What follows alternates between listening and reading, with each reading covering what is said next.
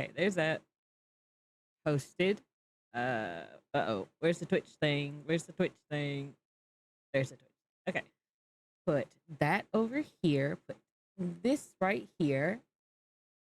And there we go. Okay, let me put studio mode on. That way I can no layout. Go ahead and switch over to this. Game capture on the right one. There we go. Okay, transition. There we go. Turn off studio mode. It's tiny. I should wait it. There we go. Hello, hello, hello, hello, hello, everyone. How's everybody doing tonight? I'm doing pretty well. I'm doing a lot better. I'm not. I slept pretty good. My jaw's feeling pretty good. Not as bad of swelling. It's really gone down. It's almost totally gone. The ball infection I had swelling, it was almost gone. But anyway, who is ready for some Apollo Justice? I know I am. Okay. All right. Let me see if we still have our tech.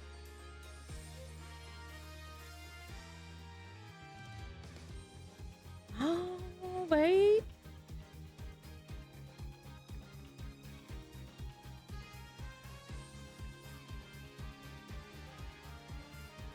Okay, we still have our text. we have the fan club. All right. I'm gonna quickly refresh my Twitch page to have my chat cleared out. But anyway, let's get ready to do the fourth case. How many cases are there? Hold on, wait.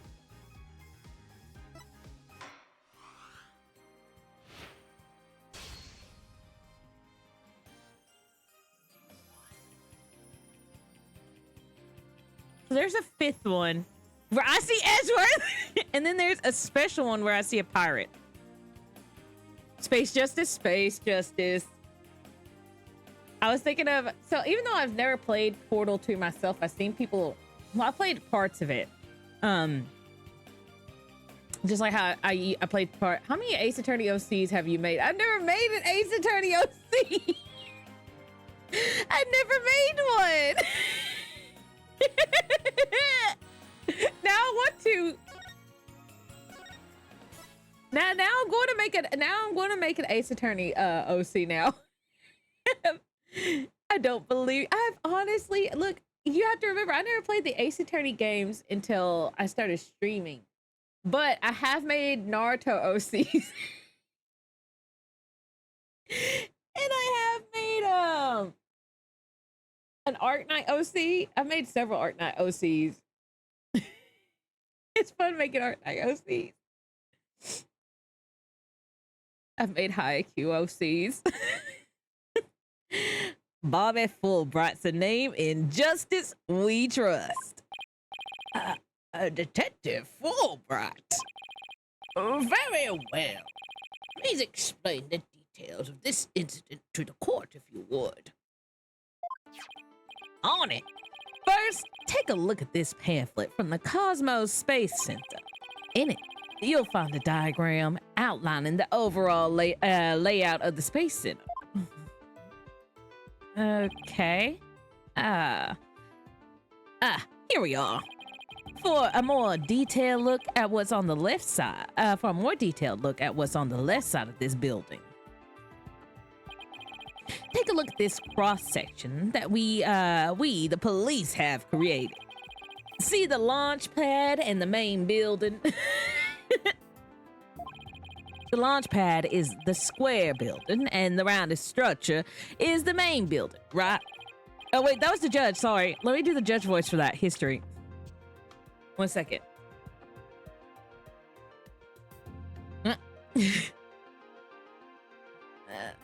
The launch pad is the square building, and the rounded structure is the main building. You got it. The incident took place in the launch pad 1. Hold on, wait. You said launch pad 1. That means there's another launch pad. In the in the main building's lounge. I'll be using this diagram during my testimony. It'll make it easier to understand.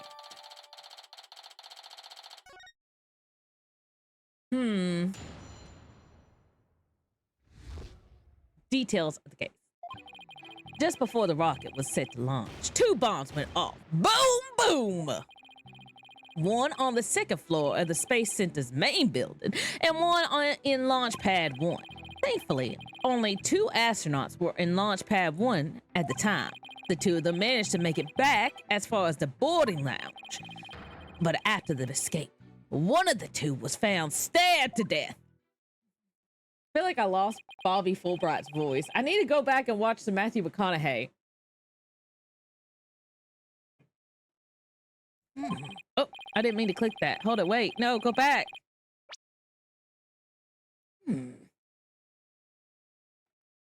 Wait, what am I doing? What did I just do? That's fine. There we go. Taking that off. A murder on top of a bombing. Detective Lincoln Lawyer. Yes. I gotta rewatch that. I think I feel like I've seen that movie. Detective, the victim was already dead by the time you arrived at the lounge, correct? Yep. Thinking he sabotaged the bomb and the defendant killed him right there in the rocket. Just look at this tragic photo. Ooh. Oh, my. Is that a knife in the victim's chest? Yes, Your Honor. It's a knife that cruelly ended this young man's dreams. Oh, we couldn't get any prints off of it, though, because the defendant was in his spacesuit.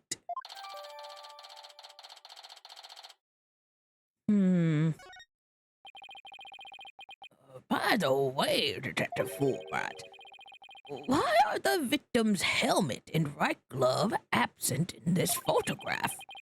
We had to remove them to identify him, Your Honor.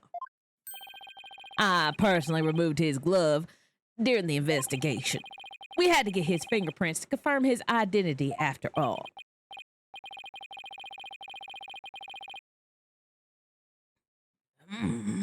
Yes, it would be very difficult to identify him without a face or fingerprints. Where's my judge voice? Now, there's just about one more thing I would like to inquire about. What is this round thing next to the victim in this photo? Something so important to the victim.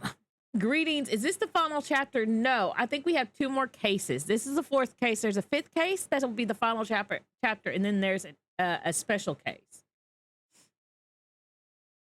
Something so important to the victim, he took it with him after he escaped the launch pad. A capsule that apparently contains asteroid samples. Space! Hi, Lynn. Hi, Perry. How are you doing tonight? Okay, yeah. So I think, the last one looks very interesting. I got a little spoiled on the icons. I'm fine. I'm glad you're doing fine tonight, Perry. Well, obviously valuable for research purposes, it has no relation to this case. I see. So, we know that the bomb in the main building was on the 2nd floor. But where was the bomb that was in Launchpad 1 located? That one was on the rocket itself. It was situated around the central part of the rocket. Apparently, the area around the launch pad elevator was a sea of flames. I would like to submit this diagram report into record. Bombing report added to the court record. The explosion sparked a fire on the 2nd floor of the main building and the middle level of the launch pad near the elevator. The trials just started and we're already in a bind. You get used to it. Besides, That's what cross-examination is for, right? What the two astronauts were doing during the bombing, that will be key. Ooh, it's not Athena, it's Apollo. This is Apollo's case. I think we're going to get some detail about Apollo, because Apollo has a... Right now, going from this to the... It's really odd going from the second game to this game, because it's not a direct continuation of Apollo's journey, really. Because we ended off the second game with a huge cliffhanger of Apollo not finding out Thassia is his mom. We know that Apollo's dad supposedly died. There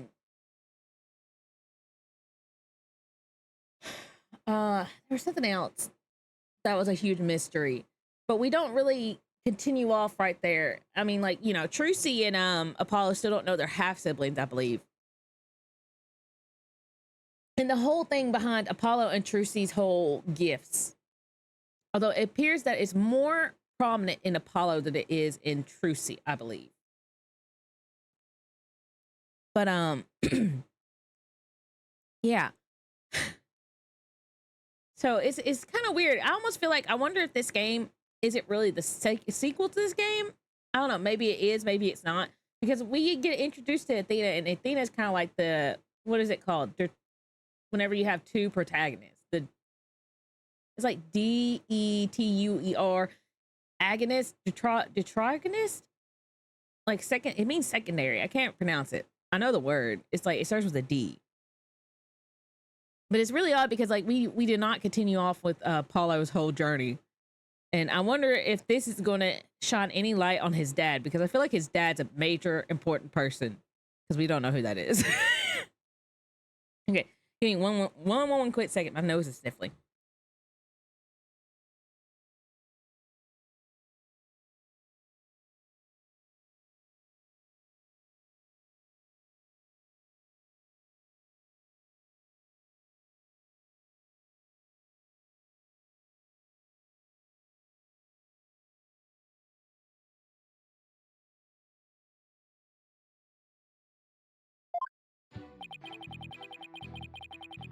Okay, details. Just before the rocket was set to launch, 2 bombs went off. Boom, boom. I got 2 of the spells done, Everett. 2 of the spells. The spell for flight and the spell for hearing animals. It went pretty good, and I started using the magic map more. I can't believe I did not. I did not know about the magic map. I thought it was for treasure finding. 1 on the 2nd floor of the Space Center's main building, and 1 in Launch Pad 1. Thankfully, only 2 astronauts were in Launch Pad 1 at the time. The 2 of them managed to make it back as far as the boarding lounge. But after escape, 1 of the 2 was found stabbed to death. Yeah. It's like he's trying to give us as little as information as possible. Maybe Prosecutor Blackpool's cut his tongue. Well, don't let that hold you back. Keep pressing until we can get what we need. Just before the rocket was set to launch, 2 bombs went off. How powerful were the explosions? Well, the one in the main building wasn't strong enough to bring the place down. But the room it went off in was burned black. Thankfully, nobody was hurt. Due in large part, of course, to me, stepping up to lead the evacuation. Wait, what were you doing there in the first place, Detective Fulbright? I'm Bobby Fulbright, hero of justice. I'll be there wherever and whenever people need my help. I'd go to the other side of the world, or even the edge of the universe. I'm not sure he knows how far that actually is, but I guess I'll leave that one alone. Admiral Decision, Justice Dono. Huh? What he decide? Anyway, Could you describe what it was like at the Space Center at the time? The bomb cut the power to the central bank of elevators and the third floor lounge. It was pitch black in there, I tell you. However, the security cameras and whatnot were running on emergency backup. And how did the evacuation go? I immediately and heroically whisked people down the Space Center down to the Space Center's basement shelter. I don't know what happened there. The basement shelter. Yes, there's an emergency shelter beneath the space station. An emergency shelter, huh? Oh, here it is. It's at the bottom of the diagram. The Space Center's pretty impressive to have its own shelter. The power outage and the evacuation seems unrelated to the murder at this point. I guess I'll leave that for that aside for now. So there were 2 explosions in total, correct? Yep, that's right. One on the 2nd floor of the Space Center main building and one in the launch pad. Let me get this straight. Mr. Starbuck rigged a rocket he was going to board with explosives? Huh? What are you talking about? If the defendant really did plant the bomb on his own rocket, he get caught in the explosion as well. Oh, I haven't thought about that. The judge never thinks. Fine. A simpleton for a simpleton. Fulbright, the motive. Understood. The defendant actually had astrophobia. Astrophobia? What's that? A fear of space. Naturally, just the thought of space can cause the afflicted to freeze up. And so, in his terror, the defendant found a way to stop the launch at the last minute. That's absurd. Unfortunately for you, we have evidence. Take a look at these. What are they? These are anti-anxiety tablets. We found them on the defendant's possessions. Apparently, he was taking them in secret to quell his fears. There were a multitude of problems with the rocket Mr. Starbuck rode 7 years ago. Rumor has it threatened to crash a number of times as well. That was, of course, very traumatic for Mr. Starbuck. But that doesn't mean he goes, that doesn't mean he go so far as to blow up his own ship. Silence. The defendant couldn't bear to mar his good name, now could he? No, not after the media had branded him Soul Starbuck, space pioneer extraordinaire. Given these conditions, the defendant could hardly run away like some base mutt. What? So that's what you think he resorted to the bomb? So what? So that's why you think he resorted? So that's why you think he resorted to the bombing? Naturally, he constructed this act of sabotage in an attempt to blow up the space station, which would effectively abort the launch.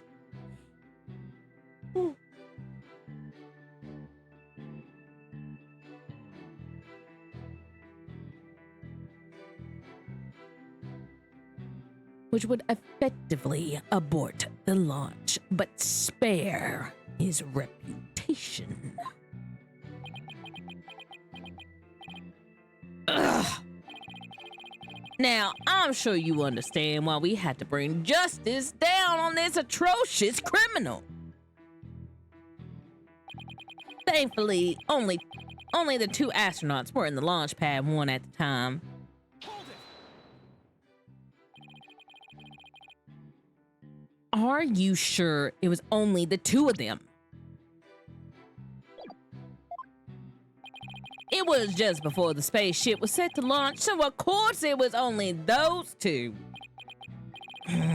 Well, there could have been somebody else inside that rocket. The notion of a third party in Launchpad 1 is utterly absurd. Just to enter the area from the lounge, one must pass through a door guarded by a fingerprint recognition device. And allow me to state up front that there are precious few with the clearance to do so. A fingerprint recognition device? It just sounds all futuristic and complex at a space center. Actually, it's not as amazing as you think, Your Honor. Take a look at this photo. This is the door in the lounge with the fingerprint lock. Only personnel whose fingerprints are registered can pass through. I see. That is very different from what I had in mind.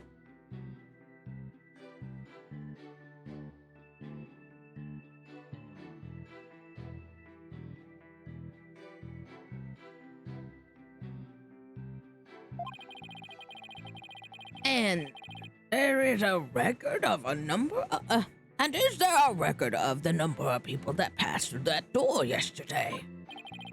Yes, there were only 3. The defendant, the victim, and the director of the Space Center, Yuri Cosmos. Then, doesn't it mean that it's possible that the director is the one who did it? Not a chance. He was in the main building when the bombs exploded at 9:28, doing his job directing the launch. Besides, having an alibi, he has no motive for committing these senseless acts. He has a point. I guess the director can't be considered a suspect then.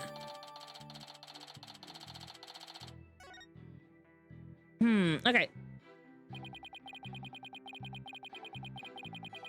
The two of them managed to make it back as far as the boarding lounge. Okay, hold it.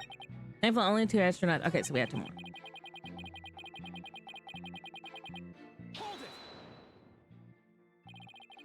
So, while it would appear that the pair barely escaped with their lives, in actuality, one of them had already been murdered inside the rocket.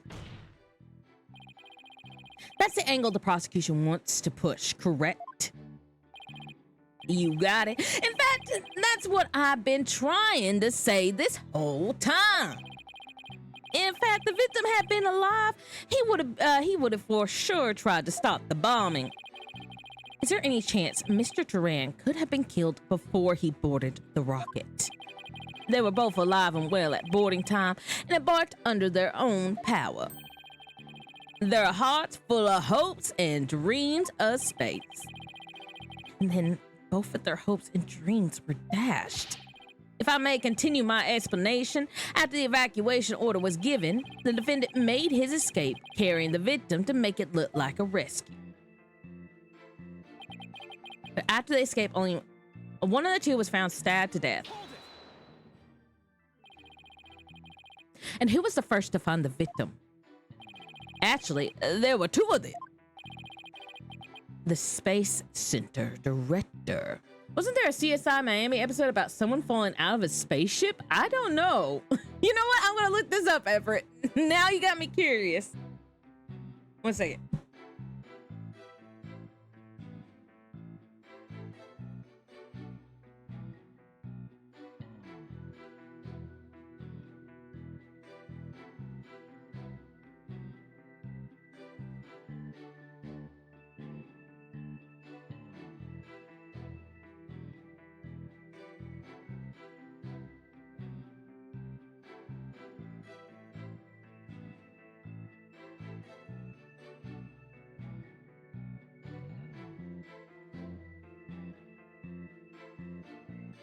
No, I'm not seeing like something like that.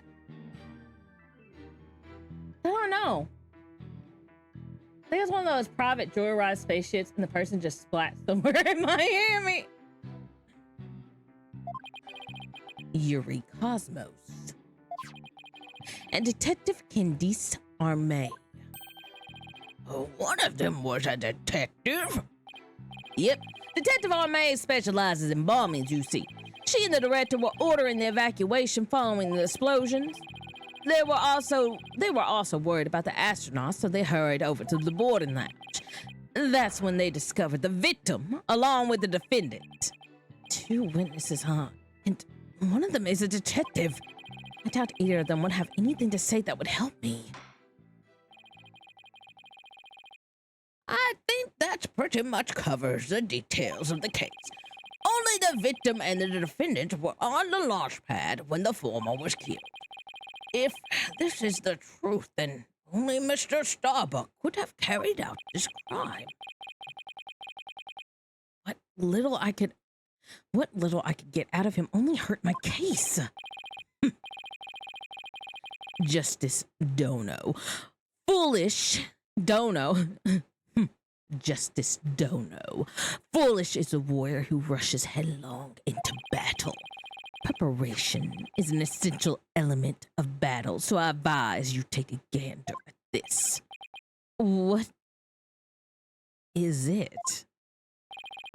Footage from a security camera as the 2 astronauts emerged from the bowels of the Launch Pad 1 corridor. The boarding lounge security camera captured their desperate escape. Now, I would direct your attention to what the defendant is shouldering. What you can see is none other than the lifeless body of the victim. What?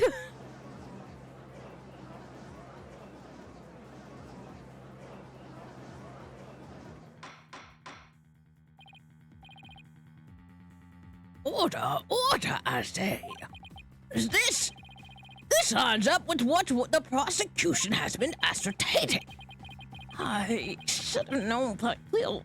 I should have known Blackquill would have something like this ready.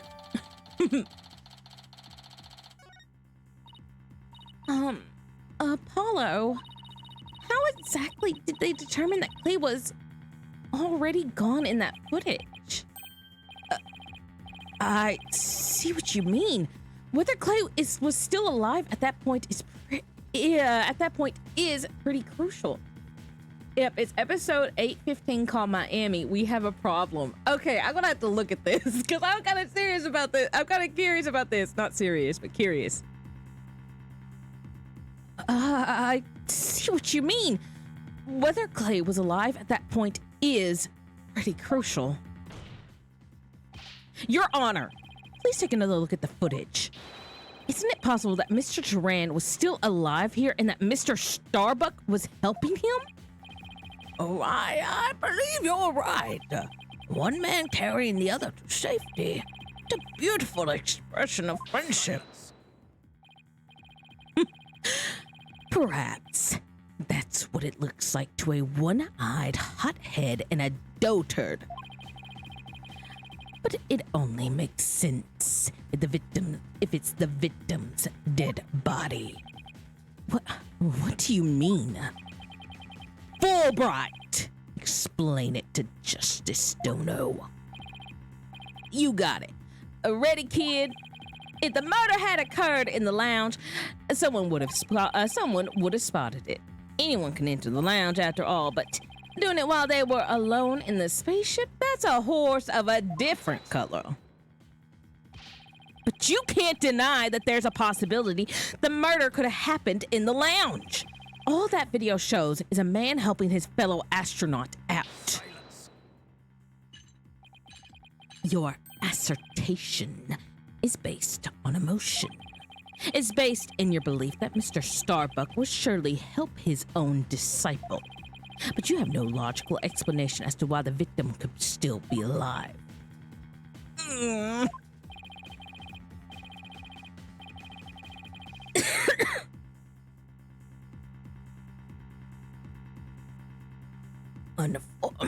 Unfortunately, Mr. Justice, the prosecution is right. Your argument is lacking in sound logic. It sounded perfectly logical to me. Well, Mr. Justice, if you have no further objections, I believe it is time to bring this cross-examination to a close. Objections? Well,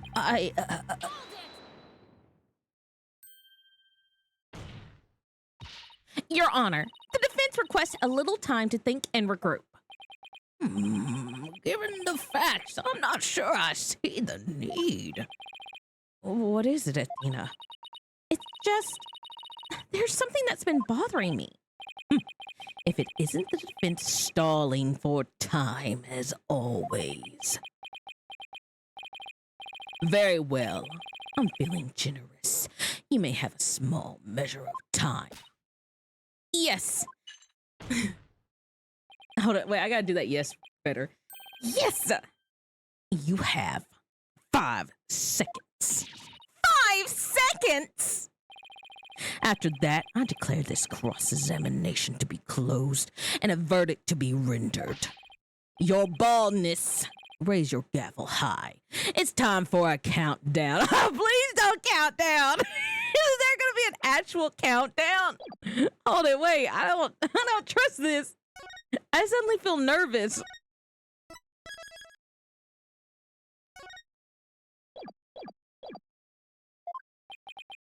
Oh! Ready? Stop!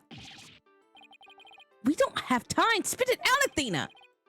Only 3 more seconds. Look, I don't think the prosecution's explanation is very complete. Meaning? Meaning there's something missing, like they conveniently left it unexplained. Something they didn't explain. You know, my thinking is like, okay, if he's that afraid of space, why would he try to save somebody that he murdered? Don't you think he should have left him in the fire to burn if he's already dead? And then he could say, oh no, he died in the explosion. Why would he carry him out?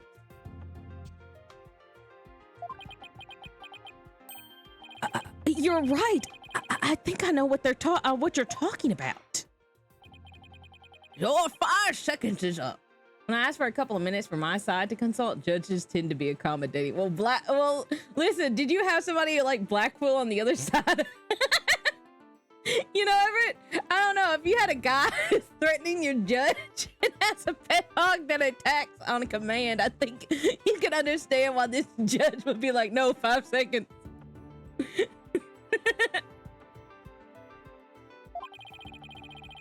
Is there anything about the prosecution's argument that you would like to rebut?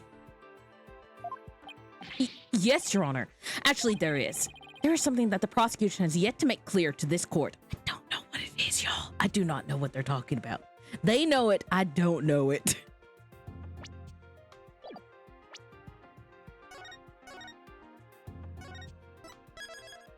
I'm not trusting this. 1 second.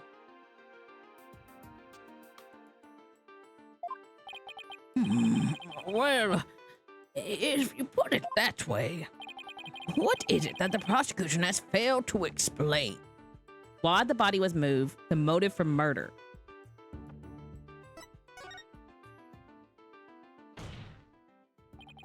They have failed to explain why Mr. Starbuck would bother bringing the body back at all. If the defendant wanted to kill the victim, why didn't he just leave his body in the rocket? Why go through the trouble of bringing him all the way back to the boarding lounge?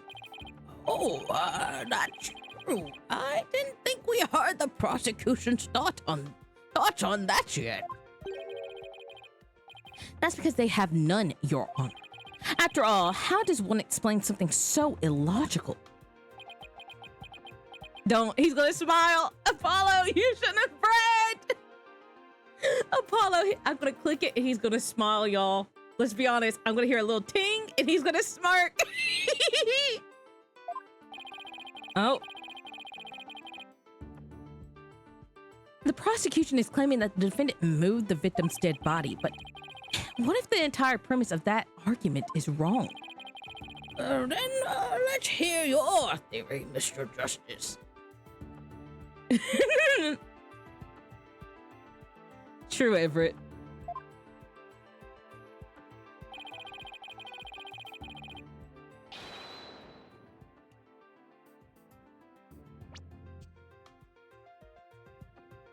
My throat's like suddenly really dry today. The defense proposes that the defendant didn't kill the victim. He was helping him.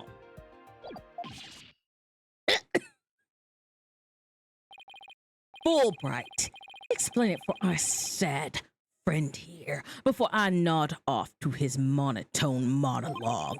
Inform him exactly why Space Boy moved the victim. Huh? They've got to be joking. It's simple. Mr. Starbuck did what he did to direct suspicion away from himself. He wanted to create the impression that he heroically risked his life to save his partner.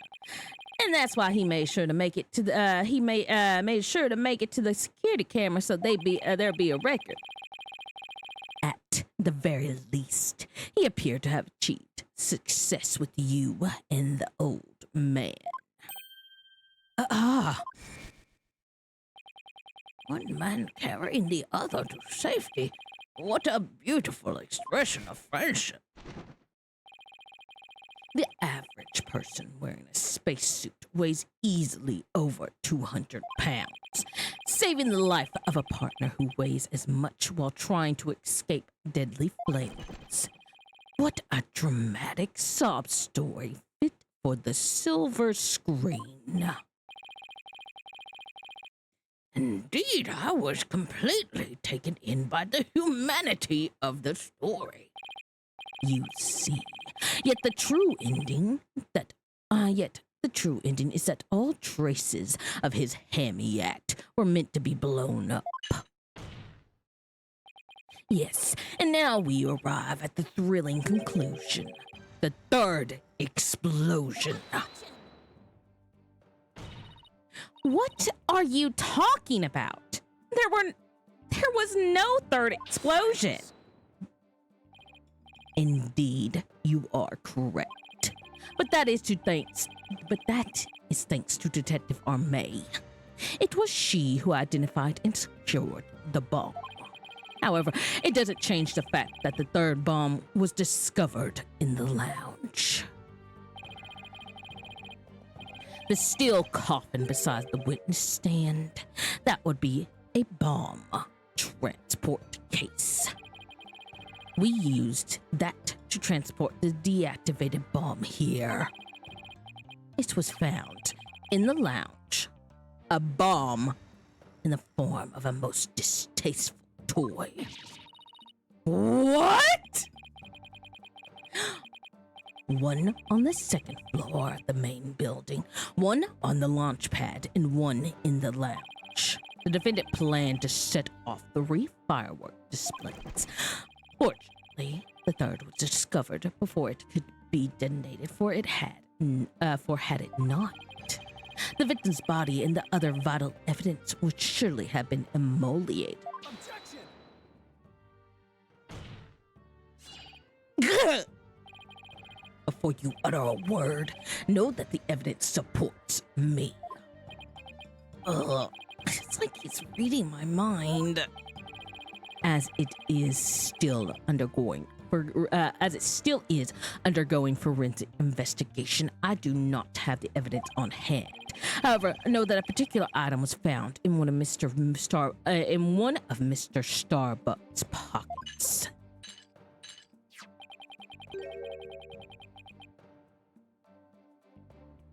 Specifically, a bomb detonation switch. You found what?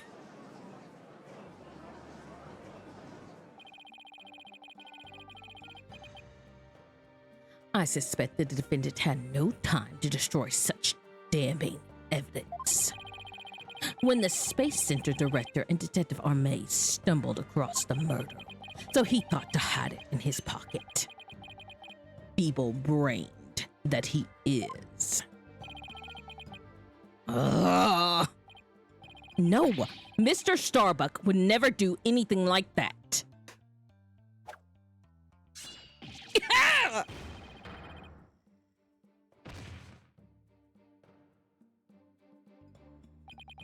Justice Dono, open your eyes and see the truth. This appears to be irrefutable evidence that the accused set off the explosions. No, there has to be some kind of mistake. This can't be the truth. Still can't accept it. You'll believe in your client, come what may. Then why don't you cross-examine the defendant himself? This has got to be a trap.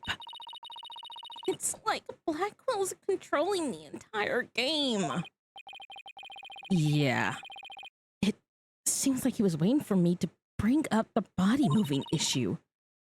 Why do you say that? Because he had just the right argument when I pointed it out. And to really rub it in, he had a decisive piece of evidence up his sleeve, too. He was trying to shake my faith in Mr. Starbuck and break me down.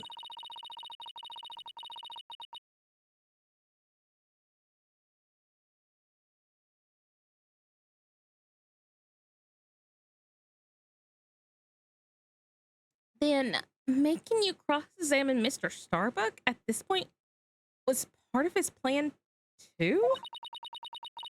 Totally underhanded, but I wouldn't expect anything less from him. Now, let's hear from the arch-villain, the fiendish murderer himself. Famed astronaut, Solomon Starbuck.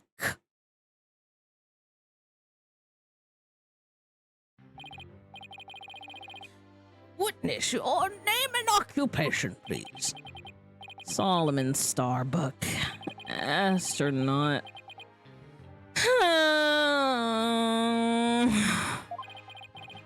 How did this happen? Mr. Starbuck, you aren't looking very well. Oh, will you be able to give a testimony?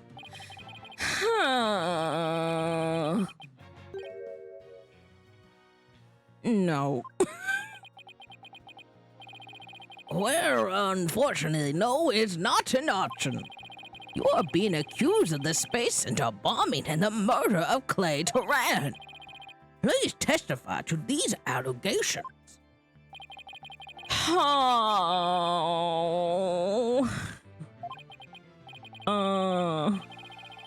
Mind if I take this suit off? It's getting really heavy. Silence. This is our client? Yeah. It's not the weight of the suit that you feel, but your sins. Prepare to carry that weight for the rest of your life. Banish me to the moon. I don't care anymore. Oh, wow. That was super negative. Is he going to be all right up there? He'll be fine, I think. As long as he doesn't totally give up and say he did it, that is. Serious face. Good.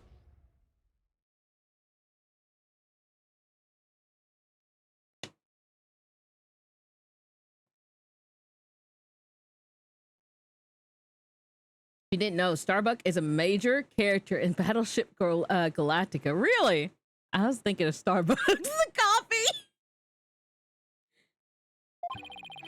All I did was support Clay over my shoulder and get us out of the rocket.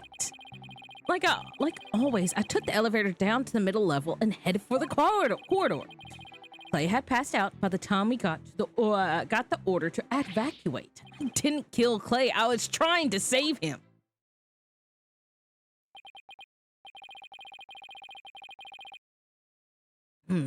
So you assert that you didn't set off the bombs or murder the victim?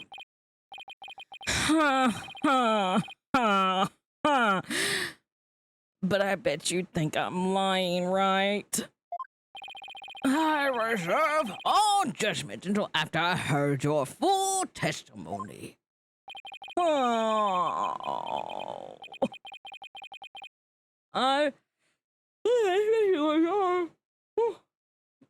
I'm sure you don't believe me. I bet you don't even believe I'm an astronaut. I don't think the judge doubts that. Who would wear a suit like that except an astronaut? I will say that when I saw you in that movie, you appeared quite courageous, though I suppose reality never quite lives up to fantasy. Oh.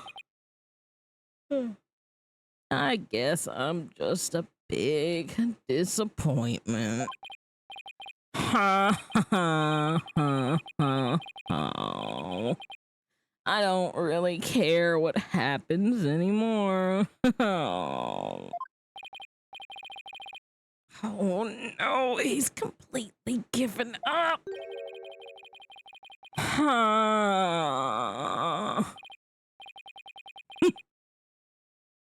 What a depressing fellow. If you were to join me in the clink, I imagine that annoying sighing of yours would rub off on the other inmates. Like how it rubbed off on Prosecutor Blackquill a second ago. Huh? That was Blackwill's sign? Mr. Starbuck's testimony contains a glaring contradiction. Question is what does it mean? Even if Mr. Starbuck is my client, I can't be gun-shy now. Oh, I'm so sleepy.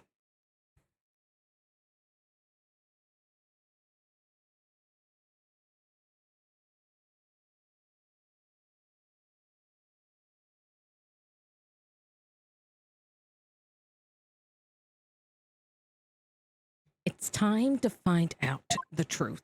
Okay, I don't know what the glaring contradiction was. I was too busy having fun pretending to be a sighing. Okay, all I did was support Clay over my shoulder and get us out with the rocket. So, what you're saying is that the victim was still alive at that time? Of course, he was alive and well. If so, then you admit you took the man who was alive. If so, then you admit you took a man who was alive and well. And silenced him permanently with this. What? No, a black hole confirmed, dead end. Ugh, it's no good, Captain. I'm getting sucked in. Mr. Starbuck, you are not in space. Please give your testimony seriously. It was just nerves, but maybe I shouldn't have said he was alive and well. It's more like he was slumped over. Those are complete opposite ends of the spectrum. Like always, I took the elevator down to the middle level and headed for the corridor.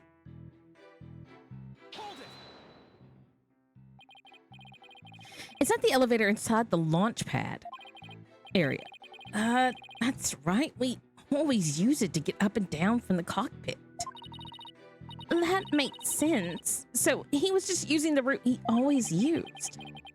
In spite of the fact that there had just been an explosion? Huh? I think Mr. Starbuck is hiding something. Something pretty big. Oh no, another Ace Attorney diagram! They had passed out by the time we got the order to evacuate. Passed out? Why was he passed out? Probably because the explosions, the noise, and the vibrations were incredible. It's little wonder a person would pass out, right? I guess? Not that I know. Ugh! I've been hit by space debris. The main engine's on fire. It's gonna blow. Ah!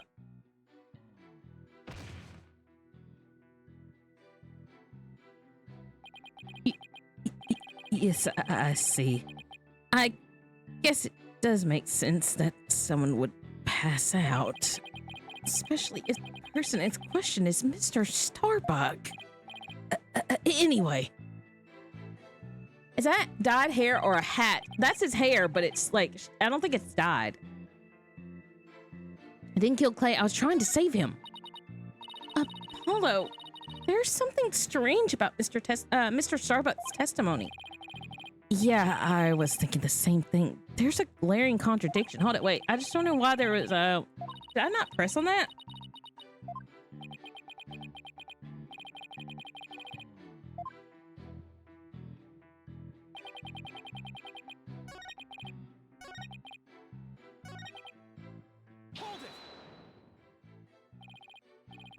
Don't worry, I understand, and I'll make sure everything turns out all right. But everyone's glaring at me like I did it. Apollo, you have to reassure him better than that. And how am I supposed to do that? Try to imagine what he's feeling and use that to figure out how to boost his confidence. Mr. Starbuck, think back to what Clay used to always say. It's times like these when he would repeat, "I'm fine," to himself. I'm fine? Yeah, I guess he did say that a lot. Oh.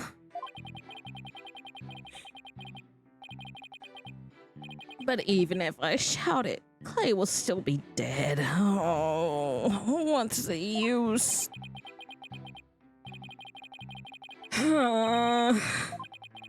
Could somebody please reassure me now? Apollo, there's something strange, right? Yeah.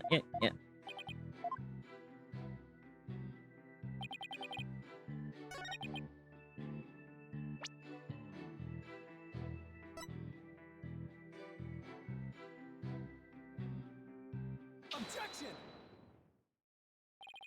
Mr. Starbuck, I need your testimony to be as accurate as possible. Was I not being accurate? No, because it's impossible for you to have taken the elevator down to the middle level. Oh, what makes you say that, Mr. Justice? Please recall where the bomb went off in Launchpad 1. 1 second.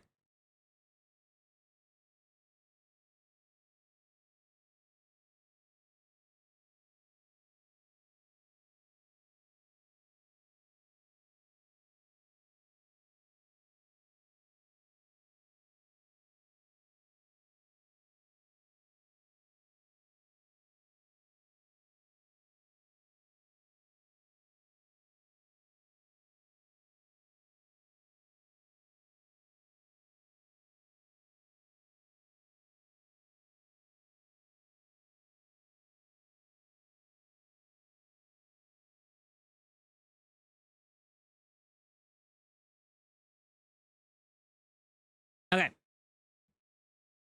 Back of my throat keeps drawing out, and I don't know why. Also recall that after the explosion, the middle level elevator was engulfed in flames. Oh, all right, which means... Exactly. The Launchpad elevator would have been unusable. In other words, Mr. Starbuck, your statement is decidedly inconsistent with the facts. Well, what's with the helmet? Ah, Mission Command! Mission Command, do you read me? Come in, please! This is Mission Command. I order you to pay attention. Stop this nonsense and answer my questions, Mr. Starbuck. Ugh, my helmet. Ah! My heart. Oxygen concentration. Body temperature decline. Requesting medical assistance.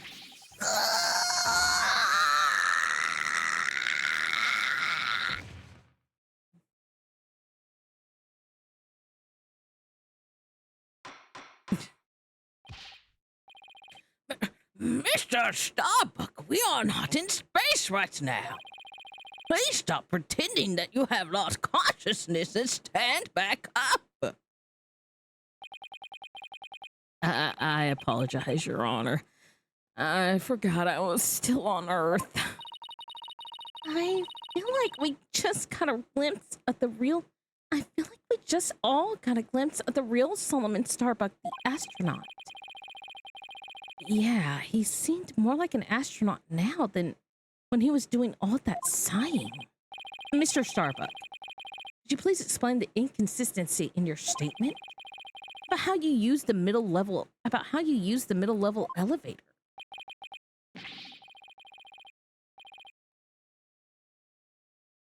I was nervous and I said the wrong thing. I'm sorry. I actually, took a different route, I think. A different route? I hope you're able to deliver a straight story this time. I'll get it right this time. Maybe, no, maybe, probably. Probably. It's understandable to be nervous, but let me remind you, accuracy is paramount in court. This is where we assert that the defendant is incompetent to stand trial. I know, we kind of might need to do that.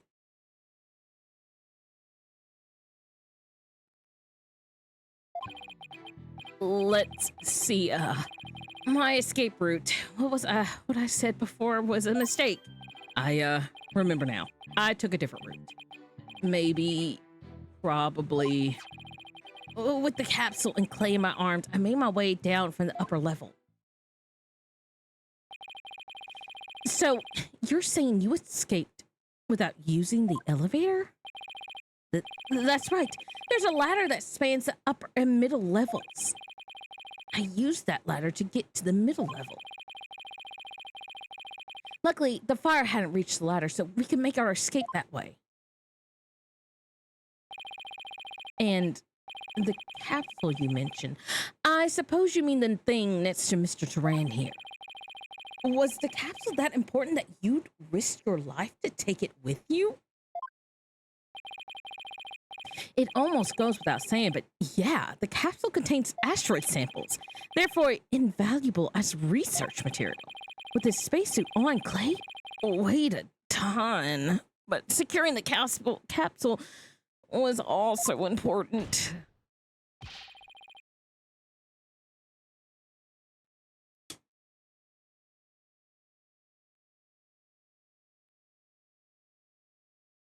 I need you to answer to the best of your ability. Mr. Starbuck, please remember that your verdict is riding on your testimony.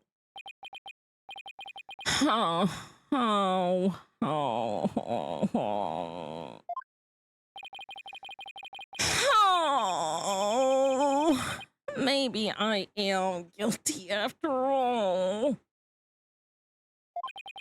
I wonder if any of you can see the stars in prison. I bet it's more comfortable than a spaceship.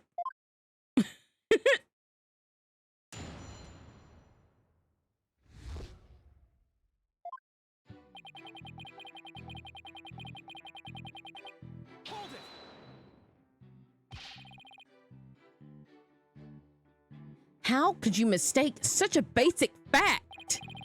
Hey, everybody makes mistakes, but try thinking about the vastness of space instead. From Earth, it takes 4 light years to travel to our nearest neighboring star. So you see, compared to the vast expanse of space, human error is insignificant.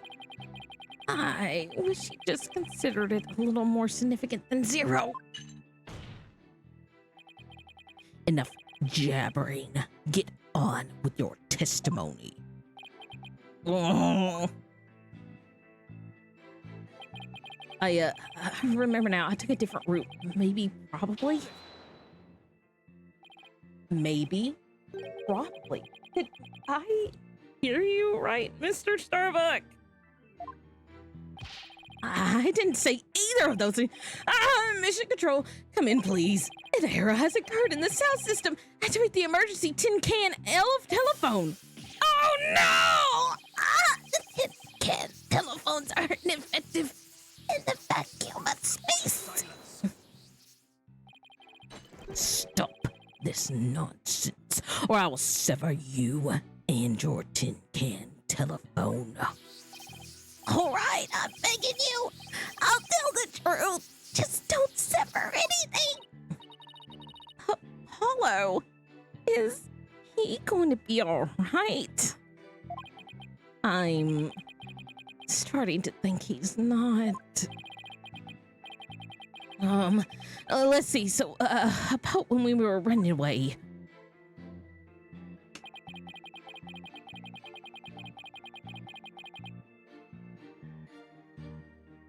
Oh, that's supposed to be his, that's supposed to be like their version of a knockoff NASA logo. That, I don't know what that is. I don't see any other blue buttons. I don't know what that is.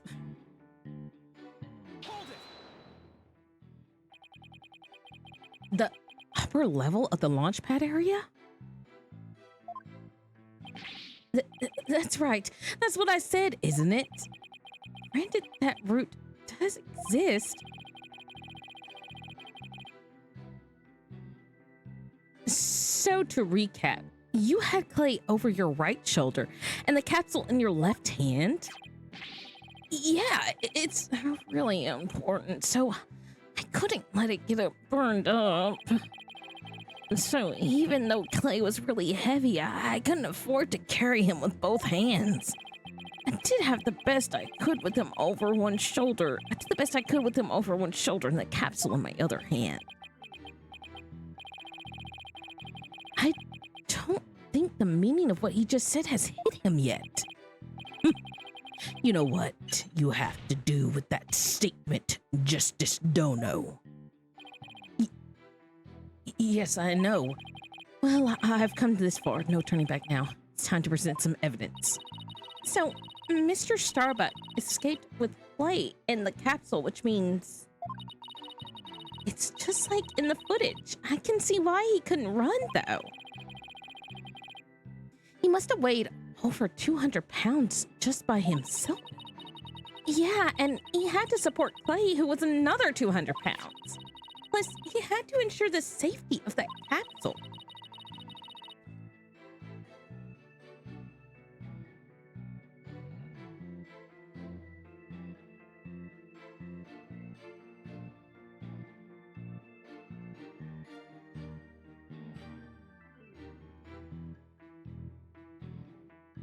Maybe you press it, his head shoots off, maybe. I don't think I could have even walked under those circumstances. Walking straight forward is probably about all I would have been able to manage. Let's see, my scout route, what I said before was a mistake.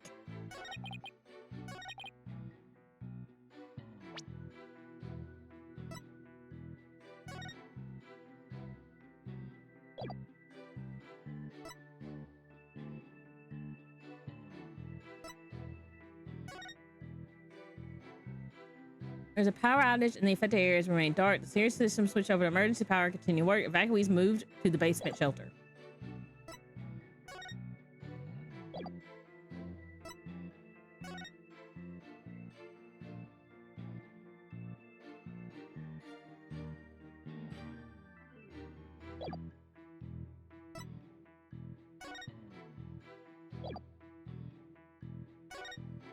Only the print of the director, Starbuck, and Tarand are authorized. An independent security company manages the usage records. Backup power allows the function even when the power goes out. Attempts to use print recognition are also recorded via security camera.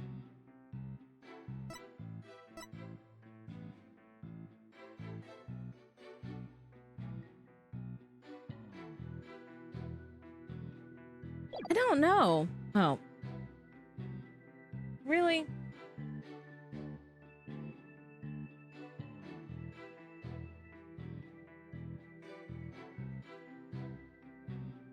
Let me save. Because, I mean, the most obvious thing is that how is he supposed to carry 2 people down a ladder? I mean, supposed to carry, like, a person down and holding a capsule down a ladder, you know? I mean, it's possible, maybe, yeah.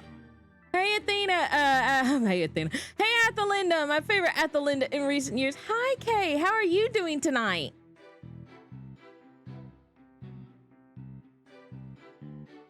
My favorite Athelinda in recent years. I wonder how many Athelindas you know. There might be a couple.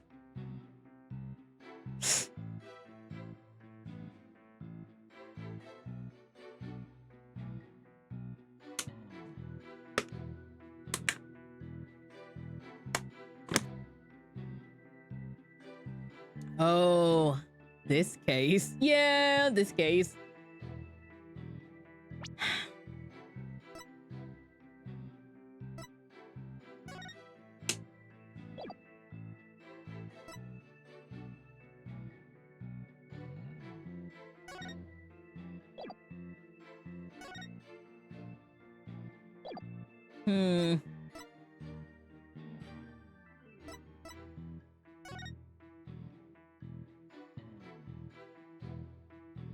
There's the elevator. The elevator was rocked by an explosion. He's saying that he took the ladder down with 2 people. Objection! Okay, I guess I could use either map. Mr. Starbuck, why don't you just tell the truth? Yesterday, I came across Everett as a woman's name for the first time. Oh, I can see how that could have been done. Everett. I would put it as, or Everetta. Just to, you know, make it sound girly. Like, was it pronounced just like your name? Mr. Starbuck, why don't you just tell the truth?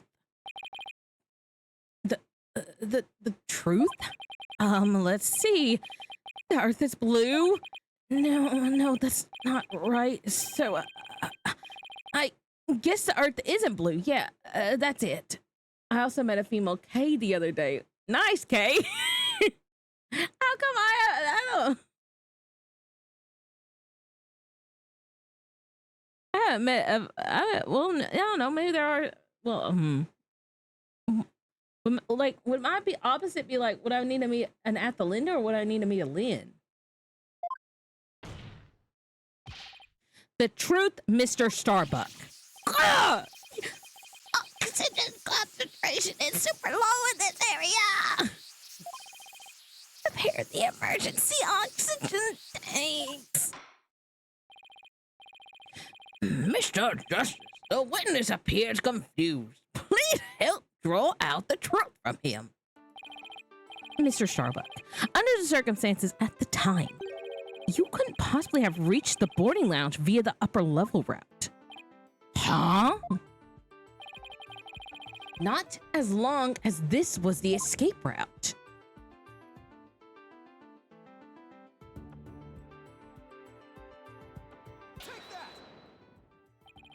To get down from the upper to the middle level where the Launchpad 1 corridor is, you would have to go down the ladder. Isn't that right, Mr. Starbuck? Of course. That was the only way we could have escaped. Objection! But how would that work? At the time, you were supporting Mr. Turan over your shoulder, were you not? And remember, he was in full space gear as well, putting him at over 200 pounds. Well, it's easy on the moon, and gravity is only 1/6 of what it is on Earth. A lot of people misspell my name with an extra E because they apparently want it to be the French female name. Oh. Everette. How would you pronounce that? I'm curious.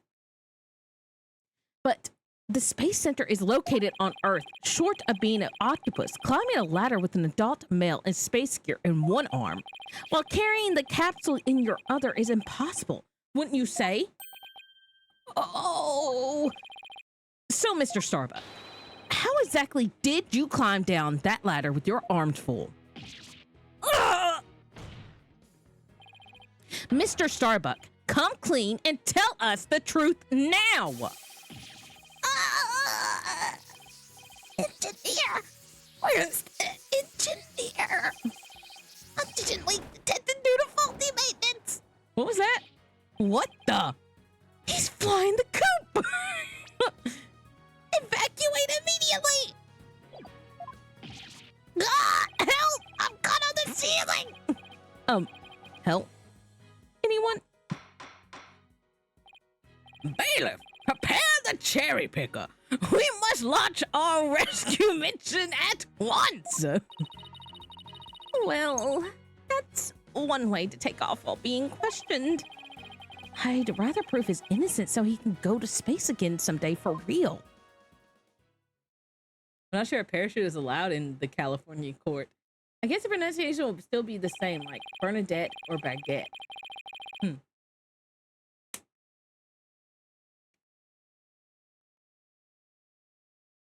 Now then, Mr. Starbuck, do you think you can keep your feet planted on the ground?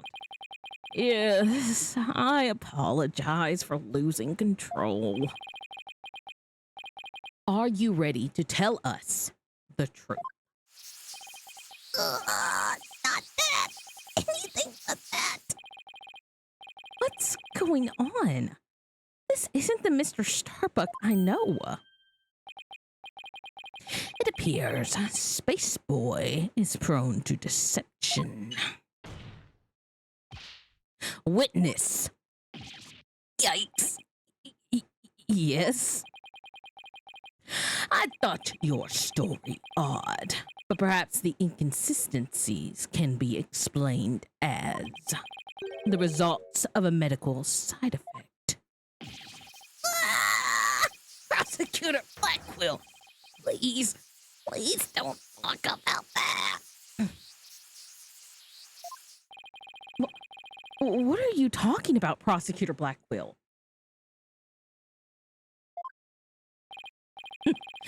Didn't I already state that Space Boy is ironically terrified of going into space? That's why he took some precautions just before the launch. For you see, traces of this anti-anxiety drug were found in his system. Oh, I sense things are about to nosedive. I love Prosecutor Blackquill. Kay, do you want to be on the Prosecutor Blackquill fan club list? I'm number 1, but you can join.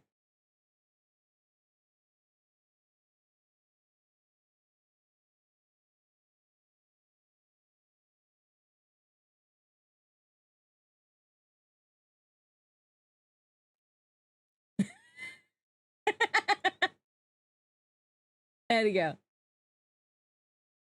Yeah. Cool, you're on the list. Anyway, you kind of missed the first episode because as soon as I saw Prosecutor Blackquill, I was like, I love Prosecutor Blackquill. He's so cool.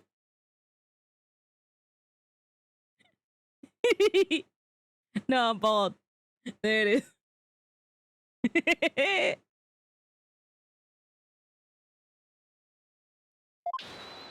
Hold it! You got it all wrong. I told them during the investigation too. Did I start something? No, I started this. I started this a very long time ago.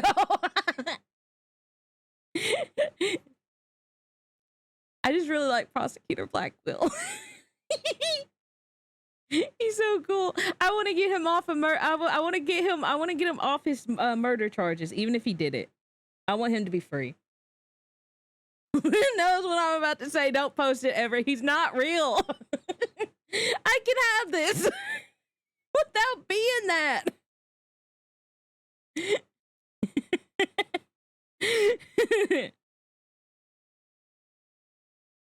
You got it all wrong. I told him during the investigation too.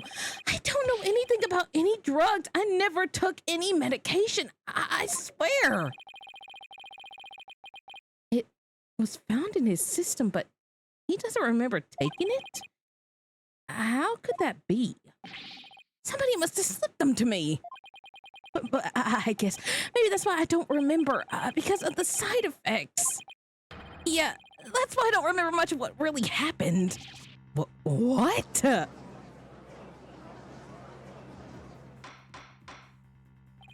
Order in the court. We can't get any useful testimony out of him if he doesn't remember anything. Well, this certainly explains why his testimony kept changing. Ah, why didn't he just tell me he couldn't remember? I guess he didn't want anybody to find out he was terrified of going into space. Oh, maybe I really did do it. Which brings us to the answer of our original question of how the witness climbed down the ladder with a dead body. It does? So what is it? A dead man feels no pain and makes no complaints, Justice Dono. So the body was simply dropped from the top of the ladder. Oh my, I see. And then the defendant could climb down with his free hand. Drop the body down? Who would do such a disrespectful thing? Besides, dropping the body down would leave marks on the body itself. So you are capable of quick thinking. Yes, you are correct. Really? Oh, thanks. Ah! Huh? What's this? It's the oxygen tank from the victim's spacesuit. It's ruptured. I'm sure you can figure out why. You can't be implying it ruptured when the defendant dropped the victim's body. I am, for they fracture easily when struck. Even if that's true, the tank's explosion and shrapnel would leave its mark on the body. Yet, according to the autopsy report, only the knife wound was found on the victim's body. You're clearly grasping at straws with this line of reasoning. A spacesuit isn't heavy for the sake of being heavy, Justice Dono. It includes the latest technological devices and is made of the fabric of tomorrow. This fabric is made to protect the astronaut from the dangers of space. So falling a few Earth yards would hardly leave a mark on the wearer. Then shouldn't it be impossible to stab someone through it as well? It should, and yet through sheer coincidence, the knife slipped through a weak spot in the suit's structure and found its way to its target. What are chances? You forget that our killer is an astronaut himself with the knowledge of how the suits work. He's got me there. And now, my argument has been proven. Space Boy killed the victim in the rocket and then dropped the body from the upper level. After climbing down, he shouldered the body and made sure the camera recorded them. There's no room for debate about these facts. It's clear that Solomon Starbuck is the only one who could have killed Clay Turan. Here, the report regarding the astronaut's oxygen tanks. Consider it my send-off gift. Feel free to use it as payment to cross the river Styx. Yeah!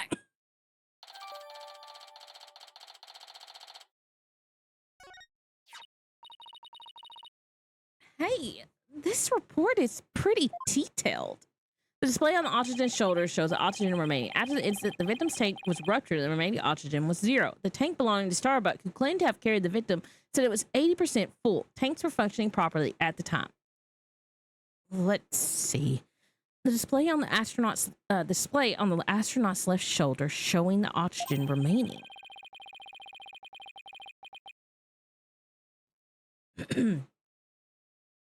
Stop spitting feathers at the council. I guess that means these glowing cyan digits represent the amount of oxygen in the tank.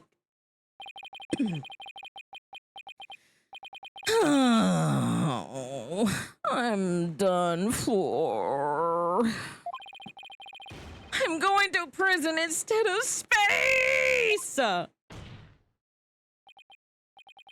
Space boy. Yes. Take heart. The bejeweled night sky is still beautiful, even when viewed through bars. You mean the stars as seen from prison? That's right. Your cell will be your spaceship. Picture the view through the iron bars. It's like being an astronaut in your own craft for all time. That's not a half bad thought. What? Mr. Starbuck? Prosecutor Blackwell's got to him good. Spaceship prison cell, fly me, my guilt and my despair into the deepest, darkest space. And then let's get sucked into a black hole together! Well, maybe you stop hawking orders at the council, he'll stop. Mr. Starbuck, you can't give up hope. Oh, yes, Apollo. You know, Clay really looked up to you. He said you are an incredible man. He said you never gave up on your dreams and passion for space no matter the situation. He said that? I keep on clicking out of the game. So don't give up now and help me prove your innocence. For the sake of the man who respected you and believed in you, Clay Turan. For Clay. You're wasting your breath. Ah! Ah! Ah!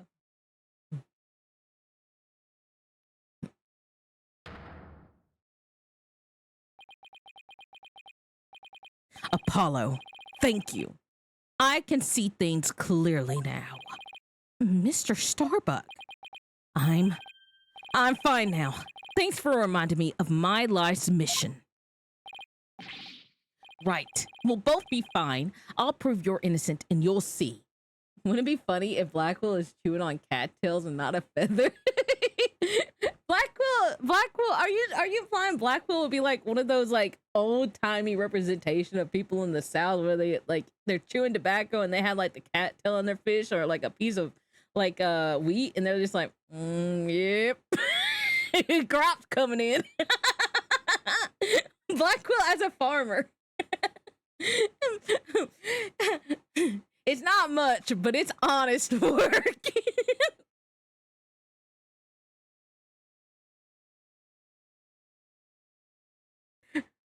Or are you talking about those videos where people chew? I know, I mean the feather he's chewing looks like a cattail from a certain point of view. Yeah, I can see that. So are you saying that he's eating the forbidden hot dog? Are you trying to say that? Have you seen those videos of people eating cattails and then they bite it and then all the fluff comes out in their mouth? Right. We'll both be fine. I'll prove you're innocent. You'll see. After that, we'll get you back into space. Rah! You've ignited the booster rockets of my soul! I'm on fire! I am Solomon Starbuck, astronaut, a cosmic hero chosen by the universe itself. I don't know. I don't know if I would go that far, Mr. Starbuck. Can we tone it down a little? I don't think you've been chosen by the universe. Well, some people actually try to eat that thing. That's gross. That's coming from me. This fire is out of control. This time, this is no time to be whimpering and crying. I can't let you and Clay down. Boulder Dash. The sun, the moon, all of space is calling me. Solomon Soul Starbuck, ready for launch. Begin the countdown. 5, 4, 3, 2, 1. Lift off! Oh my gosh, what if he's, wait, is he? I thought he was actually taking off, but he just stood up.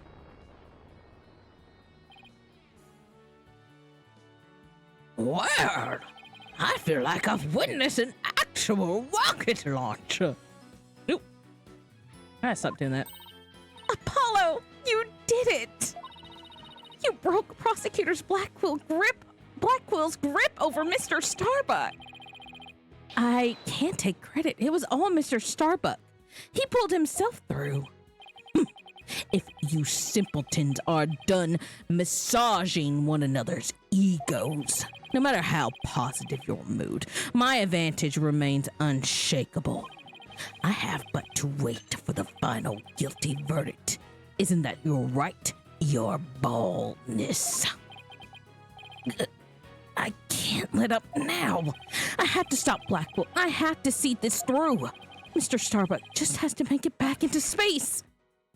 Oh. I won't allow Clay's dream to remain unfulfilled.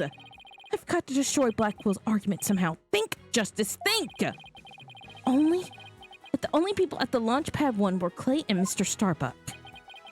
And if Clay was already dead by the time this footage was taken, then only one person could have killed him. Then the one person who could have killed him is Mr. Starbuck. So the only way to counter Blackwell's argument is if I can prove that Clay was still alive when they arrived at the boarding lounge. In that case, I should be able to find some contradiction in the evidence itself. Now then, let's see. About this data that we just received. He was just tiptoeing. Yes, why does your Blackwell impression sound almost like a Power Rangers villain? I don't know. I like making him sound like that.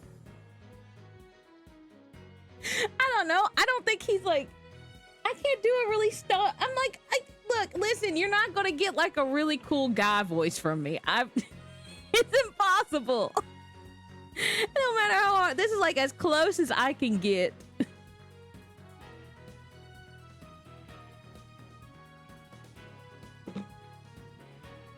My vocal cords just don't work that way.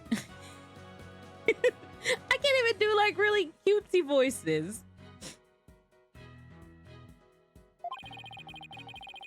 This supposedly proves that Mr. Starbuck dropped Clay's body in Launch Pad 1. But if I'm going to prove that false, then there must be something I can use here. Enough of this farce, your baldness. Let's have your verdict. Objection! Prosecutor Blackwell, you seem to be in quite the hurry to rush the verdict. But about this oxygen tank data you submitted just now, it says that Mr. Starbuck's tank had 80% remaining while Mr. Turan's had 0. Do you stand by the accuracy of this report? Of course.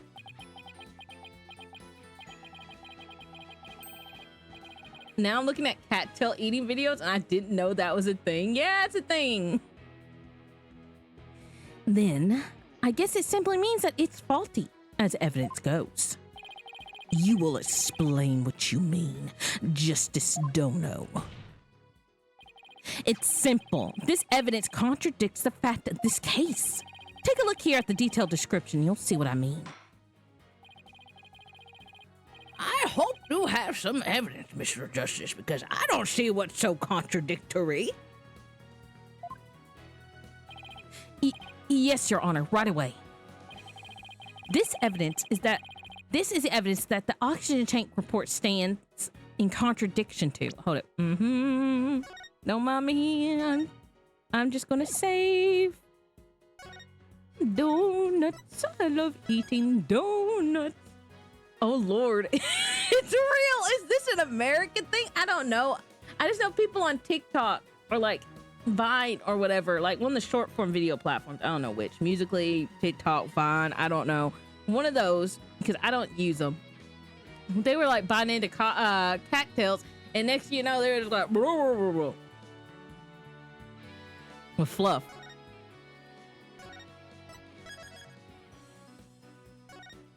I've seen like at least three different people do it on various platforms of social media. I think one of them wasn't even American. I think one of them was like European.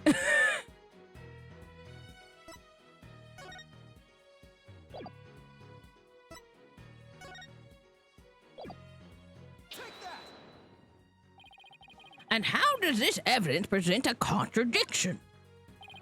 The problem is with this part here.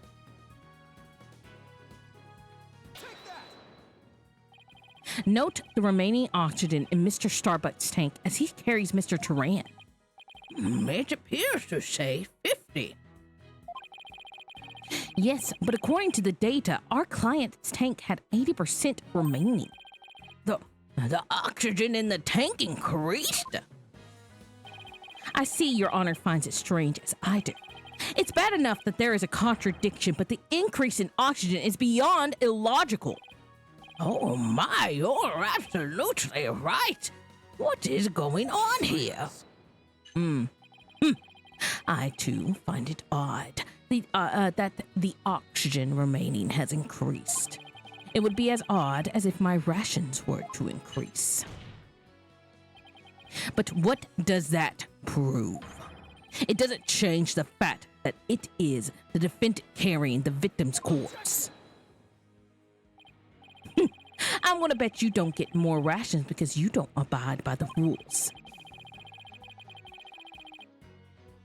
Either way, the oxygen remaining shouldn't increase just as your rations don't increase. Therefore, this new information is critical. We can't overlook this. I don't think I've even come across a cattail in the wild. I did. I saw some the other day when I was doing my dental stuff. Silence. In that case, do you have an answer to this riddle of the mysteriously increasing oxygen? You better not disappoint, or I'll declare inconsistency as You better not disappoint, or I'll declare the inconsistency as mere equipment malfunction. Prosecutor Blackwood has a point. I suppose it could be a simple malfunction. I wonder if they're more common in Louisiana or in the Everglades. Let me see this. Let's look up. Cattails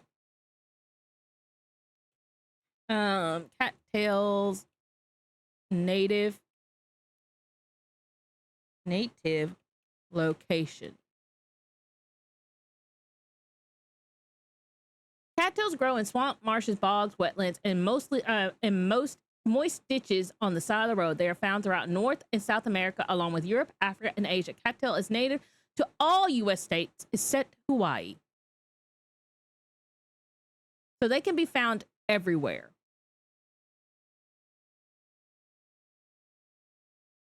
But it is there's a huge boom in like upper Europe. I mean, they're found everywhere in every state in the U.S. pretty much. But if you look at the European map, that is huge. They are much more found in Europe. So they're not even an American thing. Interesting. Yeah, that is interesting. I'm going to save. I have an idea who this is. I think Clay. I think Starbuck was passed out the entire time.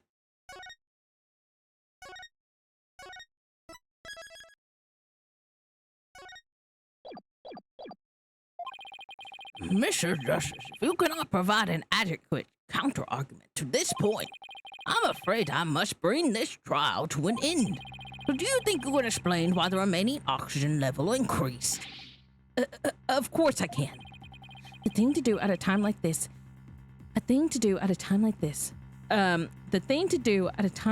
is turn my thinking around. Mr. Starbuck has no memory of it, but he claims to have carried clay. So this man with 50 on his tank ought to be Mr. Starbuck. But if anything, the display on his oxygen tank should have shown an 80. This is a clear contradiction between the report and the security footage. So what I should be asking is not why did the oxygen level increase, but what had to have happened to make it look like it increased? Am I making some kind of mistake in my base assumptions here? Starstruck Starbuck, yep. Well, Mr. Justice, we're waiting. Yes, Your Honor.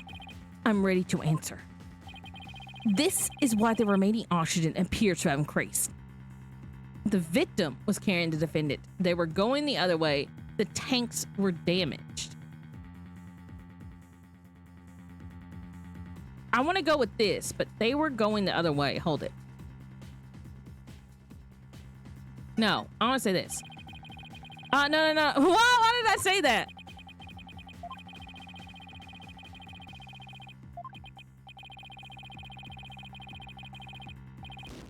No, I clicked on I literally said I'm going with the victim one, and then I clicked the one that's not the one. Somebody tell me why I did that. I literally said I'm gonna go with the one where I think Clay is carrying him, and then I literally clicked the one that is not that. I clicked the top one.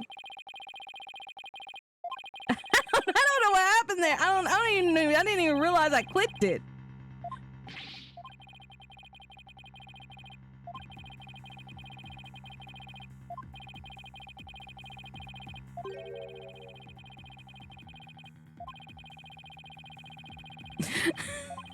I like how I sat there and I literally said before all this, I was literally talking about how I just don't know how I clicked that.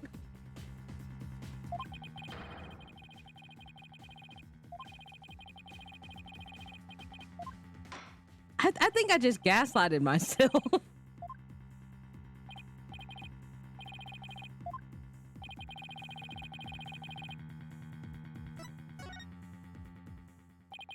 What if it was the other way around? The other way around? Would you care to explain, Mr. Justice? As you can see, Your Honor, both men had their helmets on in this footage. But it turns out this is where our base assumptions went astray. We assumed that it was Mr. Starbuck helping Mr. Durand, but it was the other way around. It wasn't Mr. Starbuck helping Mr. Durand at all. It was Mr. Durand who was helping Mr. Starbuck to the boarding lounge. It was what?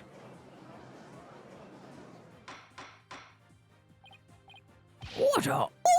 Mr. Justice, you mean to tell me that the person on the right in this image is the victim, Clay Turan? It's the only way the riddle of the increasing oxygen level can be solved, Your Honor. At this point in time, the remaining oxygen in the victim's tank was at 50%. And when the victim was found in the boarding lounge, his tank was at 0%. That's right. There's nothing contradictory about the oxygen level decreasing. This means Mr. Durand was alive as they made their escape to the lounge. How short your memory is. Have you forgotten what you proposed yourself? What? Huh?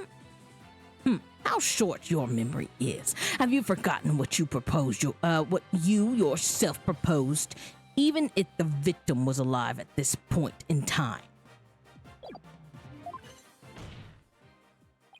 How did he descend the ladder with his arms full? Objection! Prosecutor Blackwell, you can't hurt me with a broken blade. Excuse me? It's true that we don't know how they got down the ladder. I suppose that matter needs further investigating. But we have proven that Mr. Turan was alive when he reached the boarding lounge. This fact alone shatters your claims and opens up the possibility that the victim could have been killed by a third party. Gah! There were two people who claimed to be the first on the scene, but can we truly trust their statements? Let's see. The two people were Detective Candace Armé and Yuri Cosmos, right?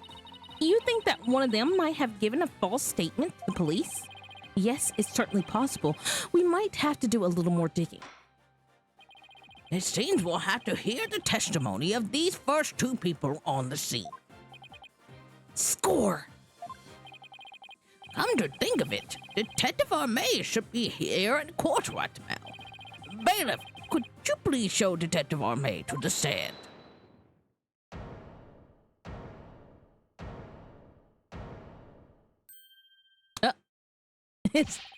I have announcement, everyone.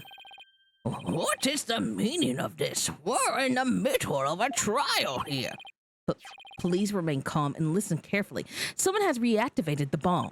The bomb was defused, but it's about to explode. Lord! A bomb? Now? Everybody run! I don't want to die! Oh no, everybody's panicking.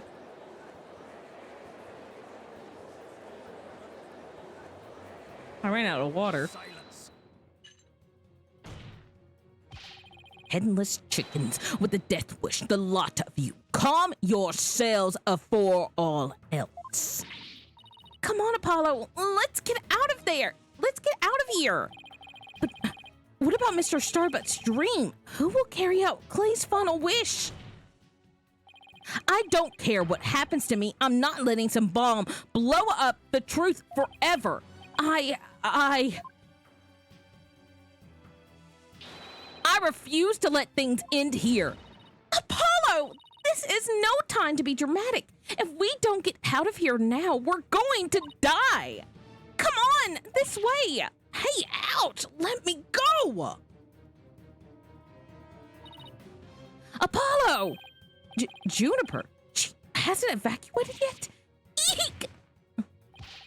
Juniper, are you all right? Apollo, no, not that way. Ah! Let me do it. Ah!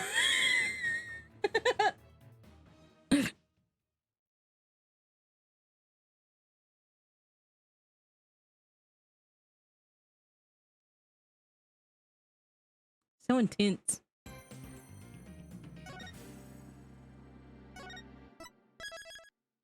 All right, so where are we going to end up now? Continue on to the next chapter. Hold it, we didn't even finish the case. In the middle of the Space Center bombing trial, we had another bombing incident.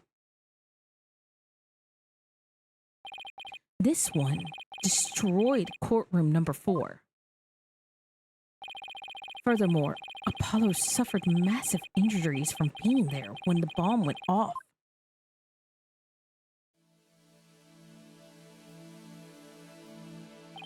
Unfortunately, Juniper Woods was fingered as the courtroom bomber.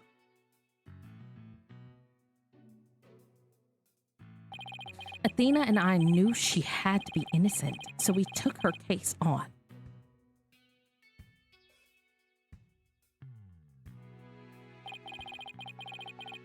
We managed to clear Miss Wood's name.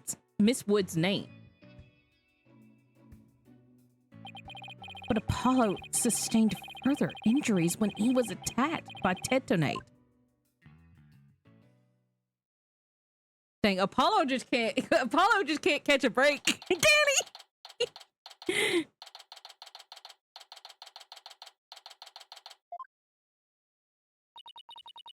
Apollo's a tough guy, but this is taking its toll on him.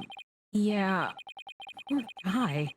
Being attacked by Tonade on top of all of his other injuries. Apollo is resting at the nearby Hickfield Clinic. I've some experience with that place myself. What an awful turn of events. I never thought he'd land in the hospital of all places.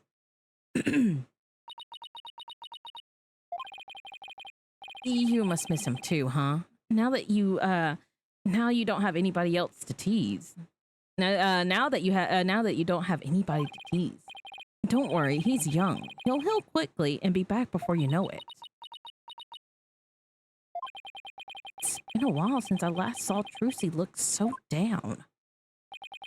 We won the court case, yet nobody feels much like celebrating. All right, enough of this, people. This is no time to be moping around. Now dry those eyes, both of you. You're the only one who's crying, Athena. Technicalities! Look, we have work to do. We have to take over. Take over what exactly? Apollo's Space Center case, of course. No verdict has been reached. There's still a chance. I agree with Athena. We should pick up Mr. Starbuck's defense. We have to avenge our fallen comrade, right, Daddy? Apollo hasn't exactly fallen. He's still alive, you know. Good. Now that that's settled, let's get going. Come on, we gotta run. Wait, right now? We better not be running the whole way. There she goes. I better go catch up. Can you take care of the office, Trucy? Sure thing, Daddy. Let's be careful out there. In the meantime, I'm going to bake some cookies and fill up my magic panties for you. Trucy seems to be feeling a little better. I can always count on Athena to perk everybody up with her enthusiasm. Oh, she's back. Don't mind me. I just forgot a few things. Wallet, phone, the documents, my bag. Sounds more like you forgot everything. I can always count on Athena for that too. All right, you two. Let's be careful out there.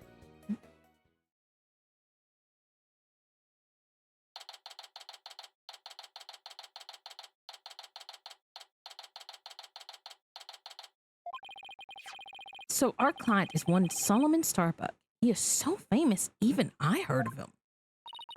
That's right. He's a super famous astronaut who works at the Cosmos Space Center.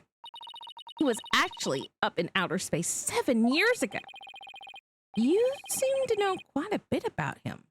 Now I'm all excited to meet this man.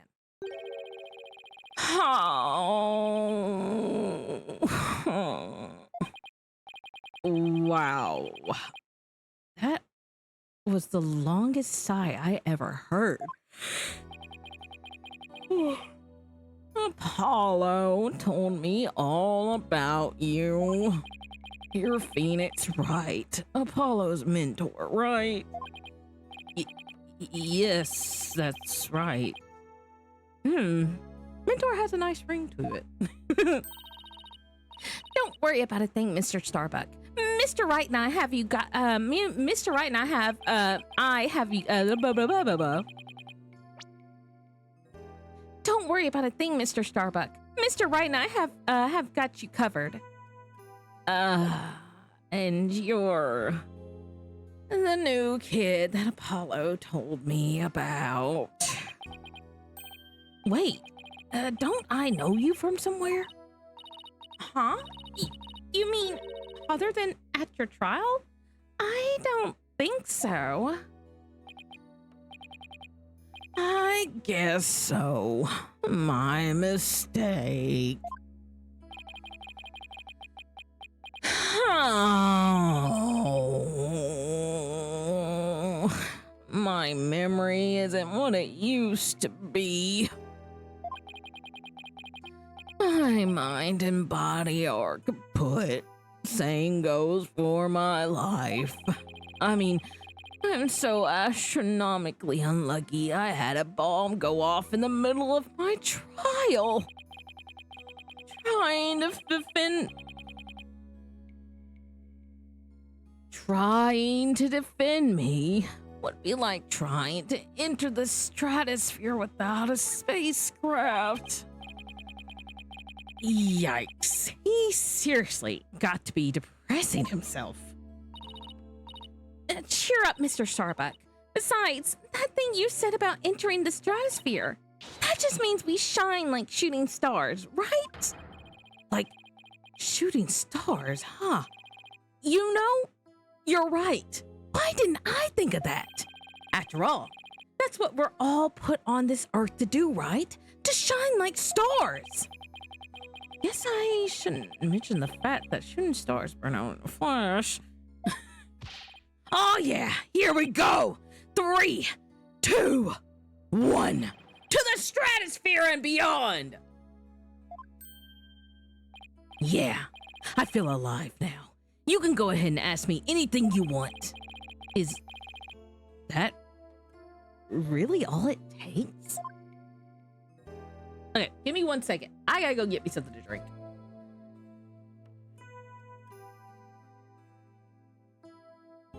Oh, wait, I forgot. I drank all of my water. But I also had a root beer I brought.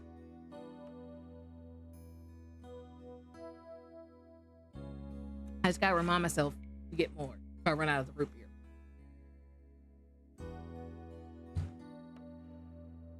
Okay.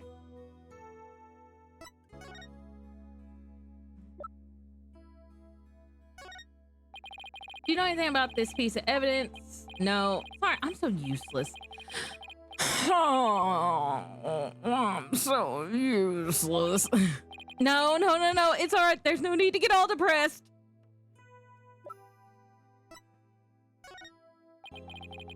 Clay always used to cheerfully greet me in a loud voice. And he did vocal exercises every morning sometimes until he was hoarse, right? Exactly. You could always hear him, even through the wall. Hey, well, wait a minute. Did you know Clay? No, but like attracts like, as they say.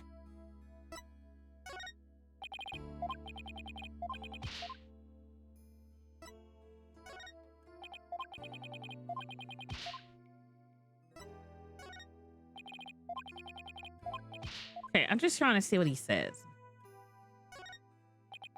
Clay carried me out and saved me, but after all that, he killed with this blade. And the fact that the killer might be me. Oh, wait, Phoenix. This is Phoenix.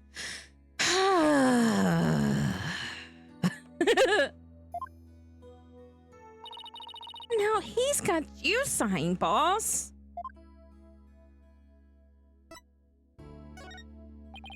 You know anything about this? No, I'm useless. Okay.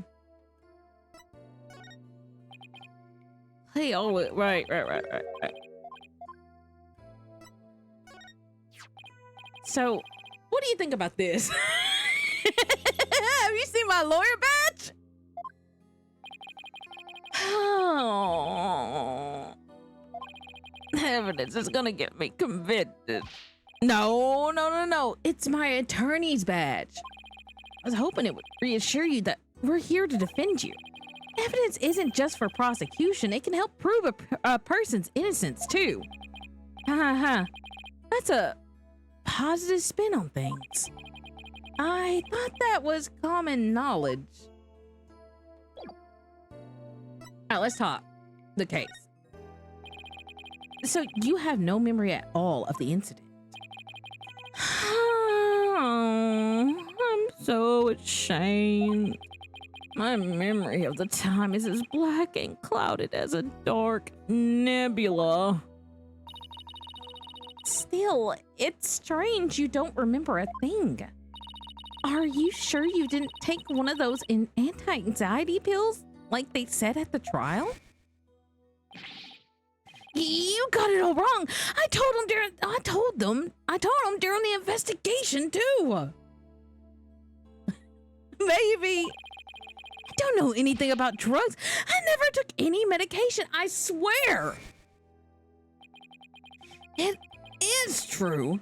I developed a sphere of space because of what happened 7 years ago. And I was taking medication secretly every now and then when my anxiety got bad. Having a fear of space is not something an astronaut can brag about, you know? Oh, the so-called Hat 1 miracle. That must have been a terrifying experience. But I'm still an astronaut at heart, come what may. I would never take drugs that might impede my performance just before a launch. That launch meant everything to me. That's more certain than the theory of relativity. He seems like a completely different person now. This is the face of the astronaut I know. But the tranquilizers were found in your system.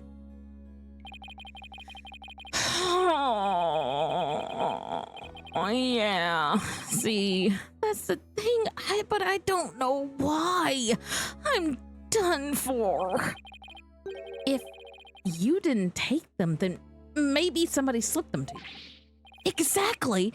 That's what I thought. It must have been the real culprit. My medication was in my locker. Anybody could have gotten their hands on it.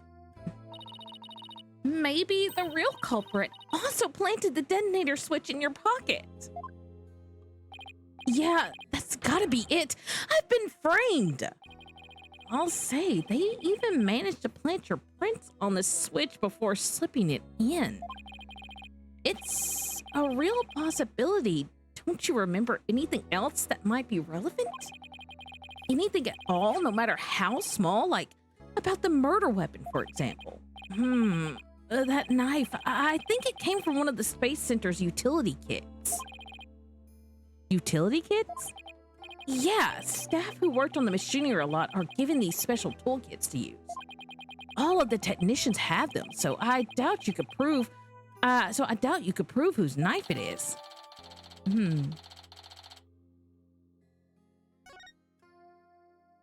The Hat 1 miracle. As I recall, your last trip into space was 7 years ago, right? That's right. It was a pretty rough experience. During that mission, we had all kinds of problems with the craft. You did? What kind of problems? Power failure, oxygen leaks, busted radio, cracked windows, loose control columns. The heat shield came off as we were entering the atmosphere. I thought I was a goner, but I managed to make it somehow with the popsicles and ice pack from the freezer. No wonder they dubbed it the Hat 1 miracle. It's a miracle you made it back. Space is a boundless place. That's why it continues to capture people's imaginations, but the vastness of space shows us how insignificant we are in the scheme of things. Darkness just goes on forever and ever and ever, and without end. There was nobody else there. Nobody was going to come and save me. I was all alone. All alone, with nothing to listen to but the sound of my own breathing and heartbeat. I kept scrambling to make repairs, but I couldn't keep my hands from shaking.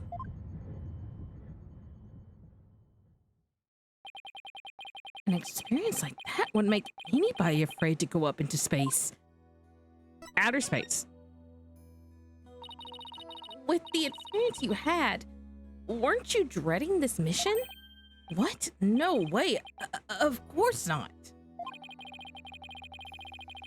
Even now, I want to go up into space so bad I can barely stand it.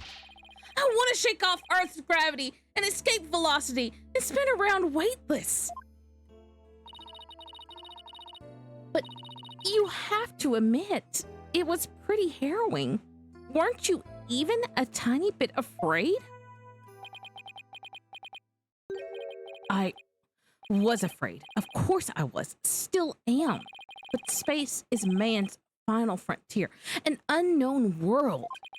The cosmic truth is out there waiting for us somewhere. The cosmic truth, huh? I guess there are people looking for the truth in every walk of life. No matter how afraid I am sure I can manage. If I give in to my fears, I'll never find the truth. As long as I don't give up, I can keep up the fight. One thing's for sure, Mr. Starbuck's passion for space is undeniably the real deal. The victim, Clay Turan, he was kind of like your protege, wasn't he? Well, it wasn't a big exaggerated deal like master and apprentice or anything like that, but Clay did think of me as his mentor. The mentor and the protege. What a combination they must have been.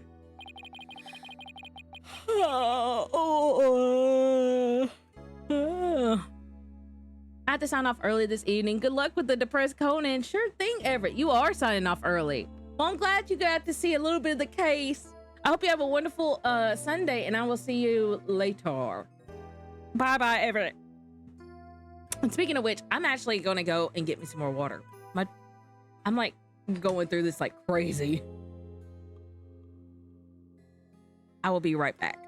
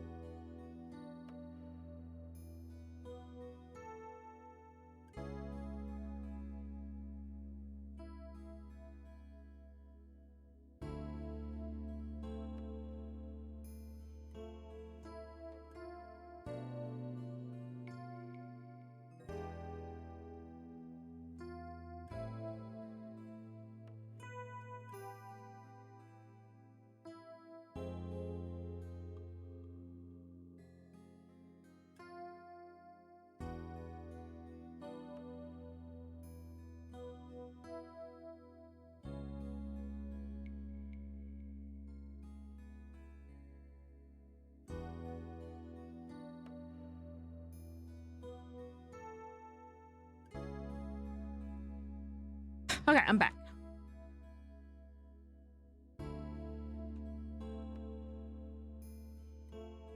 Right. Let me down some water.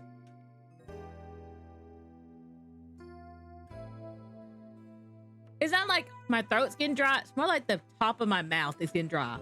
It's bugging me. Right. With his encouragement, I knew I could get over my fear and go back into space, but now... Oh... Clay must have been very encouraging, huh? Yeah, it's funny, really. Whenever I hear him shout, "You're fine!" I always got the feeling everything really was going to be just fine. You're fine. Apollo says I'm fine, and you're fine all the time too. I always feel encouraged too whenever I hear him shout it. Yeah, Clay and Apollo were best buds. They used to come visit the Space Center a lot ever since they were high school kids. One day, out of the blue, Clay even told me he wanted to be my protege. Those two hung around the Space Center so much they were like part of the staff. One time during zero-G training, I started to panic a little, and the two of them took turns shouting, "You're fine," over the radio. It was a simple thing, but it was exactly what I needed to hear. So I'm fine and you're fine were like Apollo and Clay's secret phrases, huh? I wish I could ask Apollo more about Clay and their relationship now. Speaking of Clay, how do you suppose he climbed down the ladder with you over his shoulder? Oh, sorry, but I can't even begin to imagine. But he actually did climb down the ladder, so a way has to exist. How? From freedom of space to the walls of a cell. But that prosecutor said the dark night sky isn't half bad through the bar windows. You're fine. Solomon Starbuck is fine. Everything is going to be all right. Huh? And Athena Sykes is fine. Come on, Mr. Wright. You too. Dude, I really have to. Phoenix Wright is fine. I can't hear you. The Phoenix Wright is fine. We'll get you back to space yet. We'll get you back into space yet, Mr. Starbuck. I believe in your own innocence and have faith in us. Apollo believed in you. Apollo believed in you wholeheartedly, and that's good enough for me. I believe in you too. Thank you. Thank you, both of you. I'll put my faith in you. And I vow to make it back into space. All I need first is a not guilty verdict. It sure feels nice to reassure ourselves every now and then that we're all fine. Okay, Mr. Wright. Okay, Mr. Wright.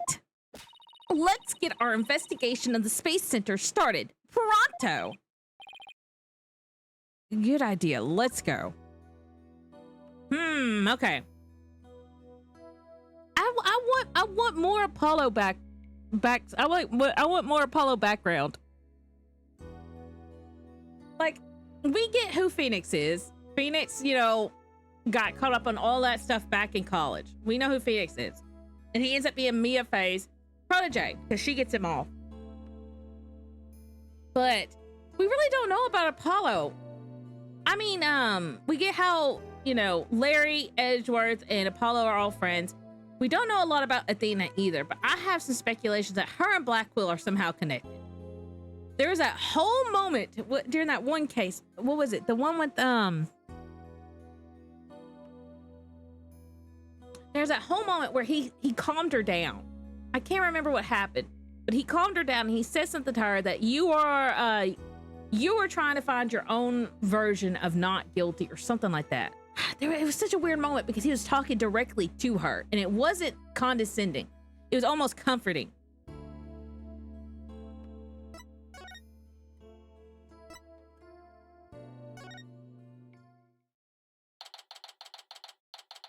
Ooh, look at this. Look at the alien. Wow, I was wondering what kind of place this space center would be. I was wondering what kind of place this space center would be. It's almost looks like an amusement park of the future. Yeah, did you know that they even let the public see their rockets up close? Oh, so check it out. Look at how brightly the Gaiexa logo shines in the sunlight above the entranceway. I really dig the stars and the rocket motif it's got going. Gaiexa, huh? Isn't that the name of the new federal space R&D program? Yeah, but why the strange acronym? I mean, what is Gaia supposed to stand for? Galaxy? If that were it, the whole thing would be something like Galaxy Exploration Agency. Which, if you ask me, I'd have abbreviated it to GAXA or even GAEA. I guess so. Oh, I know. Maybe the person who came up with the name just really likes the letter Y.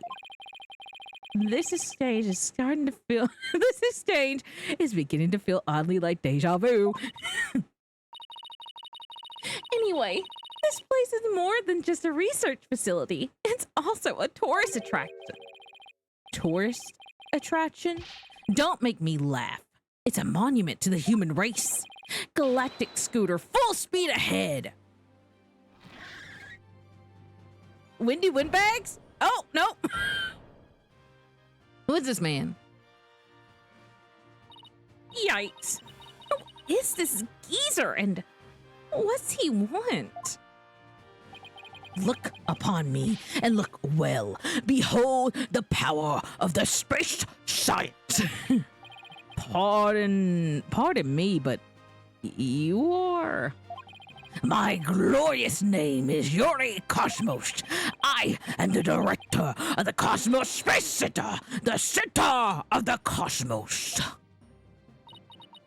Boss, that was a pretty groan-inducing. That was pretty groan-inducing. If this person is the Space Center director, then that means... So you were one of the first to discover Clay's body, weren't you? And who was the first to find the victim? Actually, there were two of them. The Space Center director, Yuri Cosmos, and Detective Candice Armay. That is correct. I was honored to be the very first man in all of space and time to discover the body. But this is talk of the incident. Are you, by any chance, the space police? You can't tack the word space onto just any old thing, you know. We're Mr. Starbucks lawyers. We're here to investigate his case. Oh, and we're Earth lawyers, by the way. Aha, I see. Yes, I've heard about you. In that case, by my esteemed privilege, I grant you permission to investigate. I trust you are appropriately grateful. Now go ahead and have at it. I can already tell he's going to be nothing but trouble. Don't let him hear you say that or you'll be seeing what trouble really is. Let's just be professional and ask him about when he found the body, okay?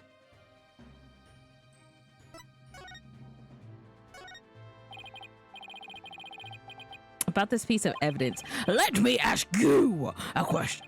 What would that object contribute to the future of mankind? What?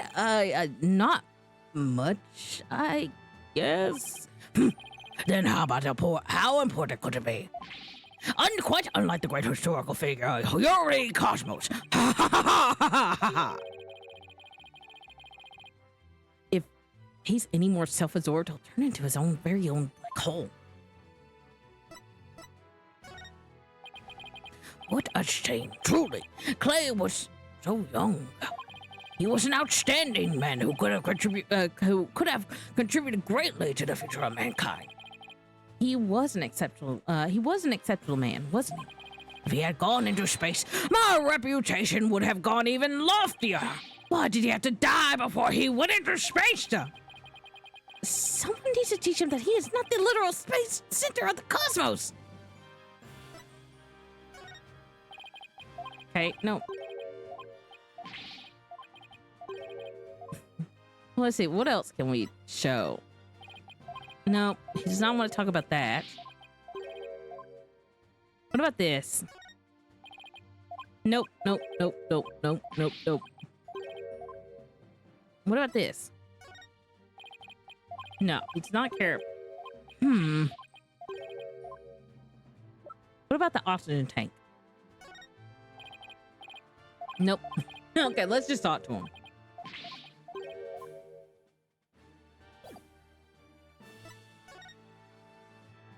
Yuri Cosmos. So, as director, what do you do here at the Space Center specifically? Defend peace across the galaxy, promote space development in this country. No matter what obstacles stand in our way, we keep going for the sake of mankind. I believe I used the word specifically in my question. Attention all personnel, to your break stations. Prepare for break. Oh, I get it. You just wandered around and tell people what to do in a self-important manner. That's exactly right, because I am an important man, and my manner is important. Mr. Wright, this man doesn't get sarcasm. Well, there's bound to be some people like that here. And that bound to be people like that here in the boundlessness of space. What's that? You want to know what it is that makes me so and makes me important specifically? Very well, I'll tell you. I was the central figure of the Hat One project. You may proceed to be appropriately oppressed. Now go ahead, have at it. I might be more impressed if I knew what he did for it. Specifically.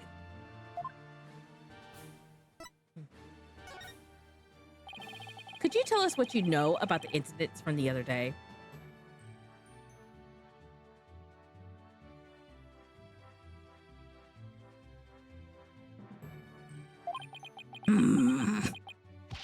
I refuse. What?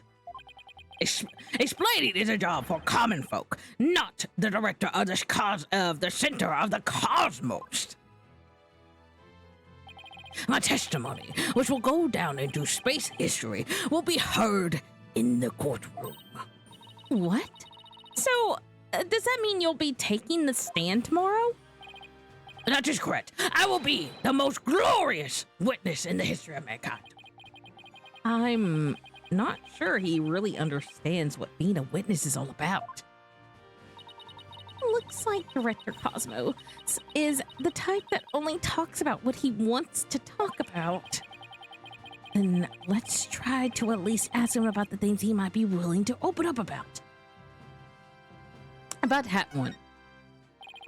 The Hat One was a rocket that launched into space 7 years ago, correct? And despite numerous problems, it somehow made its way back home?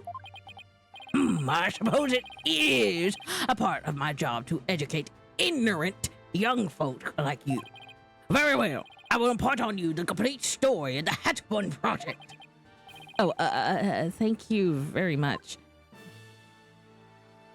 Hat One's noble mission was to collect samples from an asteroid. Mr. Starbuck was the pilot for that flight. Eventually, the Hat One reached its planned orbit, from where it launched the Hope Probe towards the asteroid belt. From there, the Hope Probe began its long and lonely journey into the far reaches of space. Then, after a terrifying struggle, the Hat One returned safely to Earth.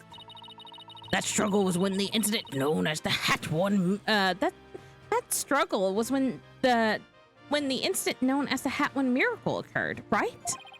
Correct. and it was truly a miracle. Of course, they had to turn the ordeal into a movie.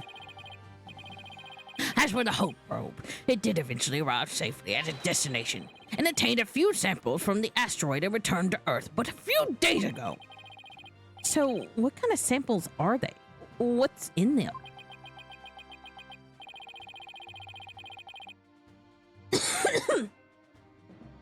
The samples are scheduled for analysis in the near future. We haven't had time since they just came back the day before Turan's murder. Regrettably, we had no time to inspect the samples due to everything that has occurred. But this put our space development program ahead of other countries by several years. That's quite impressive. I guess this guy isn't just a loudmouth braggart after all. In the golden age of space development, our predecessors were successful in bringing a moon rock back. That is the greatest achievement in all the history of this space center. The public fell in love with space and all its glorious potential. A moon rock. Huh. I remember that being big. Our endeavors with the moon rock live on in our work in those asteroid samples. I want to bestow new hopes and dreams for the future upon mankind once again. That is my mission as a man who stands at the very center of the cosmos. I hear there's a lot of research into moon rocks and stardust from the asteroids these days. They say the results could potentially have a huge impact on all of civilization. It's like we're in a new space race with every other country out there. What? Bite your tongue! It's not for anything so base as money or politics. It's all for the brilliant future that awaits mankind and all for my illustrious mission. With the recent budget cuts, my staff tells me finances are tight, but I won't hear it. I guess even a space program has to watch its budget. By the way, you seem awfully knowledgeable about this kind of thing, Athena. Huh? Oh, well, I thought I'd better brush up for the case. Is that so? Well, I'll be on my way. As you can see, I'm a very busy man and a very important man. Galactic Scooter, fire up the main engine, max battle speed, and engage! That thing is surprisingly fast. I guess we better get going too. You bet. Let's make it so.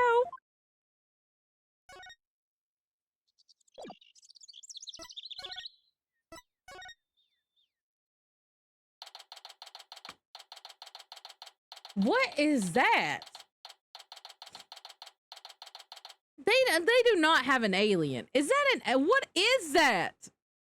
Why is that seahorse so big? So this is where Mr. Turan was murdered.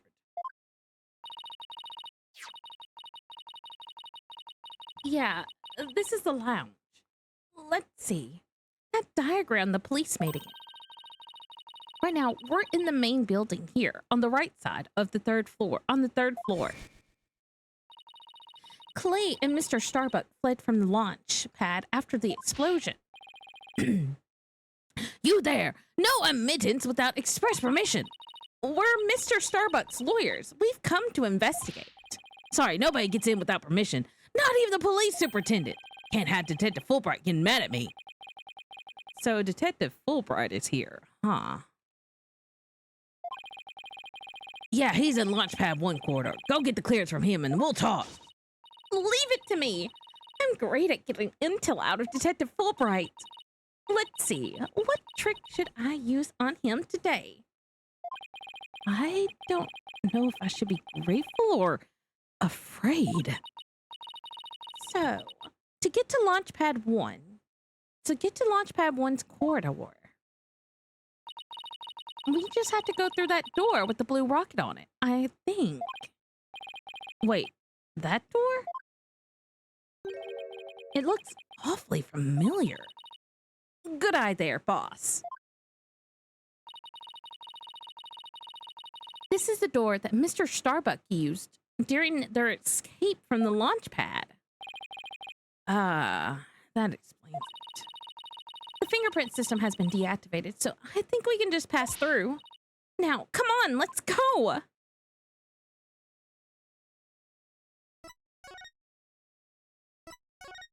I want to know what that thing in the lounge is. Unit space, safety first.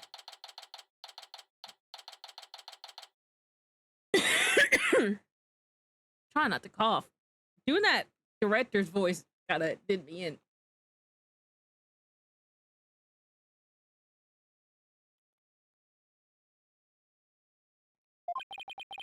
So, this is it, huh? This is a corridor the two of them used in their escape? Yep. This is the only thing connecting Launchpad 1 with the main building. I see police tape down on the other end. I guess we won't be looking at the Launchpad. After the explosion, the whole corridor must have been filled with smoke. And the Launchpad itself was probably a sea of flames. It must have been pretty scary for them. Now, where could Detective Fulbright be? Hey, I think that's him. That's him over there. What should I do? Which path is the path of justice? He seems to be lost. He seems to be lost. That's funny. This corridor is a straight shot. Huh. It's you lawyer people. Welcome to the Space Center. Enjoying a relaxing day off, are you? Here for a little rocket sightseeing? We're here to investigate the scene, same as you. Do you have any info to share? Boss, if he acts all reluctant to give us the information, we hit him with the whatever shall we do act. I'm sure he'll fall for it. Got it? Are we trying to catch the unruly family dog here or something? The info on the case, huh? All right, I'll gladly share some with you. Huh? What just happened? Detectives and lawyers seeking truth and justice side by side. I like it.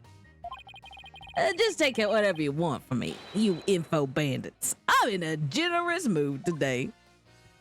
I don't know. There's something weird about Detective Fulbright today. Well, we need information, so let's run with it. If you say so.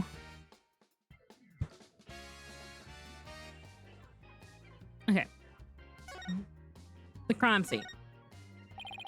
Detective Fulbright, could you give us permission to investigate the crime scene? There's an officer on guard, and we can't get in. Oh, whatever shall we do? That's an easy one. I'll let them know over there to let you in. Investigate to your heart's content. Take a week if you need it, a month even. Shall I have some snacks delivered? One of my men gives a mean neck rub. No, that's okay, but thanks. Definitely not the Fulbright I know. Detective Fulbright is acting sickeningly sweet. It's kind of gross, actually. Do you think he hit his head or something? Who knows? Whatever the case, it's making our lives easier. What happened exactly? You were here at the Space Center at the time of the incidents, weren't you, Detective? That's right. I was here on a security assignment. The police are required to secure the rocket. The police are required to. The police are required to secure rocket launches now? I didn't know that. Yes. Well, you know us, to serve and protect. The explosions occurred while I was here on duty, so I started leading the evacuation. He's leaving out a lot of detail, but okay. Could you tell us more about what happened? Of course. A bomb went off on the second floor of the main building. Right after that, The one over in Launch Pad 1 also blew sky high. So I immediately instructed the visitors and the employees to evacuate to the shelter. The shelter. That's right. There's an evacuation shelter in the basement of the safe center. It's there for accidents and emergencies and the like. So, where were you when the first bomb went off? I was on duty on the 4th floor. It was quite the madhouse, I tell you. The elevator wasn't working on account of the explosion. And the stairs on the second floor were destroyed, so we couldn't go that way. Then wasn't it impossible to get down to the basement shelter? No, we lowered an emergency ladder from the 4th floor window and escaped that way. It was a foam ladder, so it wasn't very stable, but at the least, it reached the ground. After I secured the ladder, I left to take another look for any other survivors. Once everyone got out safely, I made my way down too and headed to the shelter. Wow, what an ordeal, but climbing down an emergency ladder sounds kind of fun. Thank you for your answers, Detective. They were very helpful. Just a moment. I have some more information to share with you. Okay, wait a minute. But don't tell Prosecutor Blackwell, okay? Wow, and Prosecutor Blackwell usually has you on a short leash, too. Well, never mind that. I thought you should know that there was a witness. The witness? Could you tell us more about this witness? Sure thing. The witness was a Space Center employee that was on the 4th floor. While she was climbing down, she looked through the window into the 3rd floor lounge. So, she was looking into the crime scene from the outside. That's right. It was just a matter of chance that she saw something important. Not that I know what she saw exactly. Yet, though. You don't know? But that's the most important thing of all. Don't worry. I'll get around to interviewing her enough. She should still be here in the Space Center. You might even run into her. A 4th floor employee, huh? All right. Thanks for the info, Detective Fulbright. Gee, you sure are being cooperative, Detective. A little too cooperative, even. Yes, well, actually, Something you can't talk about. Yes, something like that. Anyway, never mind. Don't worry about me. Well, I'll be on my way now. What was that all about? Something is definitely going on.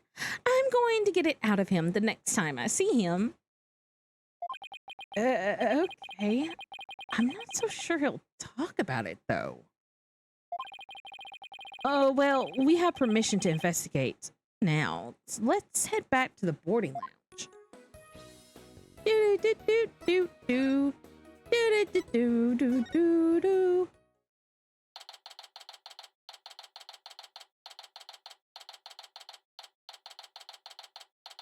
I want to know what this thing is. What is this thing? You two. Detective Fulbright has granted you permission to investigate. He also said I should bring you some snacks or give you a neck rub too if you like. Oh, that's all right, but thank you for the offer.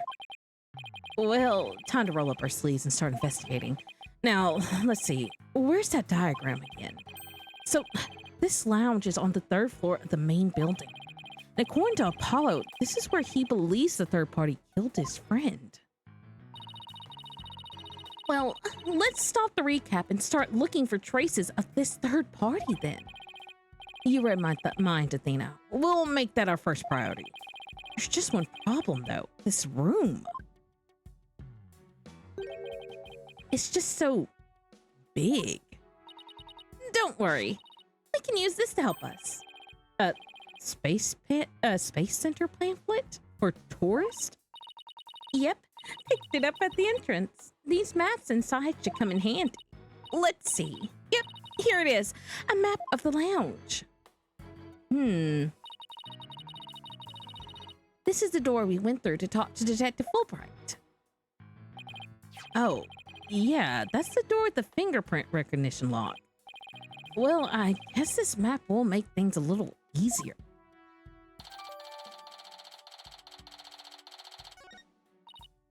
Yeah, no more excuses. Let's track down the third person. Wait, there's just one more thing. What's that strange creature? I'm glad you've said it, Phoenix, because I've been wondering about that too. What's that strange creature moving around outside the window? Oh, boss, that's just a holographic image. Oh, yeah, I knew that. That's a relief. There should be a button somewhere here in this room to turn the image off and on. That's what it says in the pamphlet anyway. The only reason you're so eager to start is so you can push that button, isn't it? And what's wrong with that? Let's just look for the button while we're looking for clues. All right, fine. Let's get to investigating.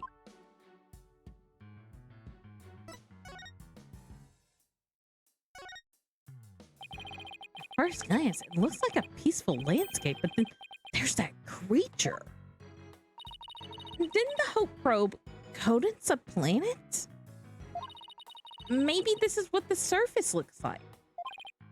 I don't know. I think it would have made the news if they discovered a creature like that. It did make quite a bit of news though when the probe came back. Yeah, but the Hope probe didn't go to a planet. It went to an asteroid. That's a big rock kind of thing. Even aliens can't live there.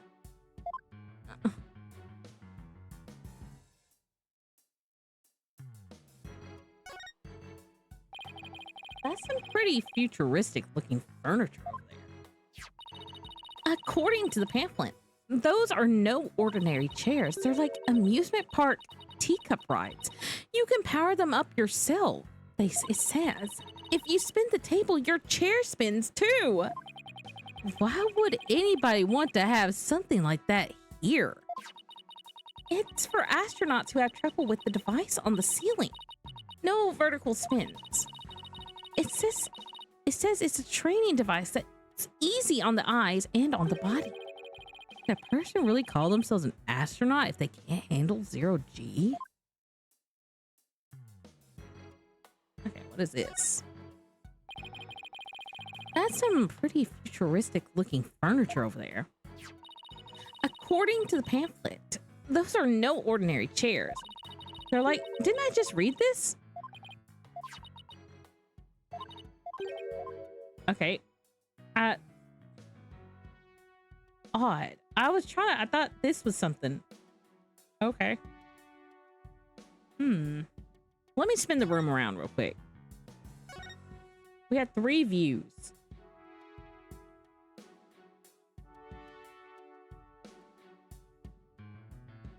That's really odd though. I thought for sure this was going to be something. What is this? Oh, a mirror. How thoughtful of them to put one here. Thoughtful? So the ladies can fix their makeup. One's appearance is just, howdy. Hi, Nell. How are you tonight? I hope you are doing well. One's appearance is just as important in space as it is in Earth, you know. You never know when you're going to run into some other life form. After all, I doubt anybody who thinks like that would ever become an astronaut in the first place. Wow.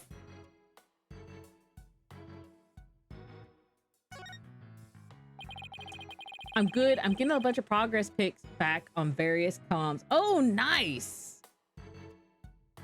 That's cool. You're gonna have to send me some. I would like to look at the progress pics. Or wait, can you? I don't know. I forget how certain commission contracts work. no matter how I look at it, all I can think is this is a torture device. But I guess it's a training device. Freaking. Sorry, it's illegal. I'll have to kill you if I show you. Okay, fair. Fair. But I guess it's a training device for getting used to zero G. Athena has an odd glint in her eye. She's thinking about trying that thing out. I should probably try to stop her, but I'm afraid she'll just outmuscle me. Hey, Mr. Wright, look up there. Some kind of fragment. It's stuck in tight. Oh, so that's what the glint was all about. That color looks familiar. I think it's part of the oxygen tank. I think you're right, but if that's here, it means Clay's tank ruptured after they arrived in the boarding lounge. So Prosecutor Blackwell, how did I mess that up? Prosecutor Blackwell's theory that Mr. Starbuck dropped Clay down the ladder must be wrong. This proves that both the astronauts were alive when they reached the boarding lounge. So Apollo was right. The scene of the murder wasn't the launch pad. Way to go, Apollo!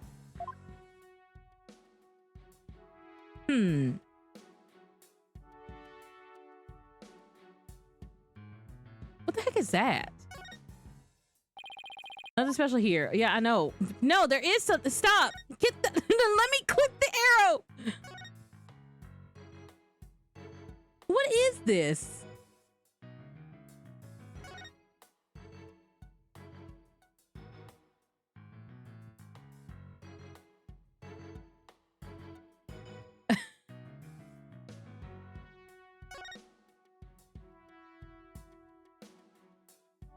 What?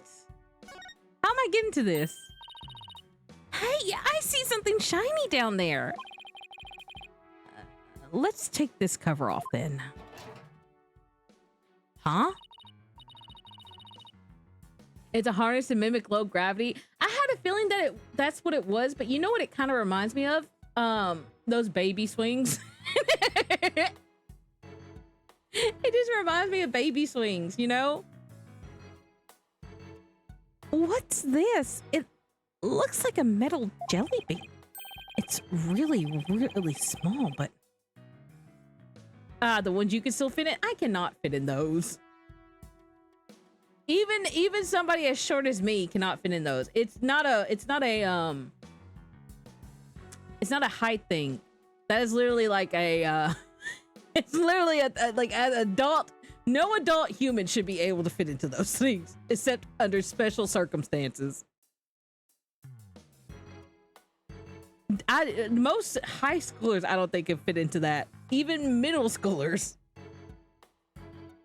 It's really small, but it's a bullet. It's only about 2 to 3 millimeters in diameter.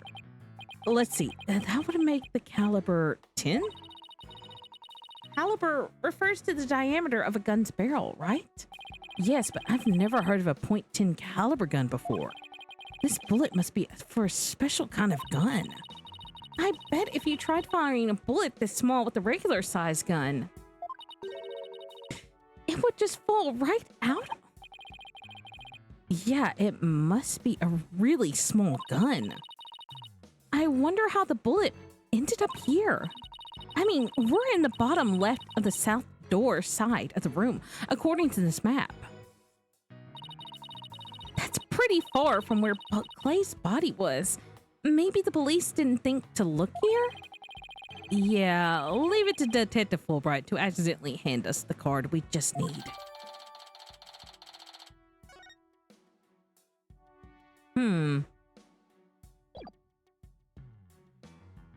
Baby harness. Here's another amazing piece of equipment. Walk on the surface of the moon, it says. Oh boy, I want to try it. Of course Athena wants to try it. Gravity is weak on the moon, so I bet I could do some mid-air somersaults. we're still on Earth, remember? Besides, it's connected to the ceiling. Well, at least I could jump really, really high. There's a sign on the wall that says very clearly, do not jump too high. Then what good is this thing? Didn't I say in the beginning, walk on the surface of the moon? What is this? What's this? A trapdoor? It's a trash chute. The cleaning robots throw the garbage from the garbage out from here. The robots do cleaning? What a futuristic world we live in. I just hope they don't revolt like they do in the science fiction movies. You and me both, Phoenix. Look, I'll be totally honest. You know that movie with Will Smith called I, Robot? The one where his kid dies and he hates robots, and then there's a robot that like goes against its programming and it supposedly murders somebody, and then you find out it's a whole thing and people just want to kill it because it's going against its programming and it's showing signs of humanity. That movie, I don't like the robots in that. And ever since I watched that movie, I have a fear of robots that look too human. Now, if they're robots that are like perfectly human, that's fine. Or slightly human with some robotic things here and there, that's fine. But if they start meshing like robots and humans in the uncanny valley, I don't like it. I'm like, I don't like it. Like, I don't know. I just don't like it. I don't want to see like if you're going to give me a robot that's going to have like a really robot body and then like a really smooth face, don't give it a face. Give it like a pixel face or something, or sometimes don't even give it a face. But don't start putting like human features with like eyelids and other stuff on it, because then I'm just like,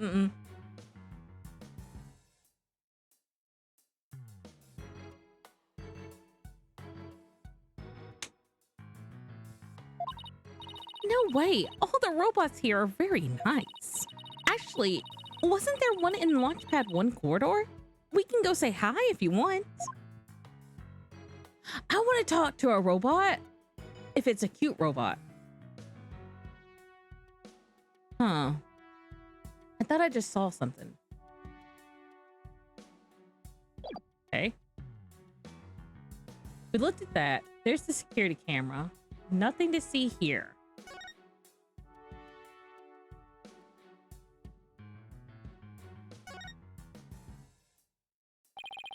There's some kind of panel with 2 buttons on it here. Just push it.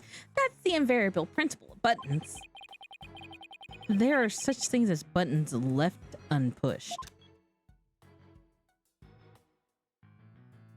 Aw, goodbye, creature. Hey, the giant holographic image disappeared. Yeah, thought that side of the wall seemed kind of barren without it. Though that side of the wall seems kind of barren without it. Still, let's see if we can't find anything new with the image off. Okay, well, let me turn around. With the holographic image off, the screen is completely black, which, for some reason, makes me think of losing an argument to Prosecutor Blackquill in court. Phoenix, has Phoenix went against Prosecutor Blackquill? I don't feel like he has. It has been, okay, the first mission we had was us against Ted O'Nate against that one other prosecutor, the one that they always put for the beginning. And it was Phoenix and Athena. Then the next one was the Ninetales Veil one, which was Apollo and Athena. Then after that was the Themis Legal Academy, which at first was a little bit of Phoenix and then Athena at the beginning, then it switched over to Apollo and Athena. Now this one started off as Apollo and Athena, and now it's switched over to Phoenix, Wright, and Athena. So Phoenix has not gone against Blackquill at all in court. He's watched the others go against him, but they have not. But he's not directly. But I don't think we're going to go against Blackquill in this court case. I think they're going to switch it out. I was also going to say something else. I completely forgot what I was going to say.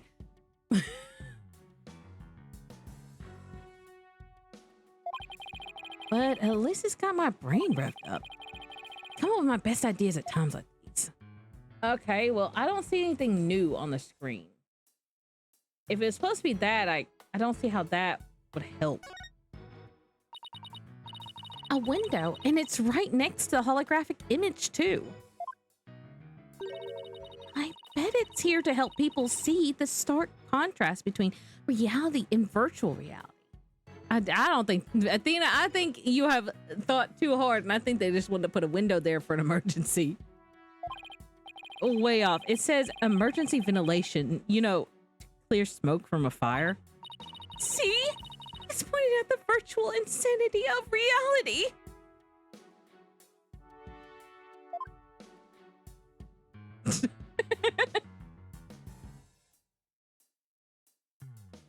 There's the body. So this is where they discovered Clay. Yeah, he was already dead when they found him. Let's take a look at the photo. So he was stretched out like this and... Huh. What's that thing that looks like a thermos? That's the thing Prosecutor Blackwell mentioned when I was in court with Apollo. He said it was he said that it contains asteroid samples. Oh, right. Director Cosmos mentioned something about that too, didn't he? Oh yeah, you missed like one of the best characters now. They were brought back only 5 days ago by the probe that the Hat went and launched. I wonder what they look like. Do you think they'll let us see? Let's think about that after we solve the case, okay? Yeah, I have no idea who to think did this. I don't think it was Starbuck, you know?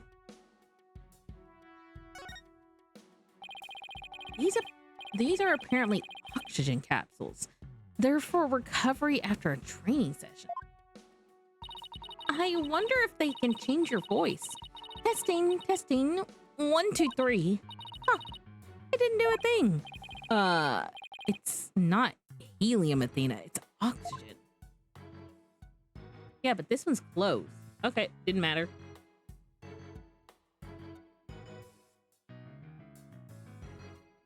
All right, before I focus on the doors, I want to...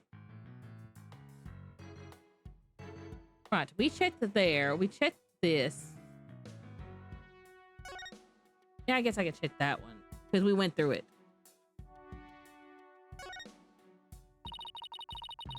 I wonder what this big knob is for. It looks like a knob on a stove. Well, it's the same shape. I think that's where the similarities end. I mean, it's behind a glass panel. What kind of stove will require knob security like this? Well, the knob is straight up and down. So if it was for a stove, the burner would be off. Right. If it was for a stove.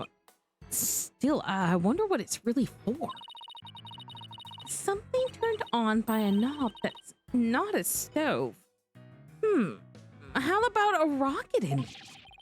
If you had to start the engine here, the rocket would take off before you can get in. Then I guess all we can say for now is that it's a mystery knob.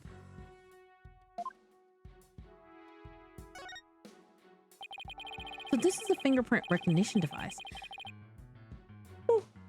I guess you could put your hand on this mark. Well, I guess when you can try. Now, line my hand up with the outline. Don't, Athena. That thing is related to the case. You'll get your print all over that, and the next thing you know, you'll be named a suspect. Aww. How can you be so cruel to a little girl like me? Oh. I'm not buying those tears, Missy.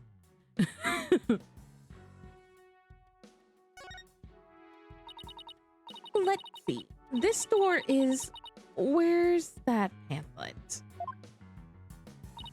Here we are. This is the door to the corridor that leads to Launchpad 1. We went through it earlier when we went to talk to Detective Fulbright. So I guess the security lock must be disengaged now. They say the corridor was filled with smoke at the time of the bombing. This thing beside the door, this must be the fingerprint...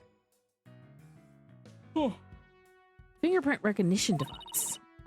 Which reminds me, I think Prosecutor Blackwell talked about it at the trial. The notion of a third party in Launchpad 1 is utterly absurd. Just to enter the area from the lounge, one must pass through a door guarded by a fingerprint recognition device. Allow me to state up front that there are precious few with the clearance to do so. Then, does this mean that the bomber's prints were verified by the system? But the number of authorized personnel was supposed to be really small. Voila! Fingerprint powder. I brought it just in case something like this came up. I found it at the office. I've just been itching for a chance to use it. Wow, way to think ahead. Now, let's dust the fingerprint recognition device and see what we can find. You got it. Now to sprinkle some here and a little over there and... Can I do it? Oh, let's see what we have here. Oh, we got something. Oh, it's only a single set of prints. Isn't this a good thing? Sure wish we could figure out whose prints these are. Although I doubt we'll be so lucky as to get the culprit's prints on the first try. Well, I'm willing to bet that Detective Fulbright has some fingerprint data. Right. And there's the security footage of this door, too. Yes, here it is. It came up in court the other day. I wish we could see that. I wish we could see the part of the footage just after this bit. Oh, because that would be right before the murder, wouldn't it? Let's just ask the detective. When he's in with the mood he's in, he'll probably show it to us right away. Yeah, he's in almost too good of a mood today. Let's go see if we can find him once again. Once we're done with this room. Okay, I think that's everything there. So we have shrapnel here. We have found a mini bullet here. There's a... Oh, I almost missed this. Hey, Mr. Wright, take a look at this. It looks like a bullet hole. Great find, Athena. It's pretty big. Whoever shot this must have been using a pretty large gun. You think so? Based on my experience, I would say this was fired from a regular pistol. Well, whatever size it was, somebody fired a gun in here, right? Apparently, this is an important fact. Do you see a bullet around here somewhere? No, the police must have taken it though.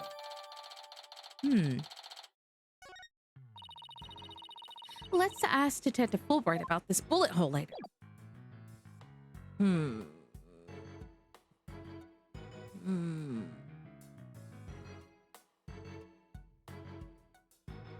Right, the security camera. This might be the security camera that was that recorded the astronauts making their escape. Oh, let's commemorate this occasion with a love and peace. If you're done now, shall we move on? Yeah, okay, but just one more for the road. Peace! Very mature. Okay, so for the most part, besides these two doors, I've not looked at much of...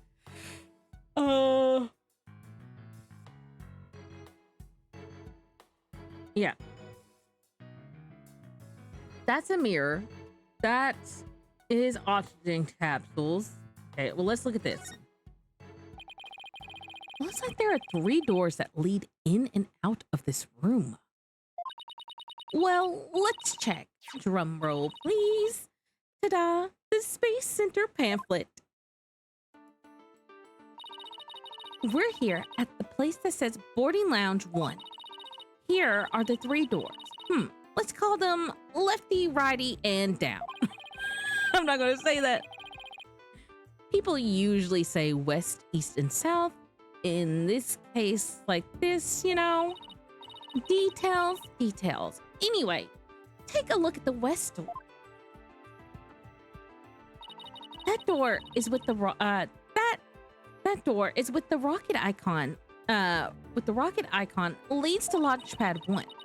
I believe I know because I believe it says here on the map, Launchpad 1 corridor. So that's where we were with the detective. It was filled with smoke after the explosion. Right. Next up, the right-hand side of the map, or the east in your words. That's the door with the satellite dish to Signify Communications, aka the control room. Yeah, it definitely says control room. Looks like there's another door on the opposite side. They communicate and exchange information with rockets, probes in space from there. So it's the center of the space station. The space center, if you will. Does everybody start to talk like Director Cosmos after they've been here a while? But it seems like they built a new command center on the 6th floor. That's what they used for the Hat 2 mission, so this control room was empty at the time. I always wanted to see the inside of a mission control room, and since we're here, I'd love to do that too, but it doesn't look like we'll be able to. They want to keep curious kids like you out. So the door is protected with a fingerprint recognition.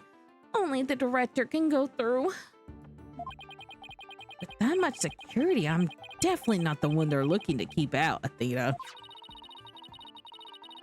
So apparently, the lock is also hooked up to the backup generator in case of emergencies. Interesting. Okay, what about the last door? This lower door, oh, excuse me, I mean, south door, it leads to the elevators. This is a door we came through when we entered the room, right? Yep, and of course, there was no fingerprint recognition device, so it's open to anyone. But the elevators weren't working at the time due to the explosion. Well, that's about it for the 3 musketeers of the boarding lounge. Thanks. Understanding the layout of the lounge should help us understand the case. That's why I thought we better have a good grasp of where all the doors go. Welcome to the Space Center, guest. Welcome! Yikes, what in the world?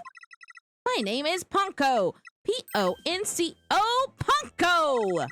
Are you sightseeing? Are you lost? Are you looking around? Choose one and I will guide you. It's a robot? I am not a robot. I am Ponko.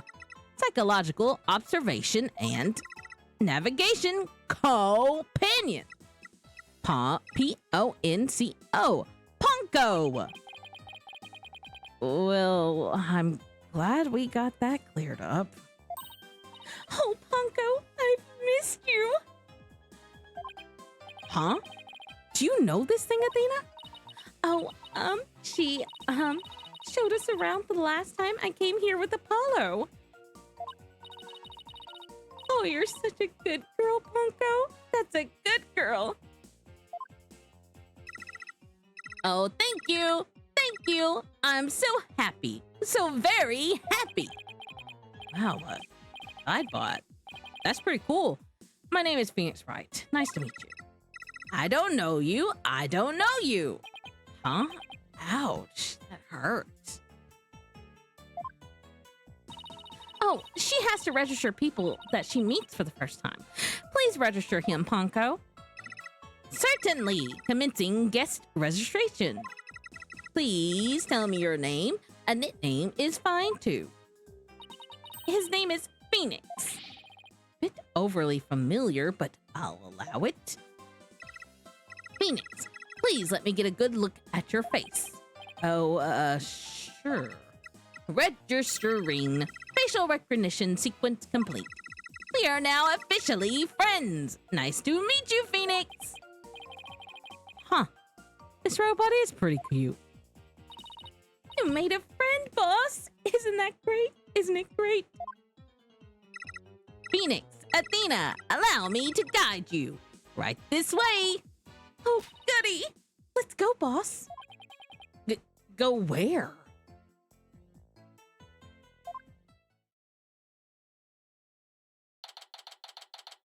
Ooh.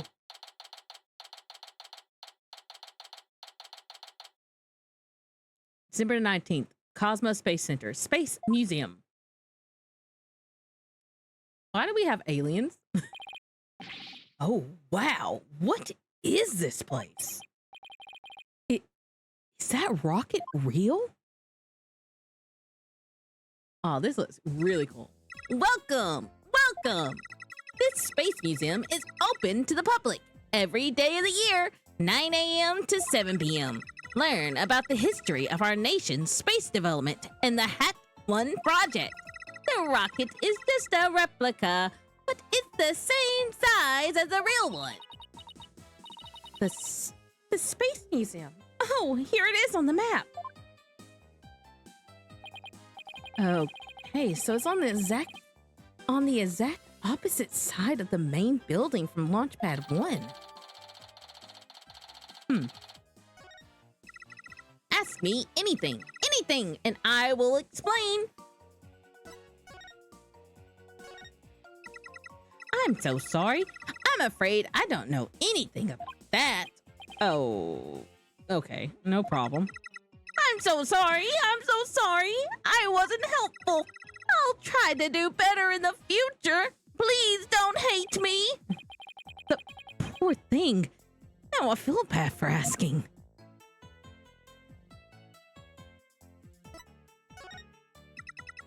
You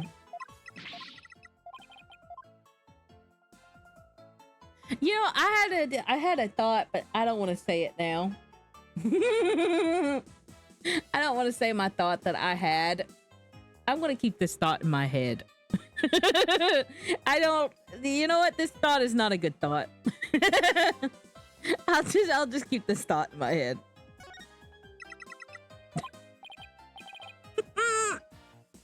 Say it, coward. Look, you know how Athena said that this robot's a girl, right? Well, I was like, okay, it's got 2 buttons on the front, and then I started thinking, oh, 2 buttons on the front that look very considerably like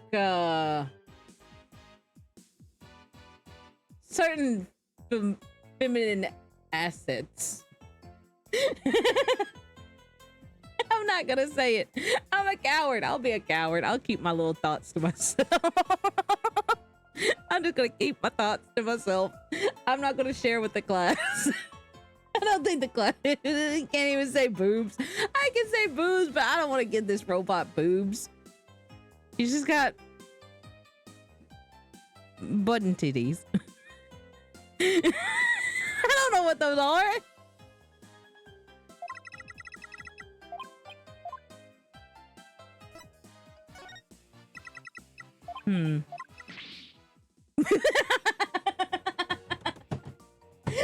Biddies.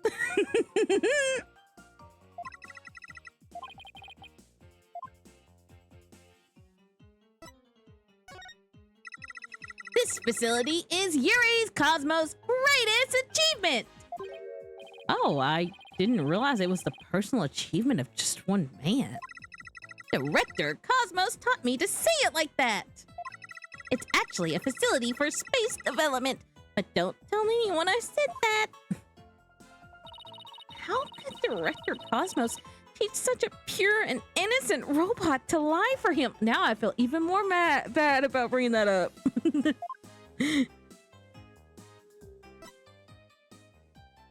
What about this door? Nope. I know I can ask it questions. I just want to know if there's any evidence that it might know.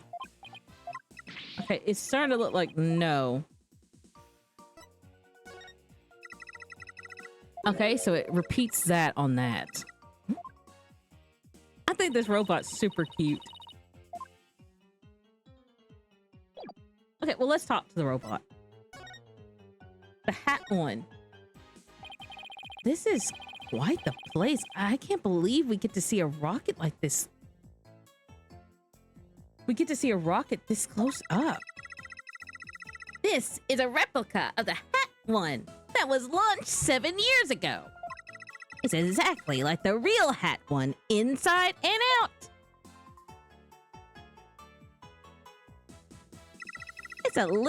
It's little brother. The hat 2 was supposed to launch the other day. I wonder if Ponko knows why the launch was canceled. Over there is an exhibit about the launch 7 years ago. Check it out, check it out. Spacesuits, photos, newspaper articles. I'd like to come here again on a day off. Hey, what's this a photo of?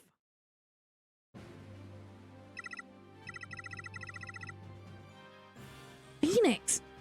Phoenix! That is the staff of the Hat One project! Oh, there's Mr. Starbuck.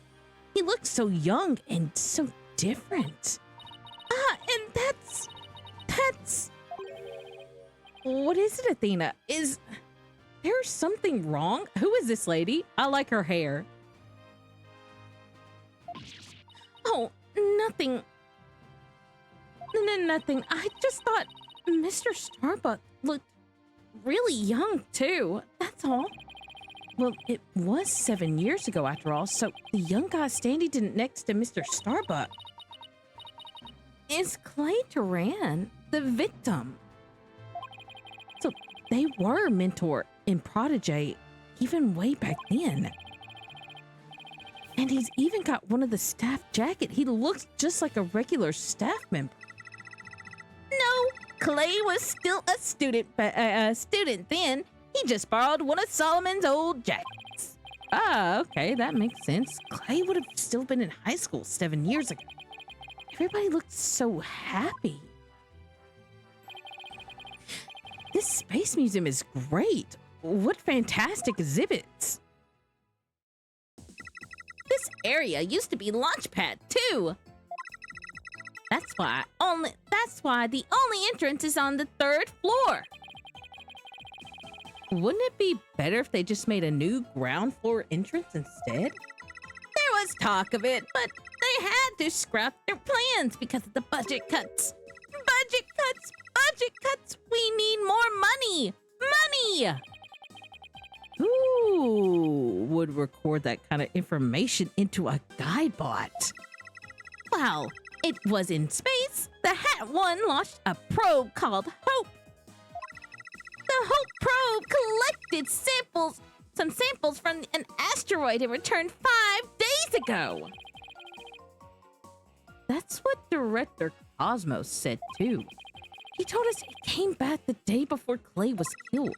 And here it is, the Hope Space Probe! I think I've seen that logo somewhere before. Let's see. Oh yeah, the capsule that the victim was carrying. I think it had that same logo. I think it could be seen in the photo attached to the autopsy report. Maybe she'll give me some info if I show it to her. Okay.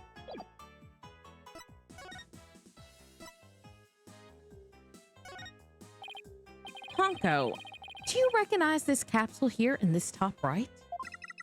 Checking registered data. I know! It's the Hope capsule. It was carried inside the Hope probe. It contained the asteroid samples, right? Yes, it was designed to store the samples gathered by the Hope probe. It's been stored in the safe in Launchpad 1 ever since it returned to Earth. It must not be removed! It must not be removed! Don't worry, Ponko. The people in charge already know what happened. They do? They do? I must ask them later. So, the capsule was being kept in Launchpad 1, huh? Maybe Clay was trying to carry it to safety after the explosion. The Space Center staff must have been really excited to finally get the capsule back. But it's a pity. This incident occurred before they got the chance to check the contents.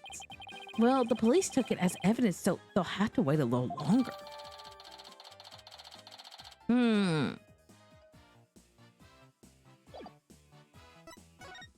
All right, launch pad layout.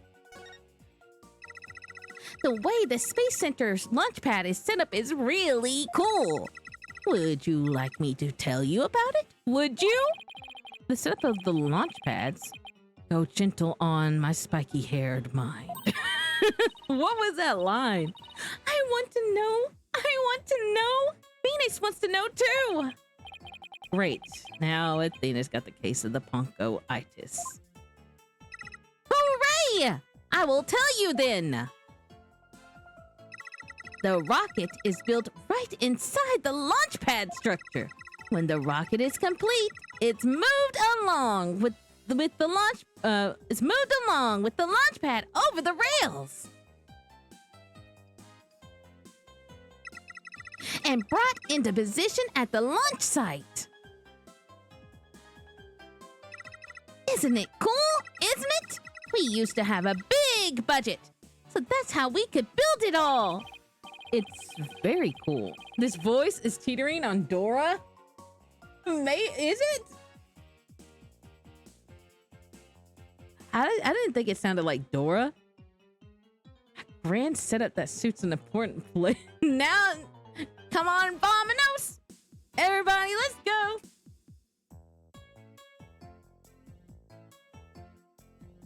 Do you see the launch pad? Hold on, wait. Do you see the evidence that can get my client off the hook?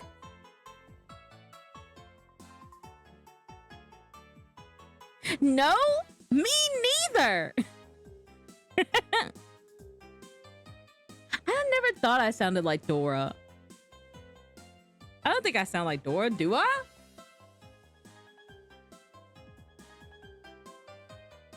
Now I'm gonna start believing that I sound like Dora. Grand setup that it's just certain inflections. Okay, good. A grand setup that suits an important place like the Space Center. I guess everyone is hoping for a bigger budget next year, myself included. I'm guessing the whole thing is operated from the control room, huh? That it is, but it can also be operated from the new command center, too. Either way, the safety lock in the boarding lounge has to be disengaged. First be disengaged. I guess before a big move like that can be carried out, there's all kind of procedures. I would love to see the launch pad being moved. When's the next one scheduled for? Searching data. All future plans have been put on hold. Because of the bombing and the murder, I bet. Which is perfectly understandable. Well, when was the last time it was moved? Searching data. I'm sorry. That answer isn't in my answer database. I guess Ponko can only answer certain questions. Well, we certainly learned a lot about the Space Museum. Thank you, Ponko. You've explained everything very well. I love to explain. Thank you for listening. Thank you. You two are like old friends. It's hard to believe you just met recently. It's because Ponko's so friendly. Well, what should we investigate next? Let's go find Detective Fulbright. We have things to ask him about. Let's see. The security footage and the fingerprint data wasn't. Okay, let's go back to Launchpad 1 corridor. Bye, Ponko. See you later. Come again. And don't forget to visit the gift shop. Poor Ponko. What a Dixian life we are all forced to lead. Goodbye, my sweet robot child.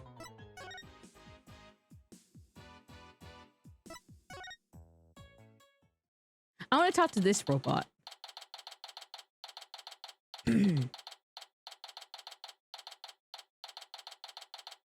Lind, can I request the hat? You may request the hat. The hat is back. The hat is back. I could also put on the...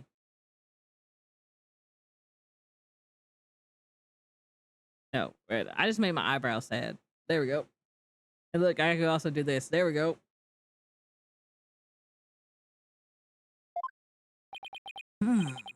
What should I do? Which path is the path of justice? Here's Detective Fulbright. He still seems to be lost, even though it's a straight corridor. Let's hope he's still in a cooperative move as well then. If he doesn't cooperate, then I'll just have to use my powers on him. You mean that lady in distress bit?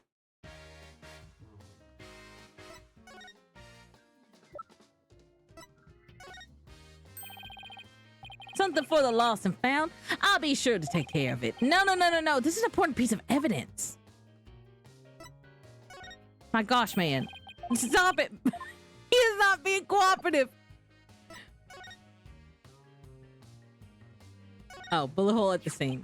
We found a bullet hole in the wall at the crime scene. You did? Our team found that too. It was Detective Armay who fired the bullet. Detective Armay? That's right. A warning shot for the defendant. Was it really such a high-threat situation that she needed to do that? I'm afraid I don't know the details. What with Detective Armay gone and all? But I thought there were only two people who discovered the crime. But I thought there were two people who discovered the crime scene together. We already know Detective Cosmos will testify, so tomorrow will be about what he knows. Hey, you're pretty smart. That's exactly what we're planning to serve as the main course. I hope it goes down easy. Fingerprint data. Detective, we'd like to run a comparison on some footprints. Some prints we found in the boarding lounge. Ah, yes, I just happen to have compiled the print data of everyone related to this case. I can always make another copy for myself, so it's all yours. Consider it a gift. This is quite a bit of data. Well, when I said everyone, I meant it. Prosecutor Blackwell said to dig deep, so that's what I did. It sure took a while, though. Whoa, he's got Apollo's and my prints. We got prints for all of the robots. I guess when Blackwell said to dig deep, Fulbright didn't bother to ask how deep. Clay's fingerprints are here too. I personally removed his glove during the investigation. We had to get his fingerprints to confirm his identity after all. I still can't believe you took off his glove to get his fingerprints. Yeah, well, you can't blame me for thinking they're important in this case. There are a lot of doors that require fingerprints verification in the lounge, so depending on whose prints we find, it can completely change the tide for both sides. Makes sense. After all, the culprit's prints did get them past the fingerprint lock somehow. Oh, and take this picture. It might come in handy. Isn't this just a photo of Launchpad 1's door? Yep, but Prosecutor Blackwell seemed really interested in it. Huh? What's so important about this door? Beats me, but boy, you could see the gears in his head going to hyperdrive. Sounds like this is going to be a major point of contention tomorrow. Okay, why is he giving us this? Why are you giving us this? Hey, don't forget about the print comparison, boss. Right, Detective Fulbright. Do you think you can run the test for us right now? You just leave it to me. In justice, we trust. Bobby Fulbright. I love Detective Fulbright. Okay, here we go. Well, looks like it was Mr. Starbuck who opened that security door. He must have opened it when they went to go board the rocket. His heart must have been full of hope and dreams for his space adventure right then.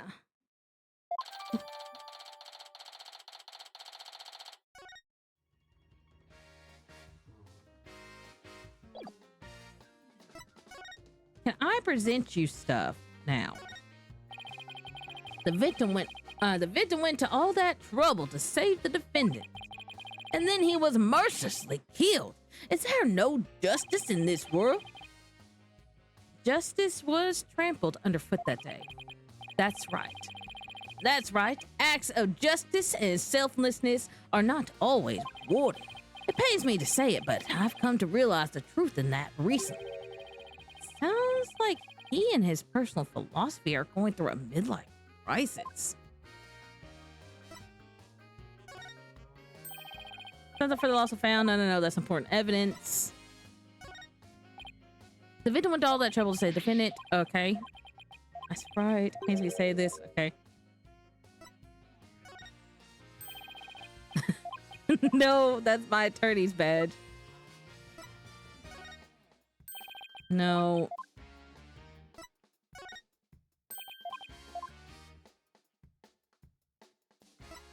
Maybe he knows this.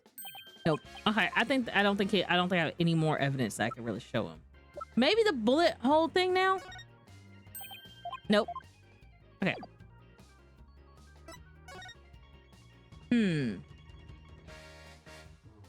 I guess let's go back to the museum. Nope.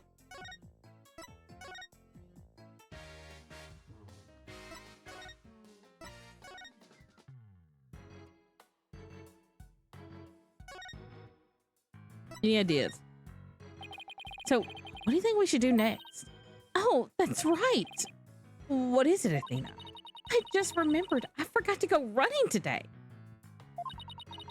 I was so taken up with what happened to Apollo, it slipped my mind.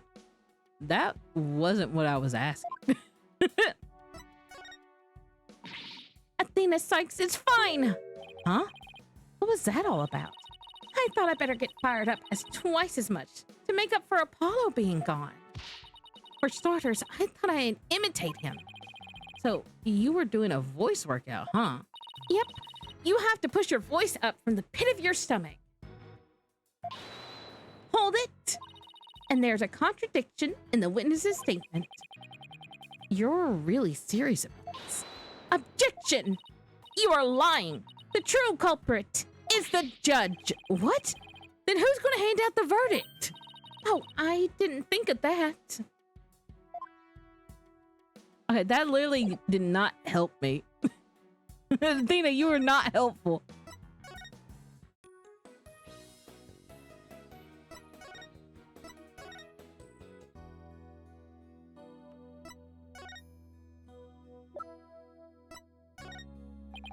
Do you know anything about this? No, I'm so useless.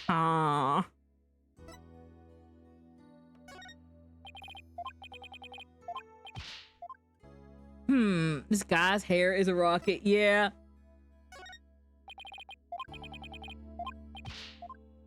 I like that he has rocket hair.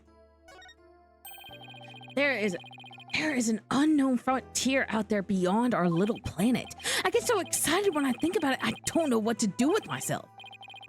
Don't worry, you'll get the chance to go to space again. Once we clear your name. I thought his badge said yacht for a second. Yeah, I can see that. Right, you're right. I can't stay here. Ready for launch. 5, 4, 3, 2, 1. Lift off! The ceiling is no match for the soaring spirit of an astronaut. I have to admit, that was pretty stirring just now.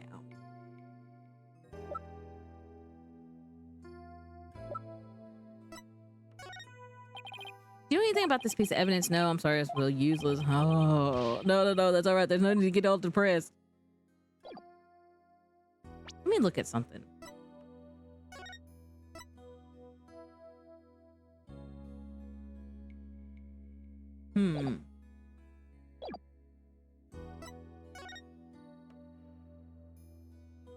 Okay, so there's still stuff we have to probably talk to Mr. Fulbright about. Something we got to present to him. The victim went to all that trouble to save the defendant, and then he was mercilessly killed as earned no justice in the world. The justice was trampled at foot under day. That's justice, and it's paying me to say it. Something for the lost and found. No. The victim went all that trouble saved. Roll. Okay, yep. Something for the lost and found. No. When the explosions occurred, everyone was on the verge of panic. But the important thing is that no one from the general public was hurt. And that's all thanks to the evacuation effort we headed up.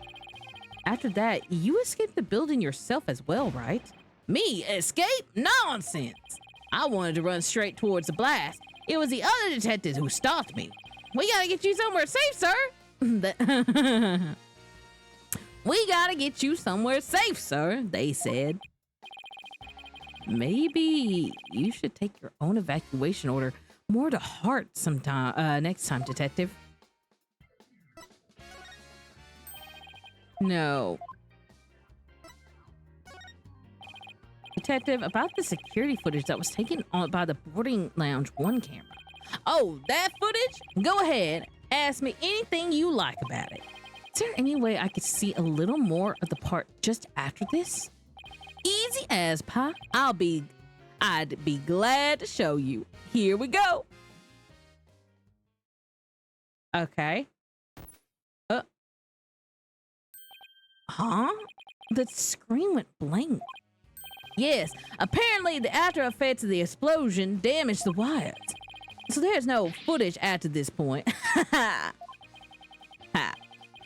Why didn't you just say so from the beginning?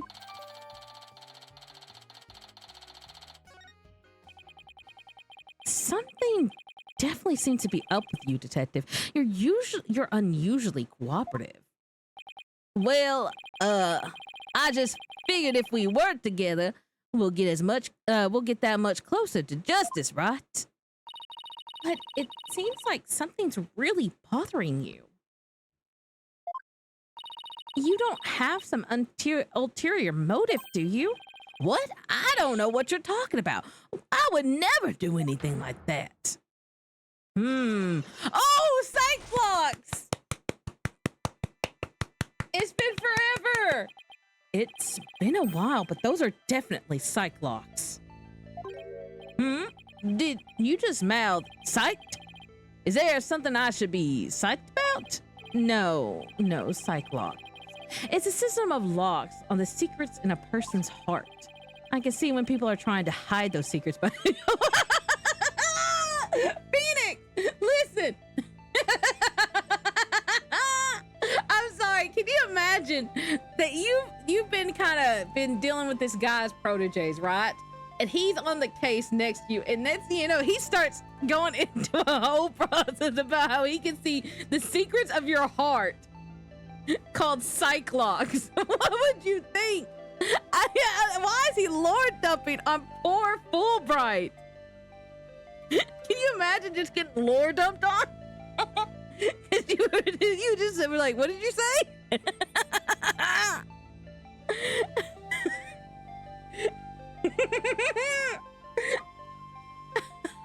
bet Fulbright's gonna be sweating after this because he's gonna be like, what? I can see when people are trying to hide. I'm sorry, this is so out of pocket. I can see.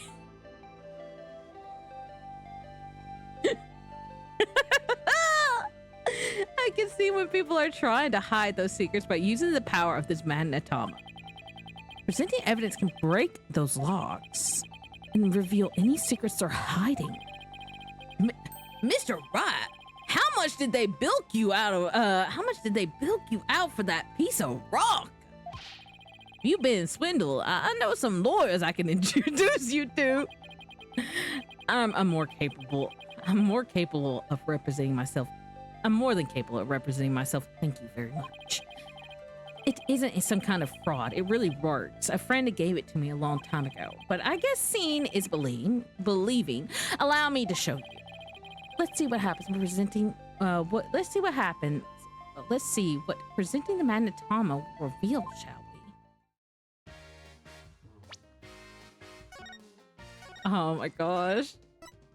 I'm glad that we have this back, but the fact that Phoenix just lured up on poor Fulbright, who's like very confused. This poor man can't catch a break.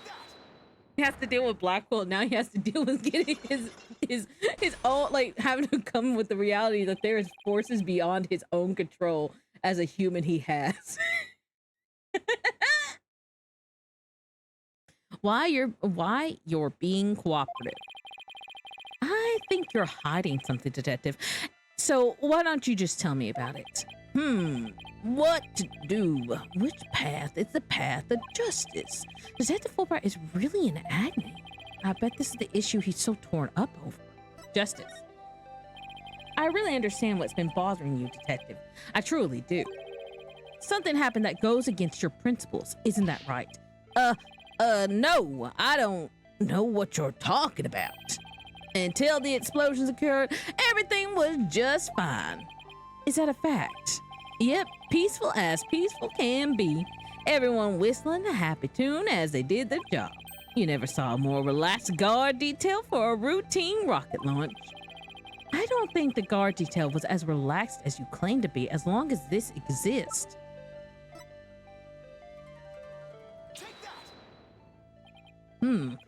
There must be something wrong with my sunglasses today. You aren't presenting that to me as evidence, are you? Is he making fun of me? It's just as I said. Until the explosions occurred, everything was just fine. I don't think the guard team was as relaxed as it can, as long as this exists.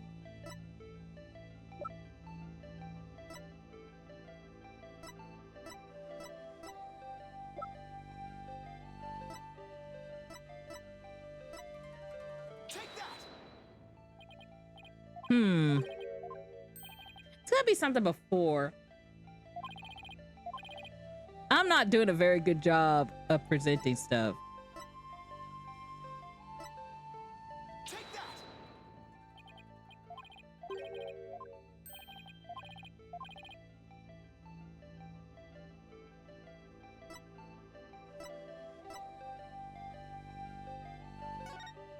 Bombs went off. Police officers and riot police gave evacuation instructions immediately. There's a power outage. Bombs went off despite the tight security. Police officers and riot police who had been standing by gave the evacuation instructions. Before the explosions, what was supposed to happen here was a rocket launch. And yet, security was so tight, they even brought in a special task force. I hardly describe that as a relaxed guard detail. Now, hold on just one moment. The entire nation had their eyes on this extremely important rocket launch. That's why I was called in on the special security detail. As versatile as you are, I'm certainly believe that it's... As versatile as you are, I can certainly believe that's true. But I say it's very strange that this person would be part of that detail from the outset.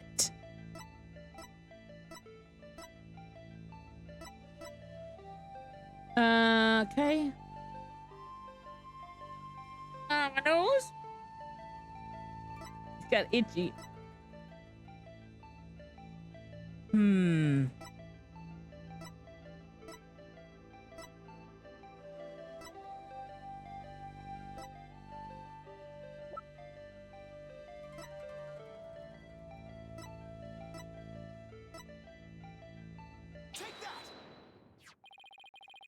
Detective Armay specializes in bomb cases. The fact that she was here on hand means that you people already knew there was a possibility that a bombing would occur.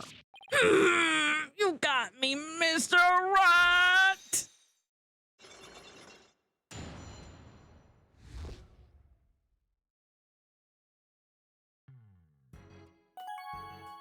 What you can't say.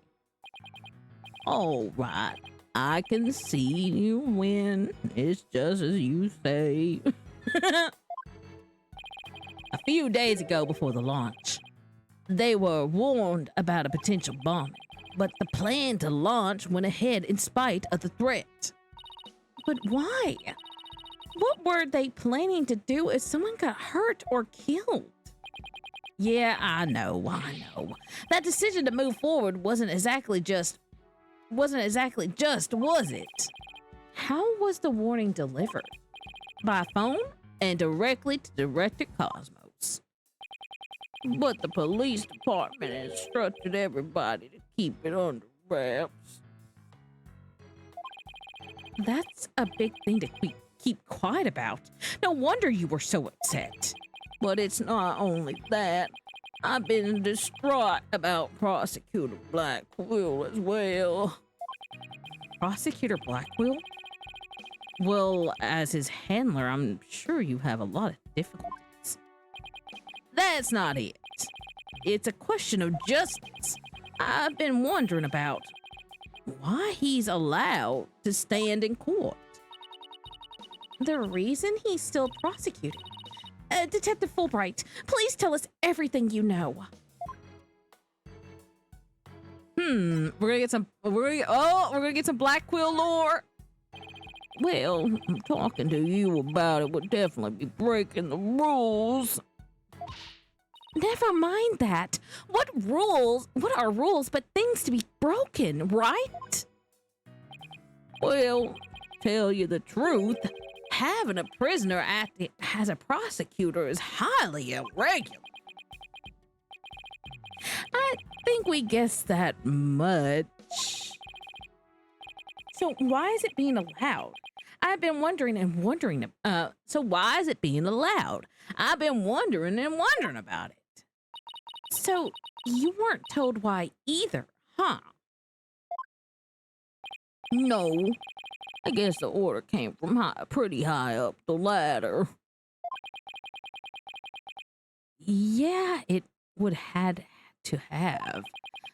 But Prosecutor Blackwell told me once. The hunt I've been on for the phantom of the 7 years past continues even still. 7 years past? A phantom, huh? And not one of the friendly varieties either, I gather. Haunted for 7 years. This phantom of 7 years past. Any idea who or what he was talking about? Not a clue. But he seems to think that this phantom's behind this whole incident somehow. Wait a minute. He thinks they may be connected to this case? Yep. This case has way too many similarities to what happened 7 years ago. For starters, that case happened right here at this very space center too. And in both incidents, a threat was issued via telephone. So that's why Prosecutor Blackwell thinks this incident is the work of the Phantom? Well, that's not the entire reason. I mean, if you want to talk about 7 years ago, that's when Prosecutor Blackwell was found guilty of murder. That messy case is what started the whole dark age of law. So you see how this phantom and Prosecutor Blackwell's conviction might be related. Yeah, I can see why he'd think that. This incident in the Phantom, not to mention Blackwell's past, it's almost inconceivable that they would come to a head here. This might sound crazy, but Prosecutor Blackwell can't possibly believe Mr. Starbuck is this Phantom person, right? I mean, he was acting kind of strange during the last trial and all. Silence. The prosecution seems to be ready. Not yet. I'm not quite ready yet.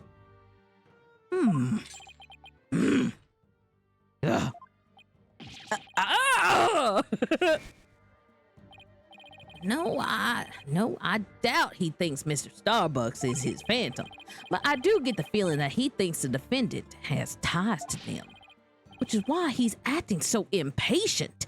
He's got a personal grudge against Mr. Starbucks, and that's not real justice. I've always trusted in Prosecutor Blackwell's judgment until now. But this time, I'm just so overwrought about it all. If he's lost his ability to think rationally, I'm afraid it might lead to a false conviction. I've never seen Detective Fulbright so tormented. This must be why he's been so cooperative. Don't worry. That's exactly what we defense lawyers are working to prevent. I feel bad for Prosecutor Blackwell, but I'm going to be rooting for your team this time. But don't tell him that. You have to promise me you won't. Detective Fulbright, I guess I was wrong about you. I swore to reform Prosecutor Blackwell and make him a valued member of society again. So I can't just sit by and watch him give in to his emotions and tear the defendant apart. You are the only ones who could stop him in court. You really care and want what's best for Prosecutor Blackwell, don't you, Detective? Leave the courtroom to us. It's not like we want to get a guilty. It's not like we want a guilty verdict either.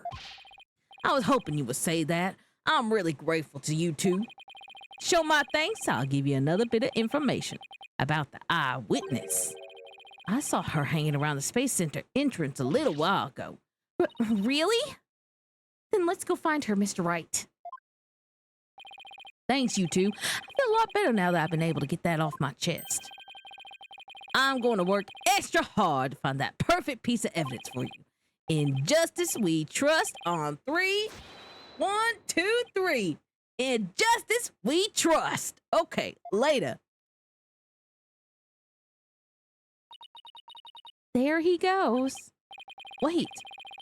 Were we supposed to say in justice we trust back there too? Let's go see that witness now. All right, the Space Center entrances is...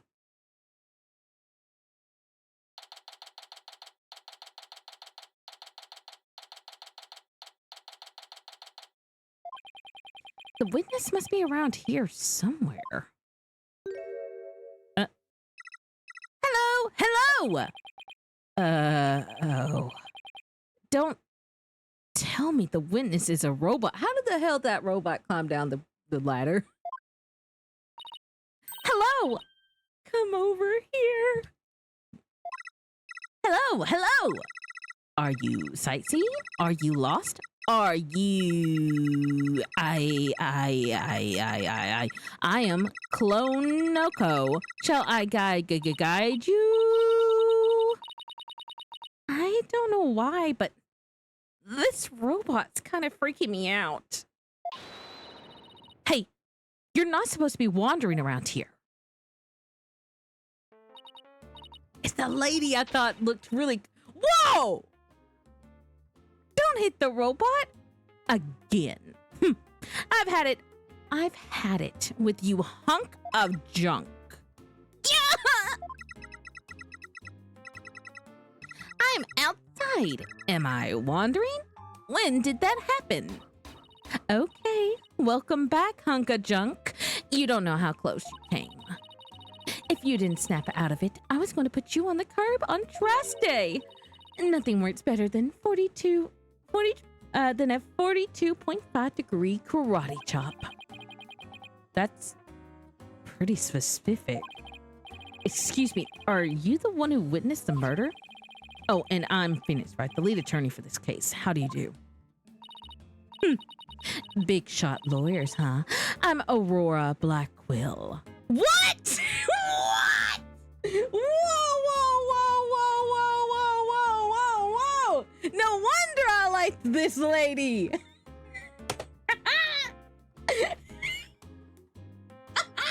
Is there a Blackwell dad? Oh, I gotta find out everything about this woman. Is she older sister or little sister? I'm a researcher developing robots here at Cosmos Space Center. Blackwell? Could she be? And this good-for-nothing robot is named Hunk of Junk. My name isn't Hunk of Junk. My name is Clonico. That's mean, Miss Aura. Quit complaining. Your model number is Ponico 2. Yeah, but Miss Aura, everyone calls me Clonico. Quit your squawking already. No! What are you doing? No! Don't! There. I bet you won't be talking back now. Yeah, I obey completely. Yikes. I better watch out what wires I cross with this one. Your last name. Your last name is Blackwell. Do you have a relative in the legal profession? You are correct. Simon Blackwell, who used to be a prosecutor, is. Shut up. Only speak when I order you to speak. Simon is my little brother. Yes!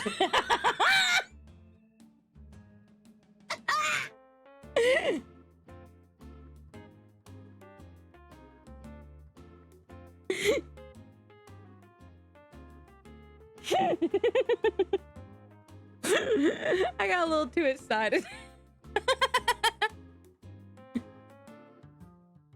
Simon is my little brother. Do you know him? Yes, we've met him in court a few times, right, Athena? What a dull creature. Has her switch been turned off? Athena being shy. I would be shy too, Athena. I would be shy too.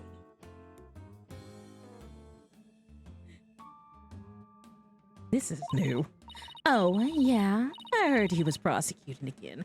A little too excited, are you sure? I know, Fairy. I heard he was prosecuting again. Despite being a prisoner, why doesn't he just stick to solving disputes among inmates in prison, right? Hey, what do you think, Hunk of Junk? Miss Aura, that hurts. I'm asking you a question. Why don't you answer me, useless hunk of junk? Miss Aura, you told me only to speak when you ordered me to speak. I told you to never talk back to me. You're worth more as scrap. Robot abuse, hawk attacks. Blackwell's family life sure must be interesting. I love this woman. Well, do you have any other questions? Wait, of course you do. You're a lawyer. It's not like I'm on Simon's side or anything. I just want to get this over with.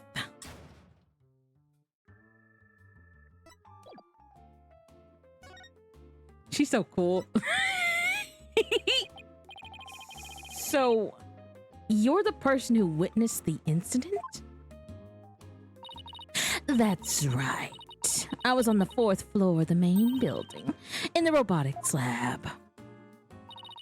The explosion disabled the elevators, so I lowered my emergency ladder like the detective leading the evacuation told me to. But it was such a pain. Why couldn't they have used ladders in the other rooms? It must have been a very troubling experience. Probably best to just humor her here. Then, as I passed by the 3rd floor, boarding lounge 1 window on my way down, I saw the crime as it happened. And that's about it. So you saw the crime as it happened, and that's about it. I see. Wait, what? You saw it being committed? This is no time to just nod and repeat. So you saw into the 3rd floor lounge. The very scene of the crime. That's right. There's a small window on the right hand side of the room. I looked through that from the outside. The room was pitch black, but I saw a shady figure holding a lighter in their left hand and a knife in their right. That must have been the culprit. Did you see who that person was? Of course not. The power was out on that floor then, and there was only that tiny window. I see, but you did witness the moment of the murder. Yes, I saw the figure with the lighter raise their knife and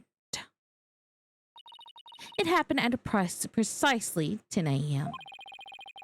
Did you witness anything else? Did the killer have any distinguishing features? I already told you. It's pitch black in there, although I didn't notice that the lighter the person had in their left hand had a pretty ornament on it. It looked like a planet. It was blue, like a little earth emblem. They had good taste in knickknacks anyway. An earth emblem on the lighter. I'd better remember that. Thank you for your statement. We'll definitely prove Mr. Starbuck's innocence with it. Yeah, right. I wouldn't hold my breath.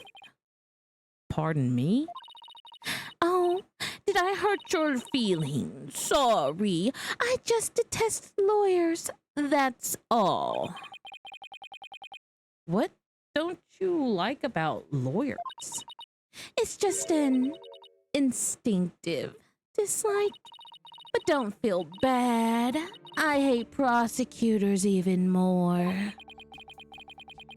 That didn't make me feel any better, actually. Why do you hate lawyers? Why do you hate lawyers so much? A little thing from my past. The whole legal system is meaningless in the first place. I certainly don't agree. I mean, people are imperfect. They lie. They're influenced by silly emotions. You can't expect such imperfect creatures to uphold a reasonable system of law. I like robots much better. Even sad sex like this one. Hey, you! Look alive there!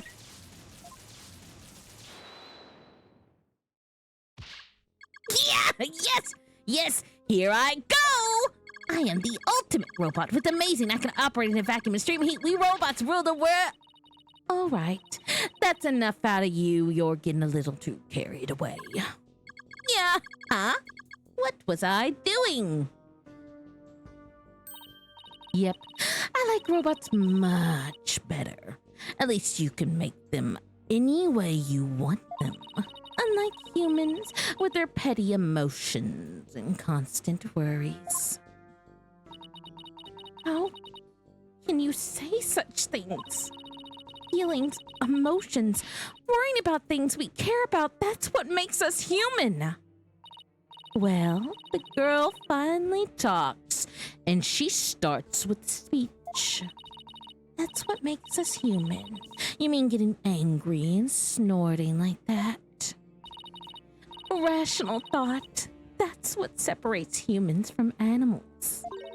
Unfortunately, your reasoning capabilities are more akin to that of a clever little monkey. But that's nothing to be ashamed of. It must be nice to have such a simple mind. Can I punch her, boss? Get a hold of yourself, Athena. Humans certainly are absurd. I said you were clever, didn't I? Poor thing. Tell me, with people like you in charge, how can I possibly trust the legal system, So she distrusts not only lawyers and prosecutors, but the whole legal system. What in the world happened to this woman to make her so bitter? Even if somebody important to me was killed, I would never wish to see their killer brought to trial, because I'd much rather kill them myself. You can't be serious. That thing you're wearing around your neck. Oh, this? Around Athena's neck? Does she mean widget? Oh, I get it. Well, well, Her Royal Highness has returned at last to her castle. Her royal what? Is she talking about Athena? By the way, I heard the rumors. Our director is going to be the star witness in court tomorrow, right? Director Cosmos. Yes, that's right. You poor things. You better be careful. That old man is a big liar and a huge braggart. What? He might seem like a big wig, but the center has all kinds of problems. He has a lot of skeletons in his closet. But it's your problem, so why should I care? What? That's it? No friendly tits, no good luck, guys. Just splendid. I'll leave you to your woes. Come on, hunk of junk.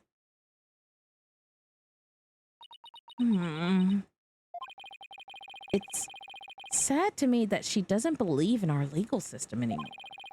She must have had a very bad experience to make her feel that way. Are you all right, Athena? You seem very down. I just can't believe she said all those things. Wow, she's really upset. Has she been trying to not let it show all this time? Well, I guess it's not all that surprising. You heard about fabricated evidence and false indictments on the news all the time. You mean that whole dark age of the law nonsense? I'm so sick of hearing about that. Well, all we can do is believe in what we're doing. Yeah, you're right, boss. I agree. Maybe it's time we went back to see Mr. Starbuck. Good idea. We should tell him about the bullet and Miss Blackbill's statement. All right, then next stop, the detention center.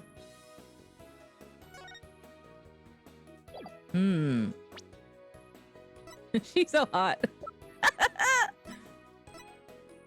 She's 37.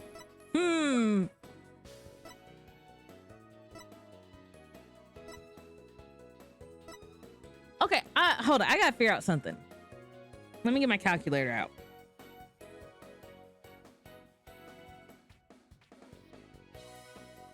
Okay, 23 minus 7. They were 16. Okay, that makes sense.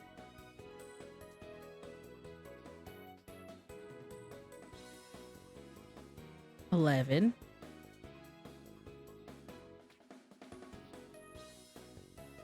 21. Okay.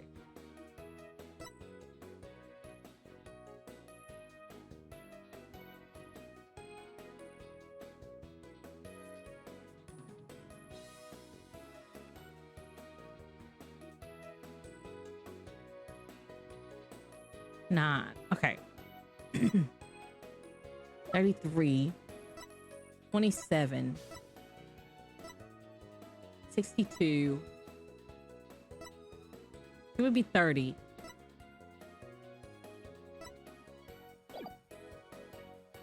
Okay.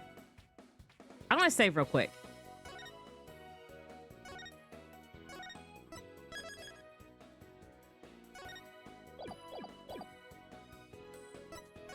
Let's go back to the detention center. Back to Rocket Head. Good old Mr. Starbuck.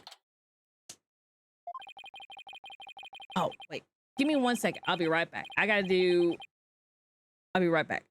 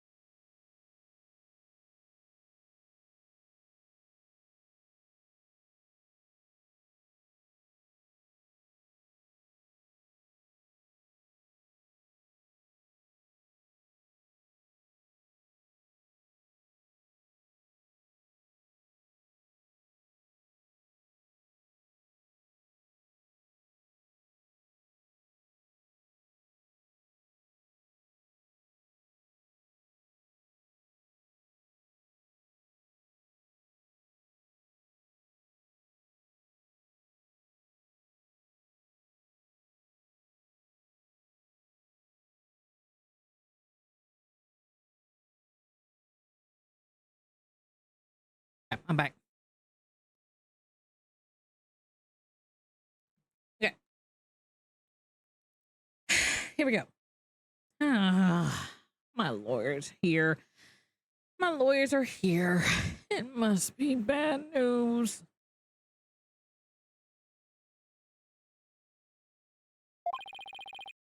Hey, not necessarily. What is this? Not right now. I don't want to open that. I guess it accidentally almost opens in the zone 0. Hey, not necessarily. We found a new witness. A researcher saw the moment of the murder through the lounge window during her escape. Really? So they're going to let me go? Unfortunately, it was dark and she couldn't identify the person. Oh, I should have known. My stars never align just right. Too. My stars never align just right, too. But we've got a new lead too, Mr. Starbuck. The murderer had a lighter with an Earth emblem on it. A lighter with an Earth emblem. Oh! Did you remember something? Yep, I sure did. Just a little bit, though. Anything at all would be a help, so please tell us what you remember. He's going to tell us that he has a lighter with an Earth emblem on it, and I'm going to be mad.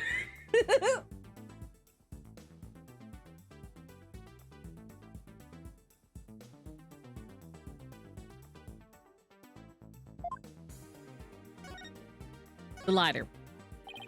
I thought I was unconscious the whole time, but now I remember I woke up for a few brief moments. That's huge. Do you remember seeing anything? A lighter. I saw the flames of a lighter floating in the darkness. Good, good. What else did you see? What was nearby? It was definitely the boarding lounge, so it must have been after Clay carried me there. In the lighter was the flame. I saw a dark shadow flickering. A dark shadow? That must have been the third party we've been looking for. Thank you, Mr. Starbuck. You've been more help than you know. If we can prove that there was a third person at the scene, if we can prove that there was a third person at the scene, that they're the killer, then you'll be cleared of all suspicion. The key will be whether or not we can identify this third person in court tomorrow. You asked to see one of the work in progresses. I did. Oh, I see. Let me look. Ooh, that's cute.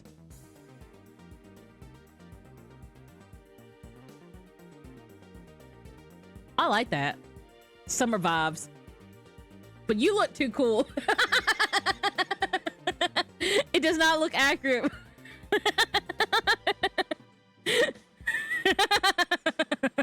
I am cool.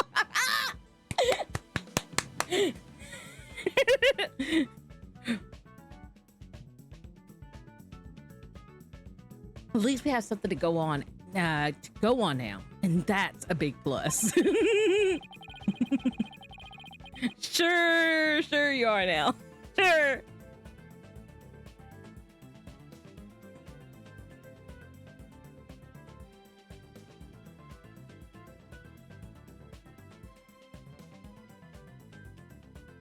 I should probably tidy the evidence up a bit before someone mistakes me for a hoarder.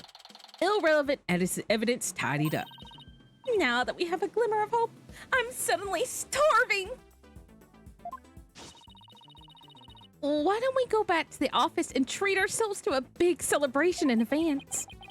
For someone who's highly empathetic, you can be surprisingly unsympathetic.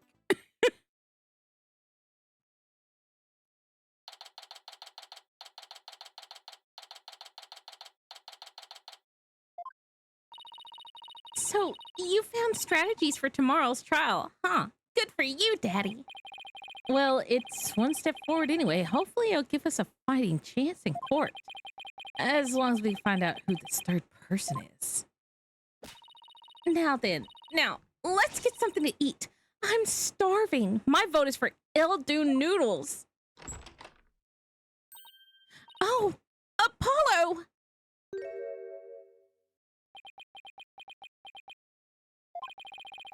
What are you doing here? I didn't think the clinic was ready to release you yet. My wounds are fine, and I'm done lying around.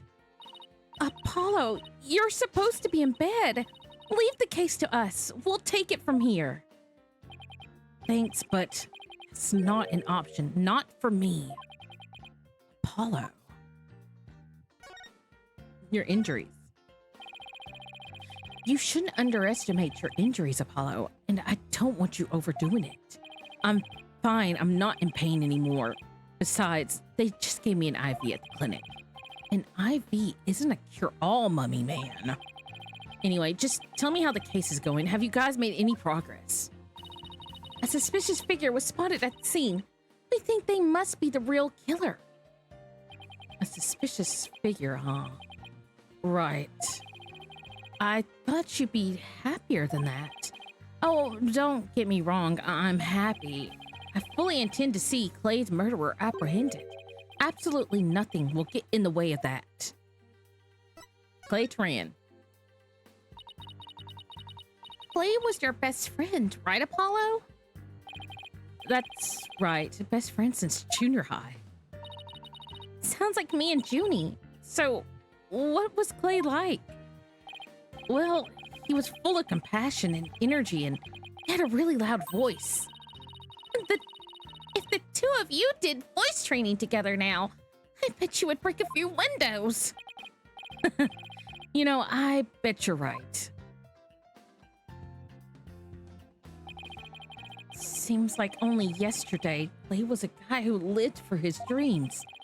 He used to talk about a lot. He was going to be an astronaut and me, a lawyer. He talked well into the night, and even then, we never grew tired of it. Apollo, about that jacket.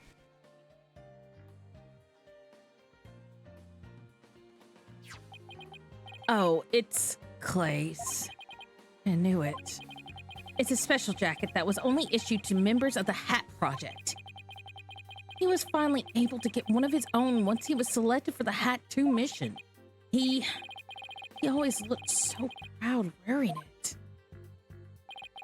But just when his dream was finally coming true, I still can't believe it.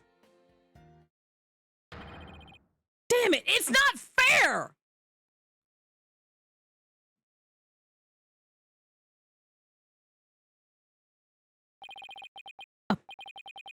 Apollo, I hope you don't try to carry the burden all alone. I guess we were both unlucky. My own debut was a disaster. I guess you're right on some level. That trial a year and a half ago wasn't exactly the smoothest of starts. That was a rough time for me, but Clay refused to let me quit. You're fine, he'd say. Don't give up. It was right during his screening exams, too. I couldn't have become a full-fledged lawyer without him. That "you're fine" of his is why I'm still standing here today. You're fine, huh? I'm fine. You're fine, I'm fine. Were like your catchphrases, weren't they? Something like that sure brings back memories. When we were in junior high, Clay's mom passed away in an accident. But he wouldn't show his sadness to anyone. One night, I found him crying all alone in the school courtyard.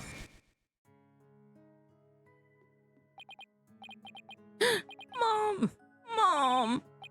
Get away, Apollo! Don't come over here! Clay, listen to me. I don't have a mother either. Huh? I always think that everybody else has a mom. Why am I the only one? But, you know, when I started to feel that way, I yell at the top of my lungs. I holler, I'm fine. And then, you know what? I start to feel like maybe I really will be fine. Apollo Justice is fine. Okay, Clay, now it's your turn. Okay. Clay Turan is fine. There you go. Now we're both fine. Ha ha ha. We're fine. We're fine. What are you laughing about? See, we're fine. You laughed first. I'm fine. You're fine. We're both fine. I'm doing a really bad laugh. I don't know. I don't have anybody else to laugh with. I'm doing this by myself. There's nobody to laugh with me. This is such a serious moment, but I'm sitting here like I don't want to laugh. Thanks, Apollo. When you say it out loud, it really starts to feel real. And as long as you don't give up, you can keep on fighting. That's what we believed. As long as you don't give up. Wasn't there somebody else who said something similar? If I give in to my fear, I'll never find the truth. As long as I don't give up, I can keep up the fight. Clay called Mr. Starbuck his mentor and looked up to him. I wonder if I can be a good role model for my staff like Mr. Starbuck. Sorry, Mr. Wright, but I'll be taking a leave of absence. What? Wait! What do you mean by leave? You're really serious. Can you at least give me a reason why? When I put Clay's jacket on, I swore to him that I would catch his killer myself. But that's our goal too. I agree with Athena. We should work together to find the truth. The truth, huh? That's a noble cause. But what if the truth you seek and the truth I seek turn out to be different? I'm not sure I follow. What are you saying, Apollo? I'm going to catch the person responsible for taking my friend's life in my own way. Take good care of Mr. Starbuck for me. Now I must be going. Goodbye. Dang. Goodbye. Did he just say goodbye? I sense a lot of seething anger and hatred coming from him. And also suspicion. Ugh, he's not walking out on us like this. I'm going to talk some sense into him. Hold on, Athena. Apollo can believe what he wants, but I believe he's wrong. Even when we take different paths, the truth we arrive at should be the same. I think the quicker we solve this case, the better it'll be for Apollo. Yeah, I guess you're right, boss. Oh, this scene feels like the Batman and Robin, where Robin's going, I'm gonna do my own justice. Are you talking about? Also, welcome to chat, Justin Orangewall. Are you talking about like what is it? Is it Tim Burton's Batman where Poison Ivy like kind of like had a Robin going for a second, and him and Batman were fine about her.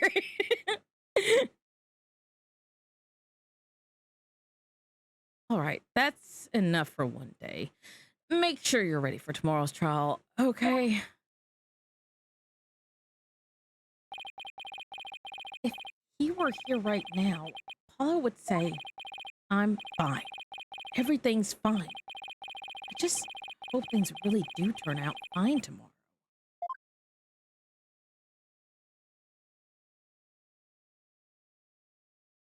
To be continued.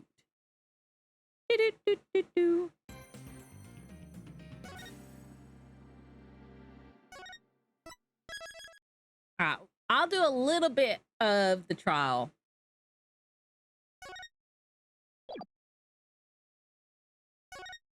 Next chapter. Yeah.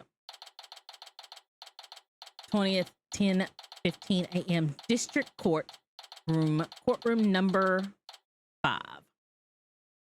Well, just Ramen in general, who just questions the justice of Batman serves. That's yeah, I guess that's fair. I don't know. It depends on which Robin are we talking about. I guess each Robin questions Bruce Wayne's form of justice. I know there's Dick Grayson, Jason Todd, Tim Drake. You could sometimes count Stephanie Brown. There was, and then Damian Wayne. But I don't feel like Damian really questions Bruce's. type of justice. I feel like Damien's more like my justice.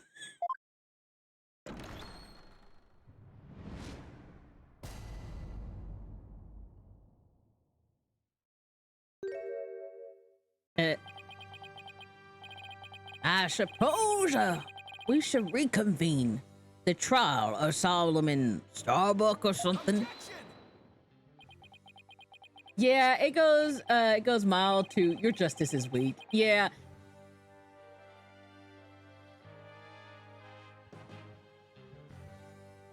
Damian Wayne's my favorite Robin, which is why I know about his justice.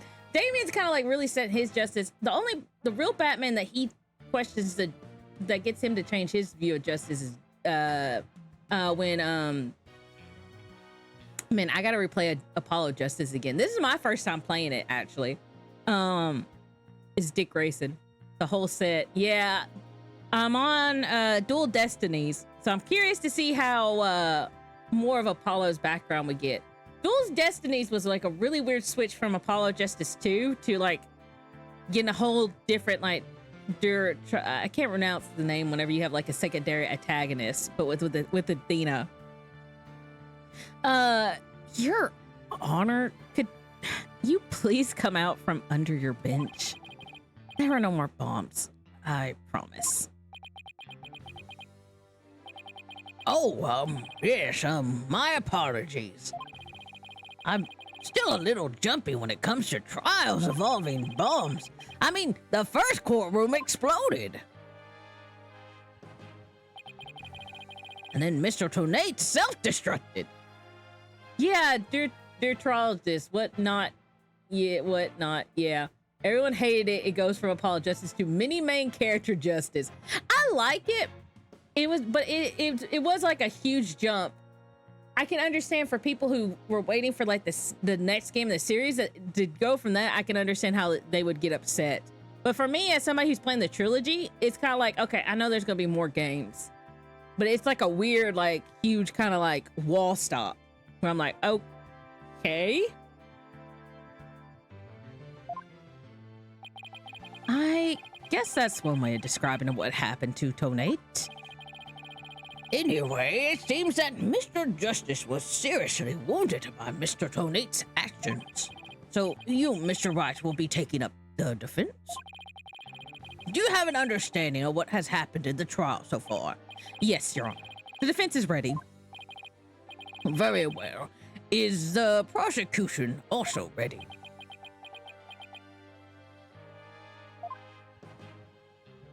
Hmm? I take it you would like me to give the opening statement this time. Looks like the judge has become a pretty good mind reader. Well, he's certainly seen more than his fair share of colorful prosecutors. You could say he's something of a veteran of sorts. Well, let's see. In the previous part of this trial, we learned that the victim, Clay Turan, escaped from Launchpad 1 carrying the defendant Solomon Starbuck. 1 second. My nose is stiff.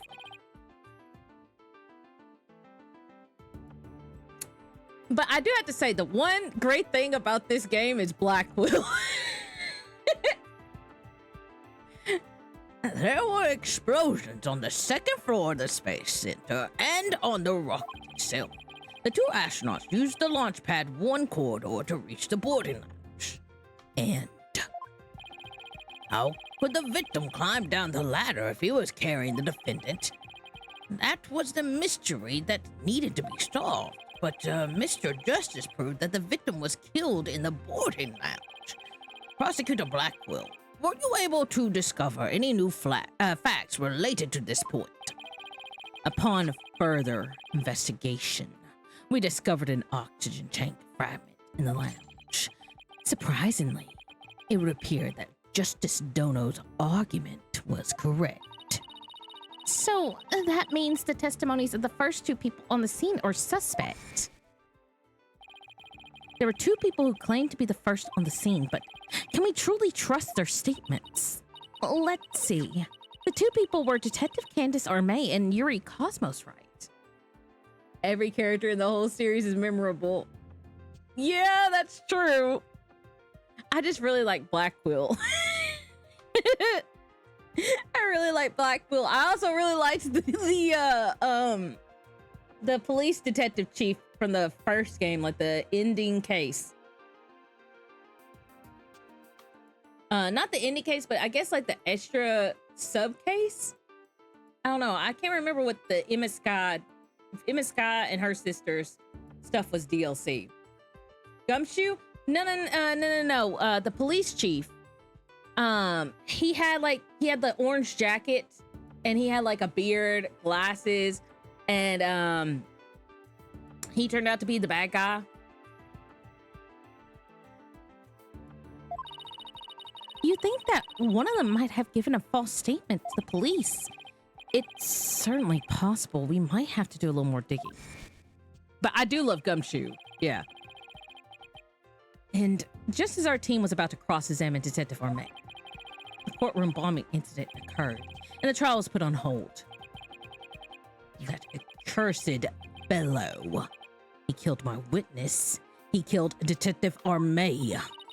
He definitely put a kibosh on anyone asking her about what she saw. Exactly. Oh, the guy with the organ background music. Yeah, him. I really liked him. Exactly. In other words, the question of who killed the victim in the boarding lounge. Damon Gant. Yes, I think that's him.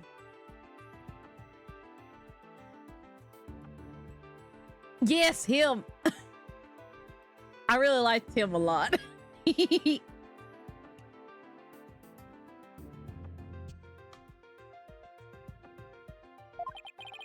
Has once again become the main focus of this trial. It's obvious Prosecutor Blackwell still thinks it was Mr. Starbuck.